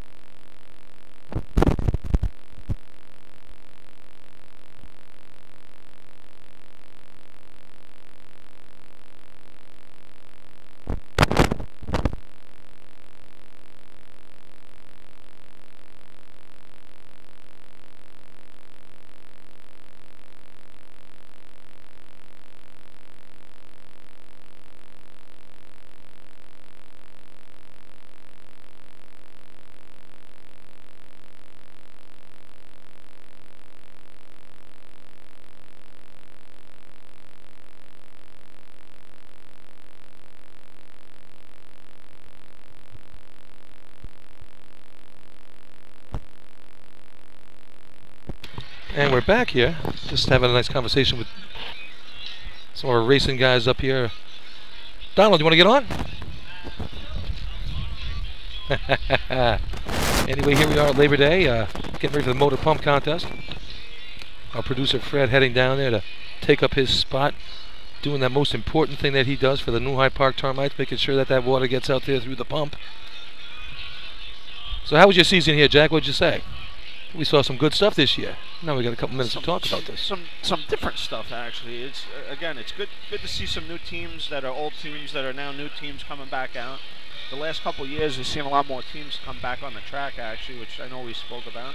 And come back competitively. That's a good thing to see. You know, nice to see not just teams coming back, but teams really putting some work into it and getting after it, and buying the right equipment, and definitely you can tell, you can see by the results that they're working hard at it. Really good to see. Another nail biter of a state tournament with 3-4 teams that could win the tournament going into buckets was. Again, a spectator favorite. Sure, 4 or 5 really good nail biter tournaments in the last month, just the last 4 weeks. Every tournament. The next event today will be the motor pump contest. The state record in this event is held by the West Sayville Flying Dutchman with a time of 5.45. The first team on the line this afternoon is the Call Place Frogs. You saw a 5:45. Mandatory 10-second overtime in this event. Mandatory 10-second overtime. And we caught that motor pump record 5:45 at Lindenhurst. Best run I've ever seen in my life of any contest. It was just beautiful. What a beautiful run that was. Too bad they lost their stick man and the nozzle man's brother to an injury after during that run. But wow, we saw that. I mean, it's been a really good racing season. Actually, motor pump was pretty heavy this year. There's a lot of fives run this year, a lot more than I remember in the last couple. It's gonna be a lot tougher on this track, I'll tell you. Well, yeah. I mean, you run a 5 on this track. I don't know if anybody in this field is gonna be able to run a 5 on this track today, but Hagerman on Saturday, you run a 6:21, you get 1 point. All right, here we got the Frogs coming up. They're lining up their truck here, getting it ready. So where's the state? I'm sorry. Where's the state next year? State next year is going to be in Deerfield. It is Deerfield. And they've already got a bonfire pit set up for the after party. I heard they're adding to it right now as they speak and listen to us on the radio. Who started that fire? Bayshore actually started the original fire. I'm going to blame it on Bayshore. I'm going to go right out there and just put it out there. I'm telling you that's probably 95-ish. 94 they started the first fire. Here come the Frogs. We're going to come with some fire here with Call Place, hopefully, and they can put some more points on the board. Water's in. Nice stick. All right, he's set. Waiting for the shot. Target's up. Not a bad run. Smooth. Good looking run for the Frogs. Time for Call Place 7.60. 760. Next team on the line, number 5, the New Hyde Park Termites. Never know with this track, because this is not a pump track by any means. No, you really have to. I mean, and teams should have known from last 2 weeks ago at the state tournament and before that, the way to run this track is you really got to wait for that water to get through that truck, so it's all the way through your pump, and then you can get on it. You get on it too soon, you're not going to get any pop at all coming out of that target. Also, you can try and get your nozzle man up the street as far as you can get him. Yeah. A lot of teams changed that. The teams that race here at the Invite versus the state, you could see they all moved up a solid 3, 4, 5 feet from where they set up the week before. So, like you said there, Jack, and definitely you're knocking off a couple 3/10 off your shot there. If you want to run that heavy number and win the contest, you got to get down there. Guys, I just got some important information. Maybe you could pass it on to the PA announcer. As per Stanley from Manhasset, the ice cream truck has been run out of ice cream by Manhasset. They're requesting they get a new ice cream truck here for the rest of the tournament. Fagan. Well, he did a good job in efficiency, so he definitely he earned it. Is that a true statement, or did they run out before efficiency? Are you questioning Stanley Dybus Jr.? I would never. That's the information I got direct from the Manhasset Lakeville Minuteman's mouth. As per the Minutemen, up here, it's pulling up right now. As we speak, it's pulling up. The backup truck is at the The end of the backup track ice cream truck is here. Fagan finished one. They're coming in for the second ice cream truck for Fagan. There he is. Coming in hot, and so is New Hyde Park. Here we Park go. Coming in. They've won a couple contests this year in the motor pump contest. Here they come. Haircut comes in, nails it! Water's in the hose. He's out. He's out. Down, down, Oh, down. hi. Oh, first row. Ooh, she got a white. Never mind. Overtime. Water got in there. He took a dive on the nozzle. It looked like there was a kink or something. He got it a little sideways, pulled it out, tried to get it in front of him. And when the water got there, it was just high and it never had a chance. I had a 165 on the stick. The nozzle man does the dive and the slide. Almost overslid it, guys. That nozzle slid back to probably around his belt buckle, and he had to inch his way back on it. And then they started sliding right away. We all know New Hyde Park has a great pump in that truck. Oh, yeah. He looked like Willie Mays Hayes in Major League there. He didn't quite make it to second base. No, he he came up stopped. a little short. The nozzle was in his chest, and it Yeah. could have been a lot uglier than it was. I don't know if it's him or they either got to get him more hose or he's got to be ready for when he runs out. It's one or the other. But he was moving when he ran out of hose, and like you said, Len, he almost went over top of the nozzle. Yeah, I don't, He could have just kept running. That's the danger of running that way, and the hose wasn't all there for him. Maybe he overdove what he normally does, but you can lose it. And he hung on a nice job, inched himself back. So. That's going to open it up for North Belmore now to try to squeak in for motorized motor pump county point champs. North Belmore, really? Yeah, right now New Hyde Park's sitting with 13 points. Obviously not going to get anything out of this with an overtime. But North Merrick has 9. If they can win the event or come in second, they will tie or beat. North Merrick or North Belmore? North Belmore comes in and either wins or comes in second. They will tie or beat North Merrick for motor pump. Wow. Something smells a little funky up here. I don't know. Smallwood. Where are we going with that one, boys? I don't know. Donald's waving behind his. I don't know. Rebels are on the line. Al Williams, one of those short hydrant men that Lenny loves talking about so many times. Getting ready. Flagman has it up in the air. Frank Cascioli on the nozzle. He's running it out there today. And they're off. Water's in the truck. It sounds like the truck died. They pump. Down. Oh. He got target up. I don't know if that was the delayed pump that we've seen sometimes. Time for Levittown, 7.80. 780. Next team on the line, number 7, the Port Washington Roadrunners. That stick was down at 172, and he did not pump right away. No, he waited a little bit. I think he made a little too long on that one, Lenny. What do you think? I agree. Like I said, I don't know if that was by design or he just did it a little too long or he couldn't get it into pump. I'm not sure. And I think I've heard that truck pump a whole lot louder than that. I mean, it seemed really quiet, like he didn't want to get on it. It came in, it sounded very, very quiet. And the target shot was, I mean, if he cleans that target shot up, they're right there to low 7.72. Yeah, that hose wasn't straight behind him either, which I'm sure didn't help the shot at the target. Most important part of the event is that hose lay. You have to get that. Obviously, a target shot in the water and the hose, but the water doesn't get there properly. It's all the difference in the world. They're driving by the nice Nassau County timing truck. As we haven't seen it, what a nice job they've done with that this year. Yeah, the county president, Donald Smallwood, did a real good job of getting that all taken care of, painted up, and nice rims on it. Looks good. I'm looking at the old-fashioned side of it. I'd rather have the other side facing me, but there's both there, Billy. All right, the compromise. You have old-fashioned and you have motorized on the side of the truck. All right. I don't want. Well, this side doesn't have Ron Jeremy on it. You know Let's what? Just put it that way. You got the county president right there. You can give him a holler, talk to him. Is it true that was an old empty Mr. Softy truck? No, actually, it was the one that just ran out. It was actually it was an Entenmann's truck, if you can believe it or not. There was a cookie on the side of it that. I'm sure donuts are no stranger to those guys either. No. Well, that was the thing. It was full of Entenmann's when they got it. They had to finish the Entenmann's to get the truck. Here comes Port Washington on the line. Here we go. Oh, Port's off to the run. Need to put up a number here. Team to do it. Off the line, into the light. Coming in. Oh! Missed at the hydrant. Feet slipped out from under him as he came in for the plant. And target's up. Chris Cuomo goes for the... Time for Port Washington, 8.27. 8:27. Plants his left foot. His left foot. Next team on the line, the Westbury Turtles. Left foot slid out and he came in like a cowboy, 2 feet sliding in.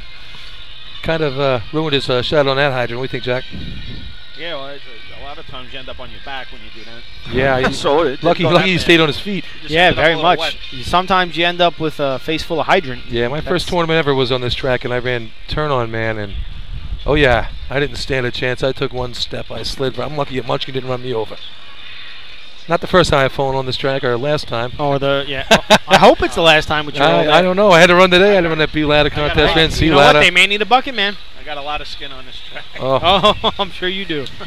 Don't worry, Denton Avenue's got about half my elbow, a little bit of my knee, some of my collarbone. Figure that one out. Turtles are on the line. They're bringing in Chris Mercadante. Kevin McGowan listening in from Cortland up there, where he set the all-time deadlift.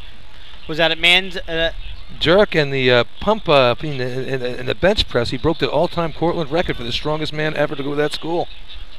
And he also showered. Is he going to be at Manfest throwing barrels over the back of his head, or Rath needs some competition? Nah, he's still a little too young yet. Oh, come on. Too young. You got time. Don't worry. We just found out Scotty Rice celebrated the 21st birthday with his daughter. Congratulations to them again. So in due time. No, people. Don't even think about that. All right. Mercadante coming in here. He's going to be running the hydrant. Kenny's driving the truck. Or is the truck driving Kenny? Could be both. Big Dan on the side. He's got his hand up in the air. Here come the Turtles off the line. And now who's running nozzle? Rath? Little Danny. Danny Cornell Jr. Little Danny. All right. Water's in the truck. Water's in. Turtles got it Danny out. Down, set. They're pumping. All right, they got water coming out. Nice All right, shot. nice shot. At this course, that's a great shot. You know, he does the lay-down method. I'm not 100% behind that. Me However, neither. a decent Time hit. for Westbury. 7.19. 7:19. And Billy, let him know he did wave it a Next little team on the bit. line, number 9, the North Belmore Ranky Dinks. Bad habit to get into. You don't want to wave it. I'd like to see him get a little bit further out. He had plenty of time. We preached the line, but like we've talked about here, these kids are fast. Get out there. Get out another 2 steps faster. Shorten that shot up. That first shot would have been on the money. You're in the 6s.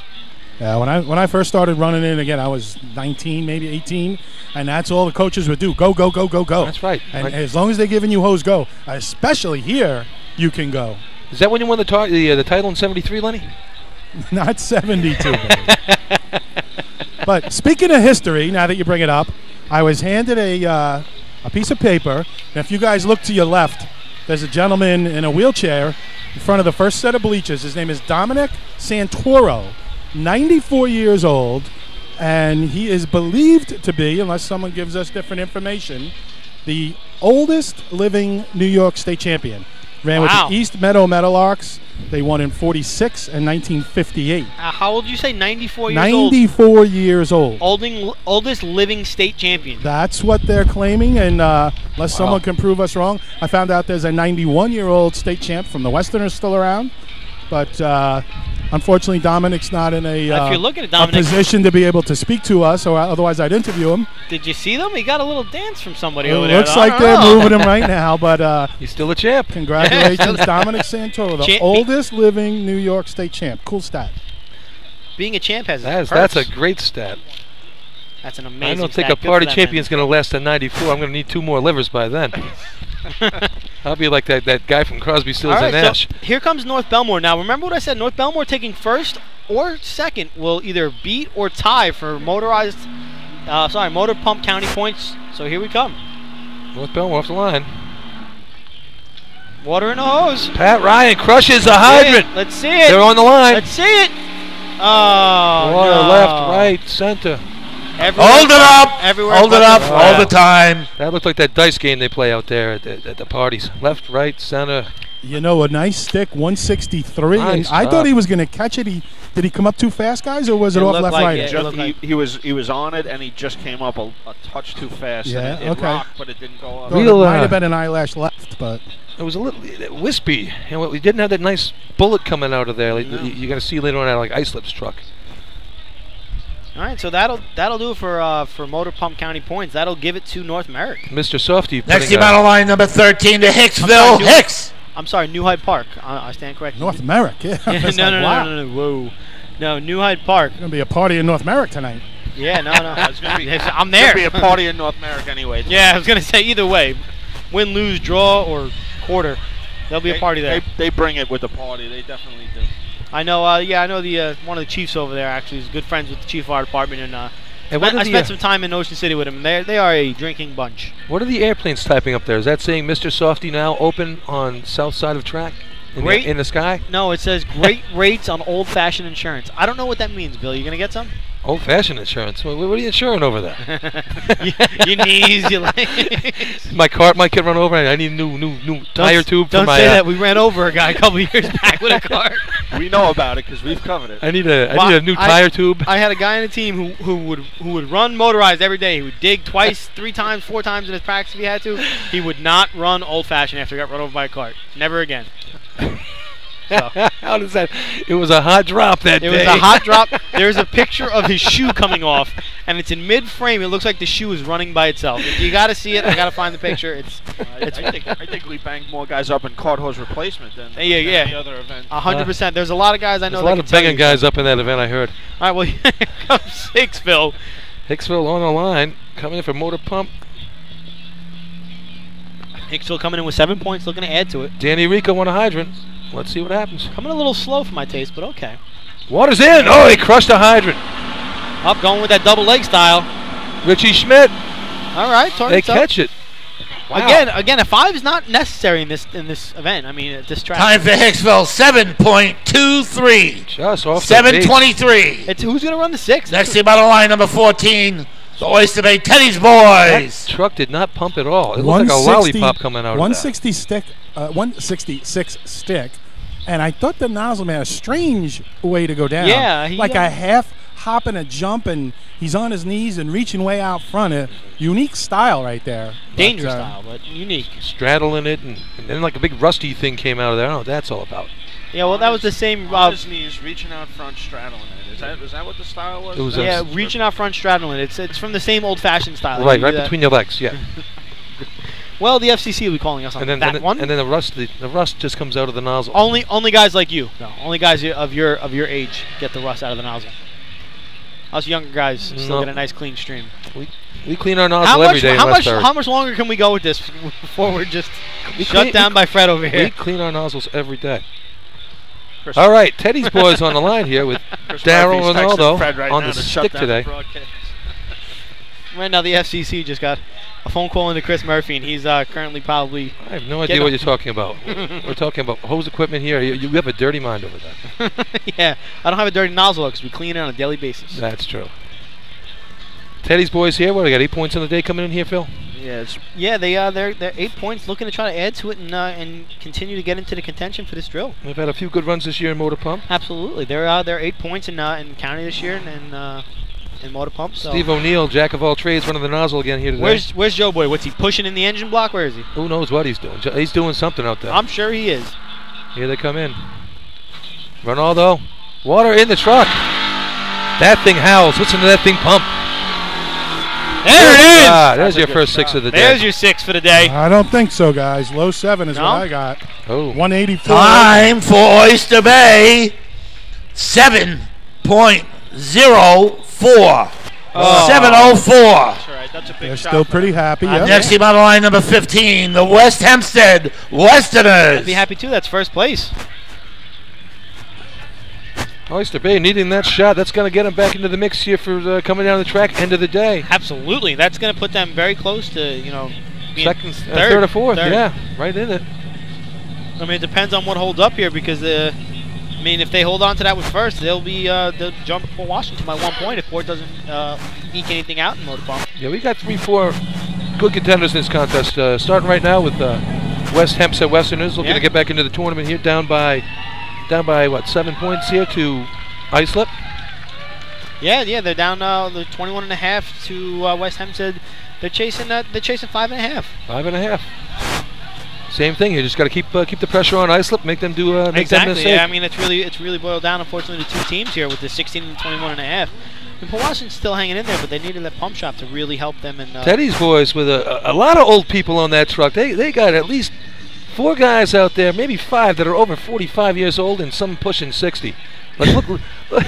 Where's Fuzzball? Fuzzball's not even on the truck. Where's Fuzzball when you need him? Hanging out the side with that hair going. He's hanging over the fence. I've seen him during almost every race. Flynn. Is he down here? Doug Flynn, 48 years old, Yeah, 10 years ago. He's 58 on the truck now. Look at him out there with that orange hair that he paints on every morning. That Donald Trump hair. Yeah. They use the same stylist, him and Trump. Good shot for Oyster Bay Teddy's boys. All right, tournament on the line right here for the Westerners. Need to make something happen here, or they miss here and it's all over for the day. They need that 6. They need that 6 to put pressure on Iceland. Just got to get a point anyway, just to make it a contest going to buckets. They got to get a point and they got to beat Iceland actually. Yeah, no, you're gonna need. Got to gain a point. I'd say honestly, you need more than a point because Iceland. Just to make it a show. Iceland just has to run a 7 really, a low Jack, 7 this weekend. Jack, you got to get your microphone a little closer. I can't hear you, bro. Yeah, put that mic in your mouth. There you go. Yeah, that's it. What? Step up to the mic. Oh boy. Here they come. Westerners off the line. Coming in a little slower than I expected. Cloudman nails it. Water's in the truck. All right. Way out over the line. Craig with a shot. There Good shot. There's your first 6. That's it. That's your first 6. That's your 6. That's the one nice that they shot needed. By Craig. Nice controlled run there for the Time! There it is. Sorry, had to do that. Time for West Hempstead. 180 on the stick. 6.78. Woo! 678. Heavy number here at this track. Heavy number. Wow. Did everybody go deaf on that? I'm really sorry. I had to do that. Pat and Jonathan, what'd you get for a stick time on that there, Lenny, down there? I had 180. That's it, huh? Yeah, I Boy, thought it was pumped, better. that thing Hang pumped on, good, I'm going to though. ask around. The people in Northern said they didn't hear me. That thing, I tell you, when that thing pumped, that water shot out of that thing like a cannon. That's what you really need here. I just heard Next team on the line, number 16, the Baldwin Tomcats. So I just heard from one of the Westerners coaches, 178. So I was right there. 180. Yeah, they didn't come in flying, I guess. But it didn't look like it. They came in slow, but they ate it up, and like I said, they waited, and then they got on that bump, and this thing picked up that water and just spit it down the track. Effective. That's what it was. Spit it right out, right down the track. Real good, nice time. All right, 678. Good number here on the Hempstead track. A very good number here. So Baldwin running, but to set the stage now, Islip needs a 678 or better to win the tournament. Yeah. Not an unreachable number for them either. No, I think they can run some pump. Once or twice in their life they've run it.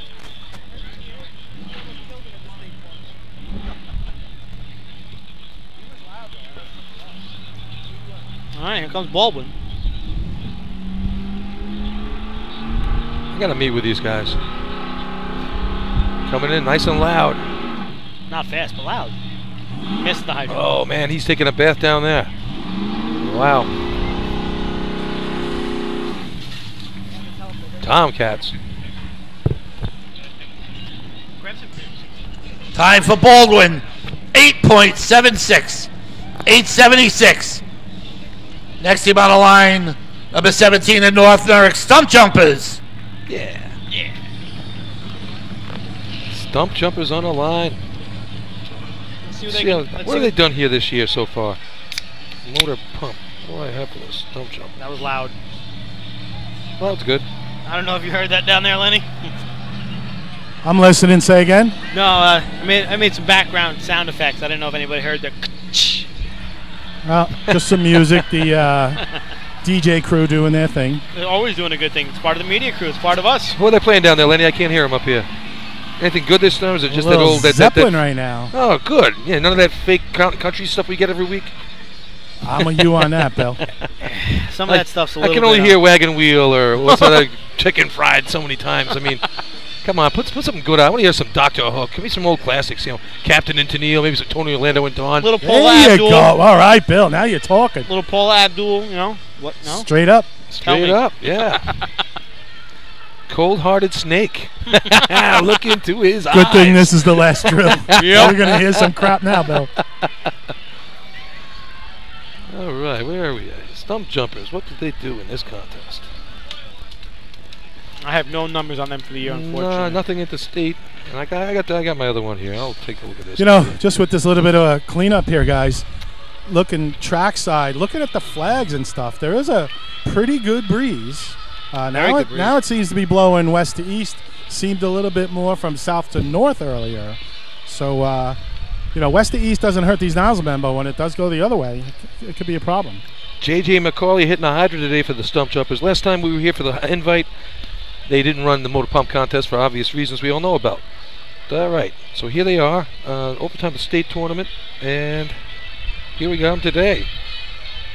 Will Segota on the stick, and Anthony Vicario. He'd be hitting a target today, hopefully. Let's see what happens with these guys. Like I said, tough contenders at the party contest. All right, so what's been the better innovation in racing? The cone times or the towels? Because we do a lot of towel work out here on these tracks, especially in motor pump. We could do with neither of both of those, Lenny. Is Chris Murphy down there next to you, Len? Or? Yeah, we do way too much towels, I think, especially in this race. One that we need for next year, we need to go to the replay. Yes. We should be able to That's something we need to invest in. I agree.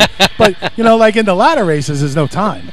There really isn't. The ladder races go so quick, but oh man, I want to see challenge flags thrown up from the arch. You know, see trucks coming out. All of a sudden, there's a challenge flag flying in.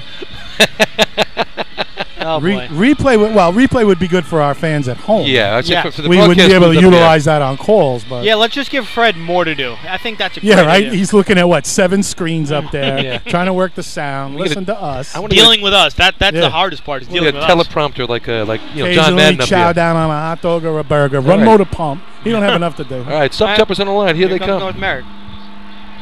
Here they come in. Coming with good speed into the light. Real fast. Coming in. Oh, little slip. JJ gets it back on. Got it. Oh, somebody takes a tumble over the curb. And they get through it all. Of it. I hope he's okay over there. He took a nice little spill. It looks like wild mouse person. Time for North Merrick. 7.72. 772. Just out of the money. Next team on the line, number 18, the Manhasset Lakeville Minutemen. Yeah, one of the draggers looks like he slipped, hit the curb, and took a little header out there. Went for a little bit of a ride. Nice job by the hydrant man. Look at his first step off the truck, took a little slide, but he followed right through and just ate that hydrant up. Nice job. Always good to see that. You know, I tell you, that pump hydrant's always a tough job over there. You never know what you're gonna get. This tournament's moving well. I got a fantasy draft in about 15 minutes. Hopefully, I'll get to that while we're up here. I'm gonna be multitasking too. All right, Fred? I hope we get through buckets fast enough so my wife doesn't get here and find my unattended kids at the camp. Did you give them a shovel and a pail? That's all they need. Oh, I gave them $2 and a thing of Band-Aids. They're happy. Right, that's it. That's all you need. I was gonna buy him some ice cream, but Sean Fagan took care of that. Yeah. Sean, it's not me. I didn't start this. Sean, it's definitely me.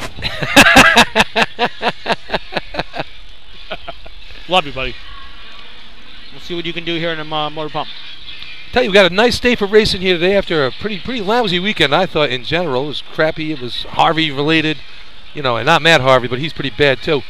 But look at this nice crowd we have here today. They still have the shade up on the north side of the track. Good looking crowd here today. Rita is still down here by the hydrant selling 50-50s. So if you are on the grounds and didn't get a 50-50 yet, this might be your last chance. Only a few teams left for Motor Pump. It's up to $73,000 right now as we speak. False advertising. If you're out of state, that's it. I'm out. If you're out of state, you can easily just send me the money PayPal, and I'll buy you the ticket, and I'll let you know if you win. Send it to the media committee. That's right? I mean, send me your $12 gift, and you can get your 1 month subscription. Listen. I'm a $5 donor. All right. So you're not a Godfather? No, I'm not a Godfather. I'm not a $20. Not a $20 guy. You know, I'm not as gracious as some people, but I'll still donate what I can to keep this going because this is good for the fans at home. Okay, speaking of Mr. Softy, here comes Manhasset on the ground right now. They rev it up a couple times on the line, and Manhasset getting ready to come in. Expect a quick run because I saw that new truck come in. So Stickman's up. Men are off. Ward gets it together. Another guy's sliding. Nice job. All right, pinned it down. Hit the target. That's all you got to do. Oh, over the top. I made it sound. Hold it up all the time. Man, Mike Ward, same thing as the last guy. Took one step, slid about 3 feet, got his foot under him, and finished it off. Next team on the line, number 19, the Merrick Buckeyes. Too bad the target didn't cooperate. No. Merrick Buckeyes on the track. Watch this. They run with like 6 guys on the back step or something like those lines. It's fun to watch. It's a dangerous look. It's something around. I don't know if fun was the word I'd use, but. Well, Mike Alexander always on the errs on the side of caution. He's not going to put anybody in a bad spot. Good to see that C truck running hard today.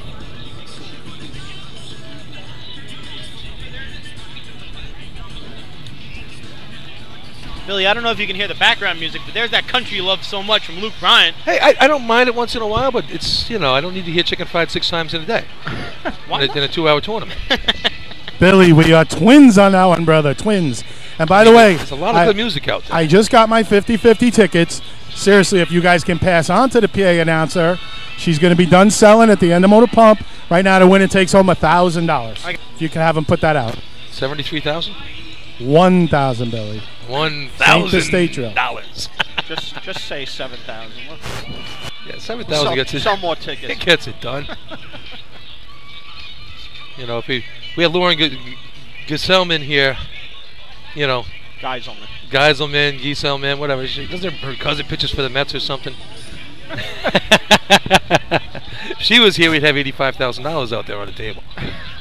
At least in her mind. That was the biggest 50-50 still in best history. ever. Yeah, I saw her she was having a good old time at the state tournament, her northern trek there. Yep. Know she's listening in down there. Good fan of the show and of West Hempstead Westerners. Here comes America off the line. Coming in nice and easy.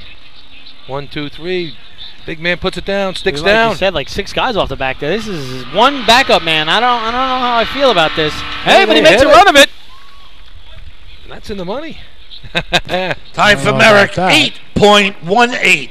8:18. Next team on the line, number 20, the Islip Wolves. If we were Northern, that would have been a record. 228 stick. 2 guys on the nozzle there. I got to admit, fellas, I was walking back toward the hydrant a little bit when I saw that. A little nervous. They slid a little, but stayed in control. They were aiming for that big guy in the teal shirt. I know that. Lenny, you're a nozzle man. You're walking the wrong way. You got to get in front of that nozzle. No. You go backwards.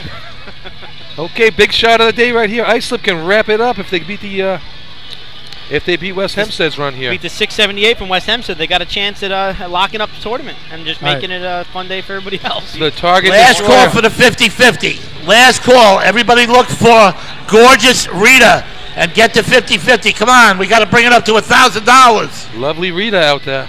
The meter maid. Rita, meter maid. Give me those tickets, lovely Rita.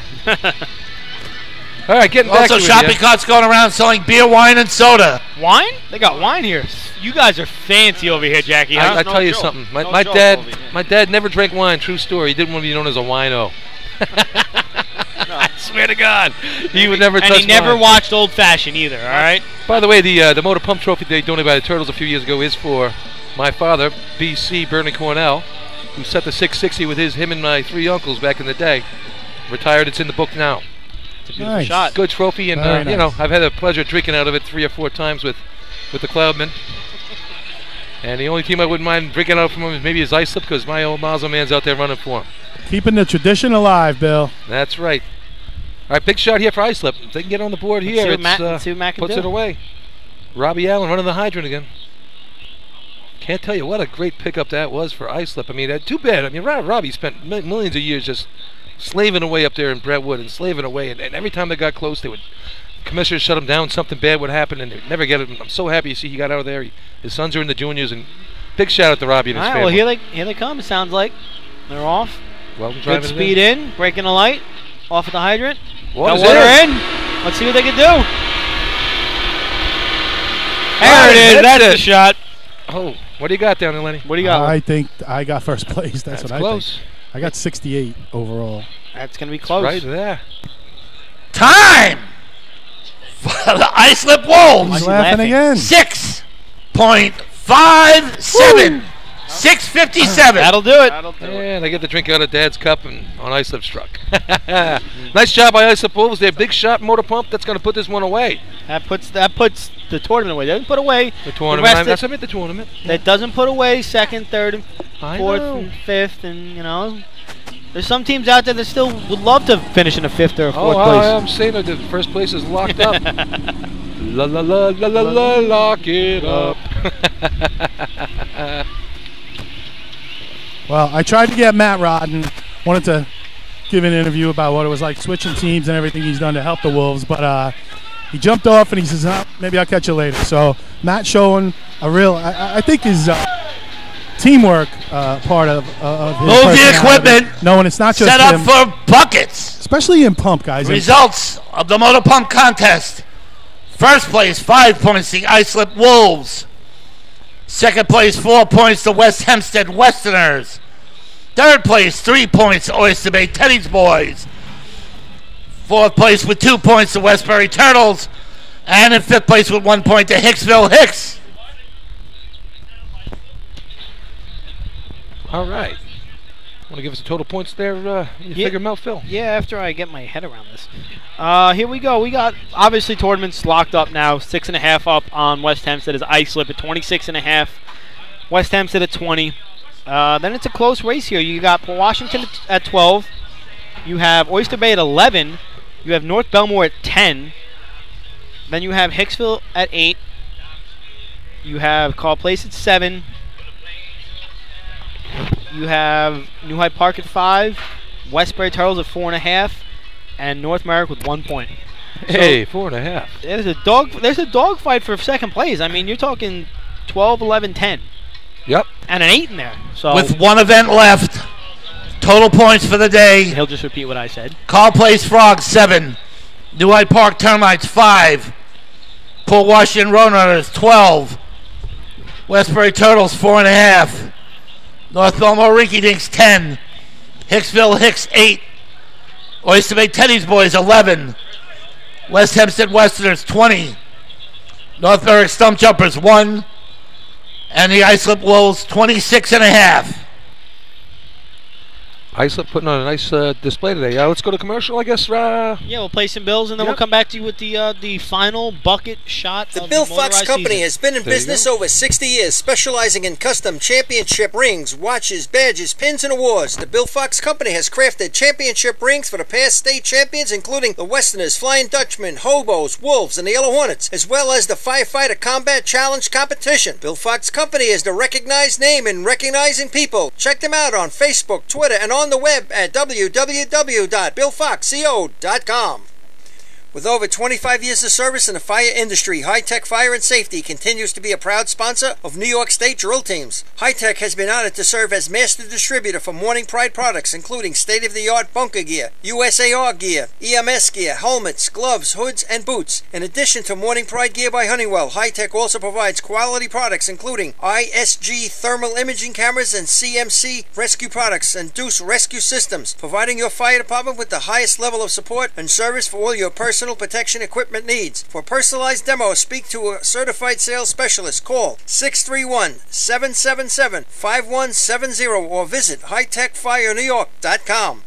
Since 1973, Fire News has been a proud supporter of the time-honored tradition of New York State drill team racing. As they celebrate their 43rd year of publishing, they are honored to be the official publication and online coverage of the New York State drill teams. Look for ongoing coverage in Fire News on firenews.com and on Facebook, Twitter, and Instagram.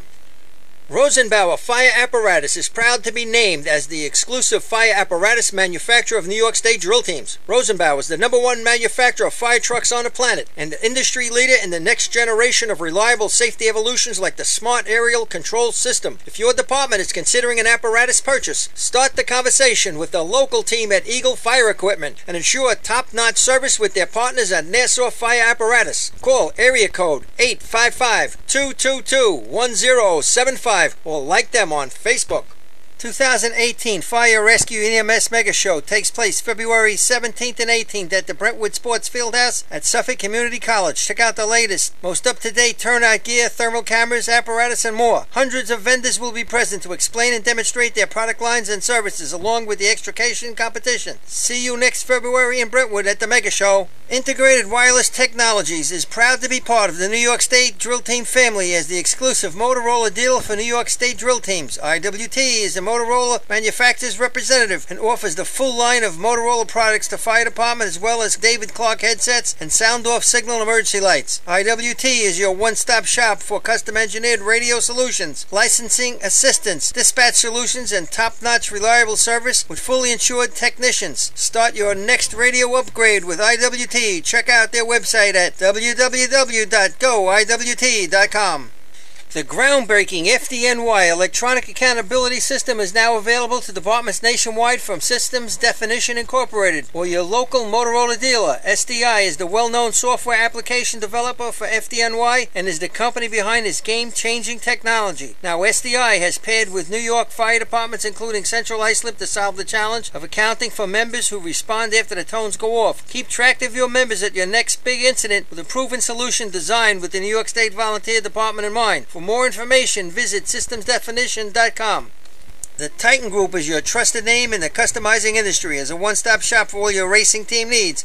We spent another off-season fine-tuning our skills and equipment to bring you limitless possibilities. As always, we offer all our in-house services including screen printing, embroidery, sublimation, and graphic design. Take advantage of our team ordering website system. Choose your products and logos and we'll do the rest. Members pay online and their orders separated and delivered. Need to see samples? Browse our vendor catalogs on our website, www.titangroup.apparel.com. Follow us on Instagram at Titan Group Racing to see anybody lose an eyeglass case. Or visit s4apparel.itemorder.com there's some glasses in it. to buy a Titan Racing See shirt. somebody from West Hempstead, they'll have the glasses. 0075. We found a pair of glasses in an eyeglass case. All late, all day. Gear up, get on the Titan Group. Not every evolution in vehicle rescue technology costs tens of thousands of dollars. The Beluga Glass Cutter finally makes windshield removal quick and safe, and fire departments can add the Beluga Glass Cutting Kit to their rescue setup. Local committee report to the arch with 3 buckets. Local committee. coastalfiresystems.com to check out the Beluga in action. Nobody knows Myrtle Beach golf packages like Myrtle Beach Golf Desk. Come experience the simple, easy, no-nonsense approach to your next Myrtle Beach golf vacation. Since 1991, Myrtle Beach Golf Desk has been saving you time and money on top-notch golf vacations. For small groups or large fire department events, start with Myrtle Beach to ensure that every aspect of your trip is perfect. Proud to be returning as a New York State Drill Team sponsor. Visit www.golfdesk.com for more information. Attention firefighters, are you still tracking your SCBA cylinders using paper and pencil? Stop the insanity and get the CAT Cylinder Accountability Tag System from Coastal Fire Systems. The CAT makes refilling cylinders simple and easy, ensuring that your members never overfill a cylinder or fill one with an expired hydrostatic testing. Let the CAT system handle the record keeping, inventory, alerts, and OSHA paperwork for you. There's only one place you can get the CAT system, and that's Coastal Fire Systems. Head to www.coastalfiresystems.com for details and information. Coastal Fire Systems is the official SCBA dealer for New York State drill teams. Scott Air Packs, cylinders, RAT packs, refill compressor systems, gas detectors, Hyatt boots, Protec and Dragon fire gloves, as well as the future in thermal imaging technology. Coastal is also the one-stop dealer for Petzl, Scott, CMC, and Colorado bailout systems, along with professional training to keep your members sharp and meet New York State requirements. For more information, check them out at www.coastalfiresystems.com. Fatty McGee's in East Islip. Wednesday is Ladies' Night at the best FD racing bar in Long Island. Stop in anytime for a drink with good company, a great lunch and dinner menu, and of course those famous Fatty's wings.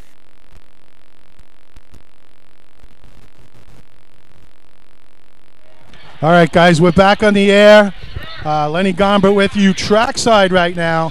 I'm down here with Stan Davis Sr. Stan has a message he wants to put out to the racing world. Dubik. Stanley.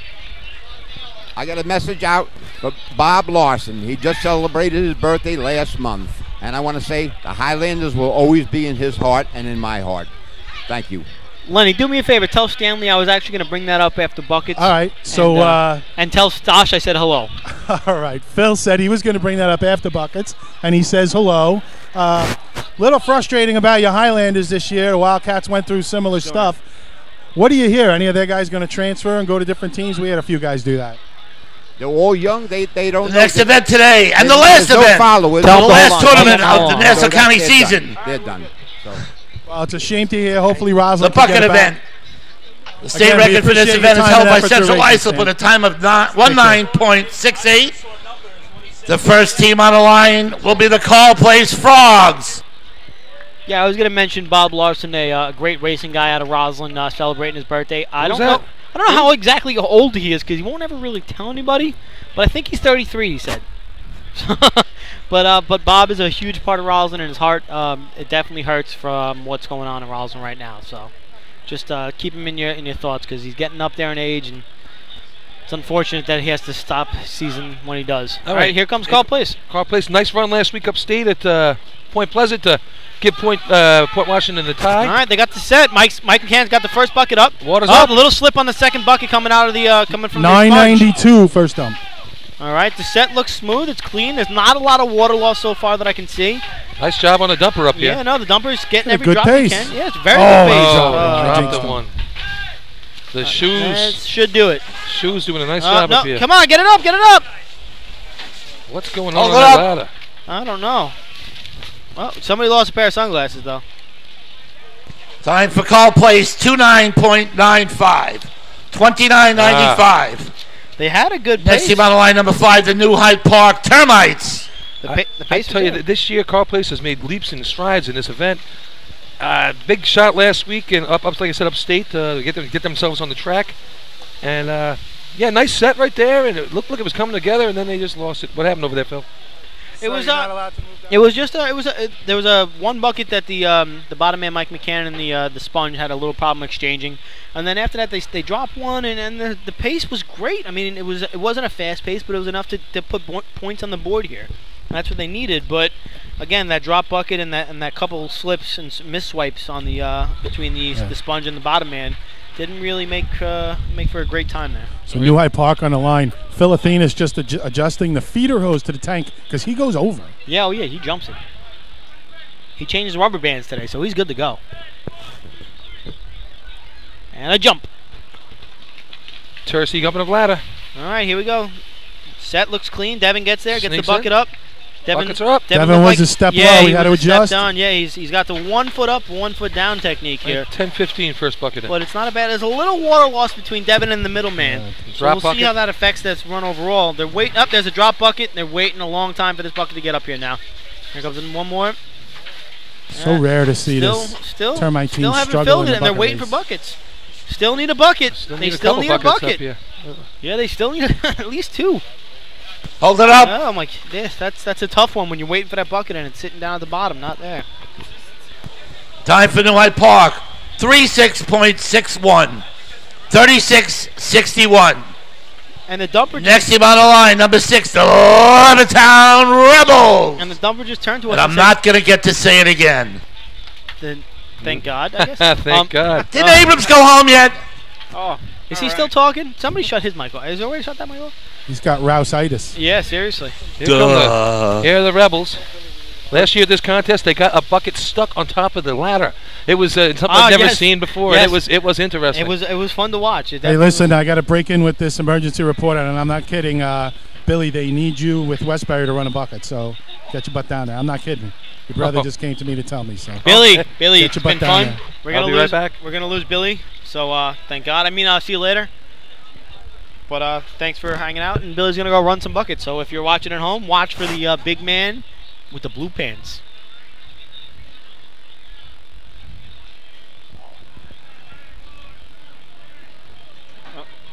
All right, here we go. Levittown's coming up. First man's on and up. Second man, little slip. Third man, fourth man's waiting to mount. He's just getting up now. They're still waiting for that. The set wasn't really there. Oh, there's a drop bucket between the first and second man. Sorry, the bottom and middle man. The set's getting a little better, but there's another one between the bottom and the middle man. I don't know if they're having an issue, if they're misspaced. I can't really see from up here. Lenny, if you can get a view, are they off at all, or? I'm just talking a little bit on the sidelines. Honestly, I lost a little interest. It's a rough run right here, guys. Sorry to hear about it for Levittown, but yeah, it looks like there's a spacing issue. Or the hoister is getting water in his face, so he's trying to wipe his face clear. And I see there's a female shaking her head. I'm not really sure what's going on here. It's a tough one. Time for Levittown. 47.82. 47-82. I know the run's not good, but does he not Next have team to on the line, the Port Washington Roadrunners. I mean, to me, there was a lot that they need to work on. Even, and this is such a simple thing, guys, putting the stack of buckets by the very front of the barrel or the furthest part away from the ladder. There's no reason to have it back that far. You could have it 2 feet further up. You don't need to drag the whole barrel. You need to get back to that bucket, dunk it low, come up straight, and it's full. Exactly. So you're wasting time on every bucket. We always ran with that stack. That stack of buckets right there by the turn on. The last guy would be the stack. You'd place it right there. You turn that handle on, and you get everything set to go for the rest of the guys so they only have to circle back. Port Washington having the hand slap, the hand jive. They look pumped right now, hand guys. They want to take this race. But, I mean, this is all they can do now is go for 17 and third place. But, I mean, first and second are out of grasp for them. But they still have a lot of stuff to show people here. They want to show them that, you know, they're still Port Washington. They still run that shot they ran up in Point Pleasant. So let's see what they do here. And Kyle loses into the ladder. He's up. He's on. Followed by his brother, Rob. And that Don's got the first bucket. Great set. Nice and smooth. Snatch. Very little water First loss. one's in 9:32. Wow, very nice. This could be a shot right here. The set looks beautiful. Flawless. Not missing a drop in the bucket up here either. 9, 10, 11, 12. Hold it up. 12 filled it. That's a 21, guys. That's a 21. Good looking run right there. Time for Paul Washington. 2-1.50. 21-50. Next team on the line, number 8, the Westbury Turtles. Roadrunners real happy with that run. Great way to finish out a season. Again, they had a tough time in the state drill this year, as they did last year. They were expecting more. A lot of people expecting more from them. Had a good season overall, but better today, Dan. Lenny, good way to finish the season there for the Roadrunners. Tripped in 12, right? I believe so. Yeah. Yeah, it looked like the only thing they could tell them to work on is the dumper was losing a little bit out the back of the barrel, which maybe if they trip an 11, maybe they're talking a mid-20 instead of a 21. But again, a great shot to finish the season with. They left the water open. Left the water open in the trough. I think Sharon just found out about it. You think it's full, guys? I think it's full. Yeah, that's good. Good place for a drain. So here's a little bit for you guys. This is the first time Islip's ever won the Nassau Labor Day drill. They joined North Lindy in 08 and 09, St. James, Lenny, in 58, 64, 67 through 69, and East Hampton in 34 and 39 is the only Suffolk team to win the Nassau Labor Day drill. And then Westbury's up and on the ladder. All right, the set's a little slow. Pass looks all right. I got Kenny in the middle here. Grath up top. There's a lot of water loss between the sponge and the bottom man. It looks like he's trying to stab here. So hopefully he gets that through. Still a lot of water loss there. First guy pulling off the sponges is Hold it not up. coming up the rail. He's yanked back and he's doing more work than he has to, really. Time for Westbury, 2-8.15. 28-15.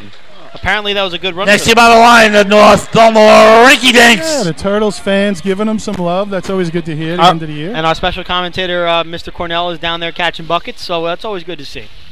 He made it just in time. Just in time. He's coming back up. Don't give him don't give him a headset. He's going to electrocute everybody. Yeah, seriously, he's soaked right now. But he did a good job there. Lenny, I don't know if did you hear the stat I just brought up about the Suffolk teams winning the Labor Day drill? I did not. I just brought it up. I think everyone at home heard me. This is the first time Islip's won the Nassau Labor Day drill. They joined North Lindy, who won it in 08 and 09, St. James, who won it in 58, 64, 67 through 69, and East Hampton, the 34 and 39, they won it. Congratulations. East Hampton named that team. What was the name of that team? The Sand Hogs, I don't know. I'm going with whatever. Shuckers of the Sand. I don't know. Here comes North Belmore, though. I know their name is Rinky Dink, so see what they can do. There you go. They got the set. Looking good. First bucket's up. All right. What are you going to get here, Lenny, on the first bucket in? First one in, 9:45. 9:45. Little slip between the middle and top man. Middle man and top man fixed that little slip, it seems like, though. Smoother set. Water loss seems to be pretty prevalent between the bottom and middle man. These guys are bending their legs well, though. I like to see that. Yeah. Hold it up. You get down and get that good. We used to say, drop your butt. If you're dropping your butt, you're doing it right. Put a little Hershey kiss on his nose. Time for North Belmore, 23.93. 23.93. I think Bob Larson used to tell us, put a little Hershey kiss on his nose. He won't mind. How was that for a bucket? Do you see that? Full buckets every time. Did you just run buckets? Oh my God, I didn't even notice. Billy, you are amazing. You are quite the athlete. Come on, man. On the line, number 13 to Hicksville, Hicks. I was given the option of practicing this week, digging B and C ladder, or just do it on game day. I figured I'm going to get hurt one way or the other. Let's just do it on game day. He talks. He digs. He hoists. He carries a bucket. He does it all. Is there anything this man doesn't do? Oh, old-fashioned. That's right. Well, only my women. Eleanor's, here we come. All right, here comes Hicksville.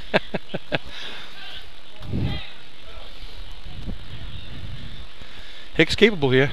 Very capable. And they're off. Have been all season. Chiz coming up. Slides around. He's in position. First bucket in. 9:04. Oh, there we go. Nice pace. Hicks getting it done. A little sloppy in the middle. 1-1 pace going on here.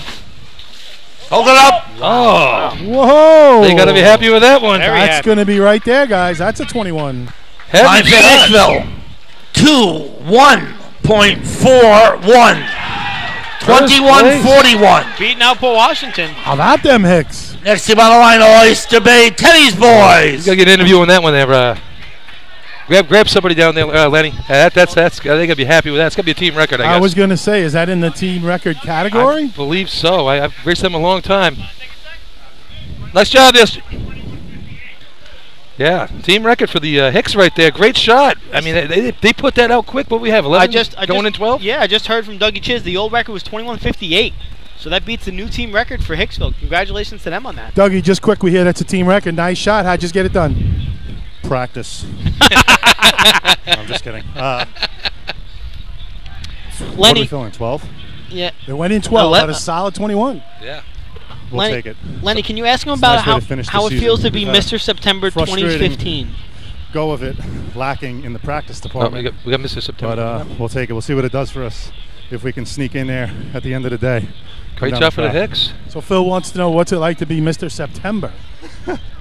It was all for a good cause. All right. Next Congratulate him for me, and good job to Hicksville on that new team record. Oyster Bay coming up with a chance in the drill here. They're coming in here with 11 points going into the contest. And that Hicksville shot's a big, heavy number up there. That's going to put them where if they get 5? They got 9, 10 coming in. What's that? How many Hicksville got right now? Hicksville had coming into that. They had 8. So. That puts them right in the mix. All right, guys. Oyster Bay on the line. Looks like Fuzzball's running first bucket. There you go. No, he'd be driving it. He's driving it today. They ran coming up a 23-8 last week upstate. They ran their best time of the year. Here come the Teddy's boys with the O'Neill boys running on the ladder. Steve O'Neill, the father, digging, being the sponge today. And Joe Boy running a bucket. Joe Boy, I tell you, team player there. All right, clean set. Looks like the pass is going pretty well. Very little water loss. Very little water loss between the guys on the pass here.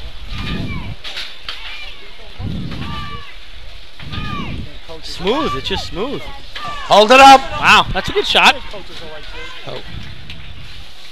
Ooh, that's a good shot. Time for Oyster Bay 22.86. 22-86. May not win the contest, but that's next going to team get on the line. points. Today's host, the West Hempstead Westerners. All right, because here's where it boils down to now. For total points for buckets, you have West Hempstead has 14. All right, West Hempstead has 14. Tied in second place is Hicksville and Port Washington. So now West Hempstead needs to come down here and put up a shot with at least 2 or more point advantage over Hicksville to win Nassau County buckets. Oh, there we go. So it makes it a little interesting. Like I said, I have 14 total points for the season on West Hempstead, 12 for Port Washington, but they got squeaked out by the next 12, which was Hicksville. All right, just quick, I'm with Dougie from Oyster Bay. Dougie, tell us what it's like. A couple of you old-timers bringing back these young kids. Had a pretty damn good year. It's getting better every single week. Ask him what happened to that orange hair. It's white now. Every tournament getting better. It's been unbelievable. All right, here comes we'll West finish Hempstead. this after West Hempstead. And they're off. Ralph takes the lead. Here it comes. Coming up. Off the ladder. First man's on. Rizzo's on. Craig's on. Pat's on. All right. Got a good set. Clean set, all 3. No, very little water loss. Oh, there's a drop bucket between Pat and Craig. But it's they're picking up. They're continuing on. All right, no more drops. They should be all right. Waiting for buckets, though. Waiting for buckets. Wait. Hold it up. Oh. Time for West Hempstead. 23.06. 23.06. And now, with that, next team on the line, the Baldwin Tomcats. Guys, just quick. finishing my interview with Doug. Again, Doug, you came back this year. Daryl's back this year. Joe Boy, Fuzzball's always been around. Doug never leaves. You got a bunch of years of experience. You got some young kids. Doug, we've seen put on a hat. We've seen you make progress all year. Tell us about the beginning of the year till now. From the beginning of the year to now is unbelievable. You guys, like every single practice, these guys breaking it You down. find what frequency it's on, let me know. Film, they're excited. They're really into it. It's been great. It's been great. Hopefully, with the times you guys have run, especially later here in the year, you're getting everybody back. Is that the feeling? No doubt. These guys already want to start next year. They're all fired up. They're doing That's well. awesome to hear. Tell them. It's great to hear. It's nice to see a team coming back strong. Thanks, Doug. All right, so just so everyone knows, with that run by West Hempstead, Hicksville is now locked up county points buckets. Awesome. Good job by the Hicks. And here on the line, we got the Baldwin Tomcats over on the ladder. Yep, there's a slow pace to get there. It looks like they're just trying to get through the run kind of thing. The bottom guy moved up a step, and he might be 1-2 right now. Yeah, it looks like he's really reaching down. Now he's coming back down. Yeah, he's really. This bottom, the oyster is tall, but he's not that tall. No.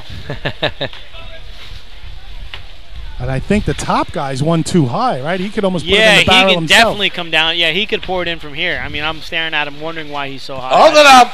I'm not really sure what happened there. I don't know if they got thrown off, but So again, Baldwin, we've seen make a lot of progress. Time for Baldwin, 36.13, 36-13. We've seen them make a lot of progress and a lot of races. North Merrick coming up here. Their last run of the year. They got to work on their spacing there. Next team on the line, number 17, the North Merrick Stump Jumpers. The Stump Jumpers. I love that name, Stump Jumpers. I think that refers to Firematics. If you're not familiar there, but Oh, I don't know. How does that work? I've heard of people jumping on stumps. Seen a movie once. I don't want to know what movie it was or what the name of it was. Tower Inferno. You know, come on. Called Log Jamming. Yeah. That's someone jumping on a stump. I don't want to hear about it either. Yeah. Well, speaking of jumpings, here we go with the stump jumpers. Off and running. Into the ladder. First man's on and up. Second man's on and up. Third. And the bottom man's a little hesitant, but he gets the bucket. He gets it up. Clean set. First one in at 11-17. Nice pace coming up. Very nice pace. A little water loss, though, between the bottom and middle man. Yeah, I think the middleman's got to bend his legs a little more. Yeah, he's twisting with his back. He's not putting that Hershey kiss on him. No, he's doing more with his back, and it's slowing him down. Exactly. Hold it up. Not just that, he's dripping water out the side of the bucket as he does it. So. Jumper's getting it right in there. Nice job. Good. Time for North Merrick, 27.50, 27-50. Not their best of the year, but still not a bad effort. Big smile on the face up here, so, you know. Next team on the line, the Merrick Buckeyes. Stump Jumpers with a nice following. I just want to let everybody know that after this event, there will be a special presentation of a trophy. We'd like you to stay in the stands for the special presentation at the end of the bucket event. Again, the Stump Jumpers being followed well all year. Their crowd's coming out, supporting them. You can just see that their program, again, is going in the right direction. I'm drafting in 10 minutes. And here come the Buckeyes to top off their season. They had their 6th battalion last Saturday. Usually they have that afterwards. Usually it's a couple weeks a little afterwards. early in the season, I was going to say for that, but I don't know why they changed it. So but Noman has it, huh? So I think we went from the best dressed team to maybe the most questionably dressed team. And they have 6 guys running buckets. The sponge is actually getting a bucket himself. First man's on, second man's on, third man's on, fourth man's hesitant to get up, but he gets there. Gets the first bucket up. All right, the pass is smooth. I mean, a little water loss. 11.85, first one in. The Dumper's getting every drop in there. Look at him go. Nice and slow, but he's getting every drop he can. 4 guys on the line. It's tough to run like this. I've done it before, and it's tough. It's all about placement of the buckets from the guy dumping them off to make sure they're right there to get them. To not forgetting about that one bucket that's still at the trough that nobody grabbed. Hold it up. Hey, they got to be happy with that. Nice smooth run. It's a good day for them, you know. He came out. Time for Merrick, 34.48, 34-48. Last team on the line, the Islip Wolves. Here come the Wolves after that That motor pumper unlocked it up for him there, and they won the BC trophy. All right, the final run in the Nassau County tournament for the year. Similar to the state drill, last team is going to come down and win it. Yeah, well, they won it after motor pump. So. Understood. That's still the last team. Yes, but setting the trend in motion, yes. You know, kind of an embarrassment when you see guys like Matt Rodden, not sticking around to run buckets, you know. Was that a little jab? I'm not sure. I didn't even hang out for my interview after pump. I know. That's just wrong, Lenny. You know what, Lenny? I wouldn't do that to you. Here we go. All right, here we go. Into the ladder. First man's up. Top man's up. Third man's up. Yep, there we go. Clean set. First bucket is in. First one's in at 9-11. Yeah, here comes your run. 1-0. There's a it's just smooth. All I can say is smooth. Up there's a drop bucket between the bottom and the middle man. All right, but they made up for the pass. It still may hold up for some points. Hold it up. Oof! Lucky that last ball got in. I don't think so. Time for Islip 24.05. It's out of the money. 24.05. Islip bones in the Again, there's a special presentation for the winner of the bucket contest. Is also going to be 50-50. Get your tickets out. It's a purple ticket. Damn it! I got green tickets. What the hell's this? All right, guys, I'm trackside with Robbie Allen. Robbie, joining the Wolves this year. You guys had a real good year. Didn't quite maybe accomplish Move the equipment. What was it like joining the Wolves this year? Very competitive team. You got to work your ass off. Love it. Wish I'd done it sooner. Tell me, just got to fine from You've the been FCC. a great racing guy over all of these years. To have them incorporate your skills in so many races has got to feel good. Absolutely. It's more mindset than anything. And these guys, man, are unbelievable. Take me under their wing. It was great. Hey, Lenny, ask him about his kids in the juniors. Great year. What? Ask about his kids in the juniors. That's what got him there. Were you with the kids on? I think he's got two sons in the juniors. You got two sons on the juniors. Is that what brought you over there? No. Yeah. I want to win. Honest answer. Thanks a lot, Rob. Yeah, I try to throw him a nice family question. You make tried, it nice. Billy. You tried. No, I just want to win. Now, that's it. Got a little work to do on your It's the interview American skills, way, though. Hey, sorry, all you Brentwood Tigers out there I raced with all those years. I just want to win, so I'm leaving you in the dust. Oh, man, that's what he said. He just stabbed that whole team right in the back. I don't think he did at all. He made a decision. What do you think? He's the first guy to leave a team that wasn't doing as well as he wanted? Him and Ray Bork. I remember that guy when he did that to the Bruins. And that's going to wrap the season up, everybody. We got Phil's figuring out the numbers here. Yeah, I got a lot of math going on. I need a calculator or something. I don't know. Well, let's let them give us the final announcement. Yeah, we'll have them give them. But the way this should break down is Islip obviously won this with 26.5. Coming in second place is West Hempstead with 22. Then your third place, it's going to boil down to Port Washington. With that run and buckets gets them to third place at 16 points. Oyster Bay. Results of the bucket contest. First place, 5 points. Hicksville. Hicks. Second place, 4 points. The Port Washington Roadrunners. Third place, 3 points. Oyster Bay Teddy's Boys. Fourth place, 2 points. The West Hempstead Westerners. And in fifth place with 1 point, the North Belmore Rinky Dinks. We need the Hicksville Hicks to the arch for a presentation. The winner of the 50-50, it's an orange ticket for $1,200. $1,200. The ticket number is 920. Nope, I'm out. 953. Last three numbers are 953. Pick a new for one. $1,200. Pick a new one. Pick a new one. All right, well, we're waiting for that. The way this should all boil down is first place will go to Islip at 26.5. Second place will go to West Hempstead with 22.5. Third place will go to Port Washington at 16. And fourth place will go to Oyster Bay Teddy's Boys with 14. And fifth place with Hicksville sneaking in with that 5 points in buckets to get them fifth place overall in the drill. Great tournament. A lot of fun today, guys. Good job out there. Nice job of the Islip. And the overall winners for today. We'll let them announce it officially.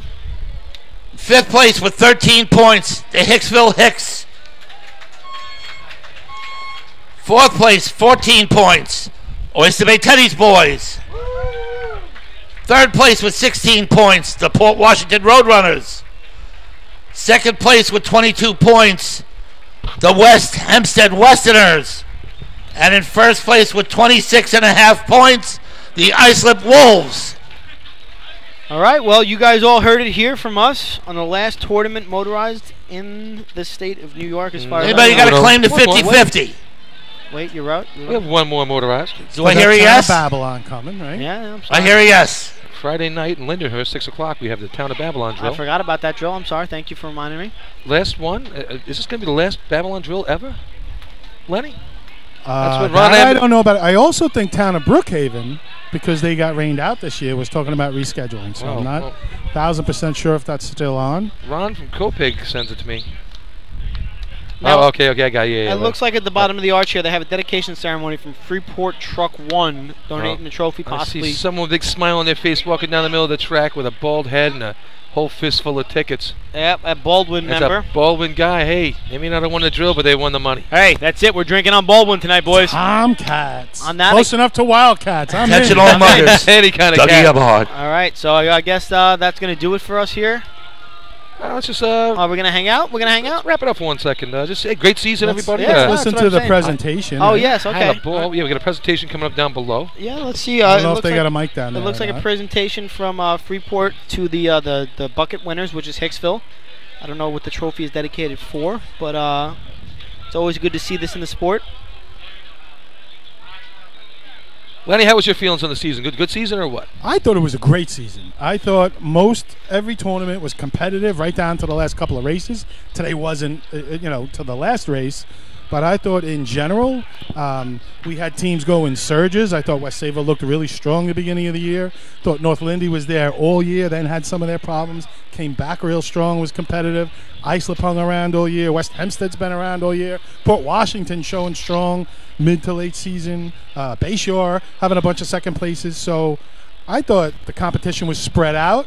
I thought it was a really good year. Thought it was entertaining for the fans. How about you guys? Great season. You summed it up all the big boys. It was. I liked watching some of those secondary teams like Hicksville, Oyster Bay, North Merrick coming out there and really doing a good job getting out there. Farmingville from Suffolk County had a really super season, and a lot of the second tier teams really stepped their game up and took some points away from the big boys. You know what? I think it's a different perspective sitting on this side of the track, and I know you can understand, Lenny. It's a lot different when you're sitting up in the stands watching. You get to really enjoy the season more as a fan than as a racer, but you still have that background and understand what it really means. And it's great, like Billy said, bringing up the teams like an Oyster Bay, like a North Merrick, Farmingville. You know, these teams that come out and they show out and they have a great season this year, and for them that's everything. You know, your dominant teams are always going to have that year, and they know they're going to have it. But teams like an Oyster Bay or North Merrick that have a good year, it's such a big bonus for them, and hopefully it keeps them coming around. Nice to see the sport surviving. Jack, what's your thoughts?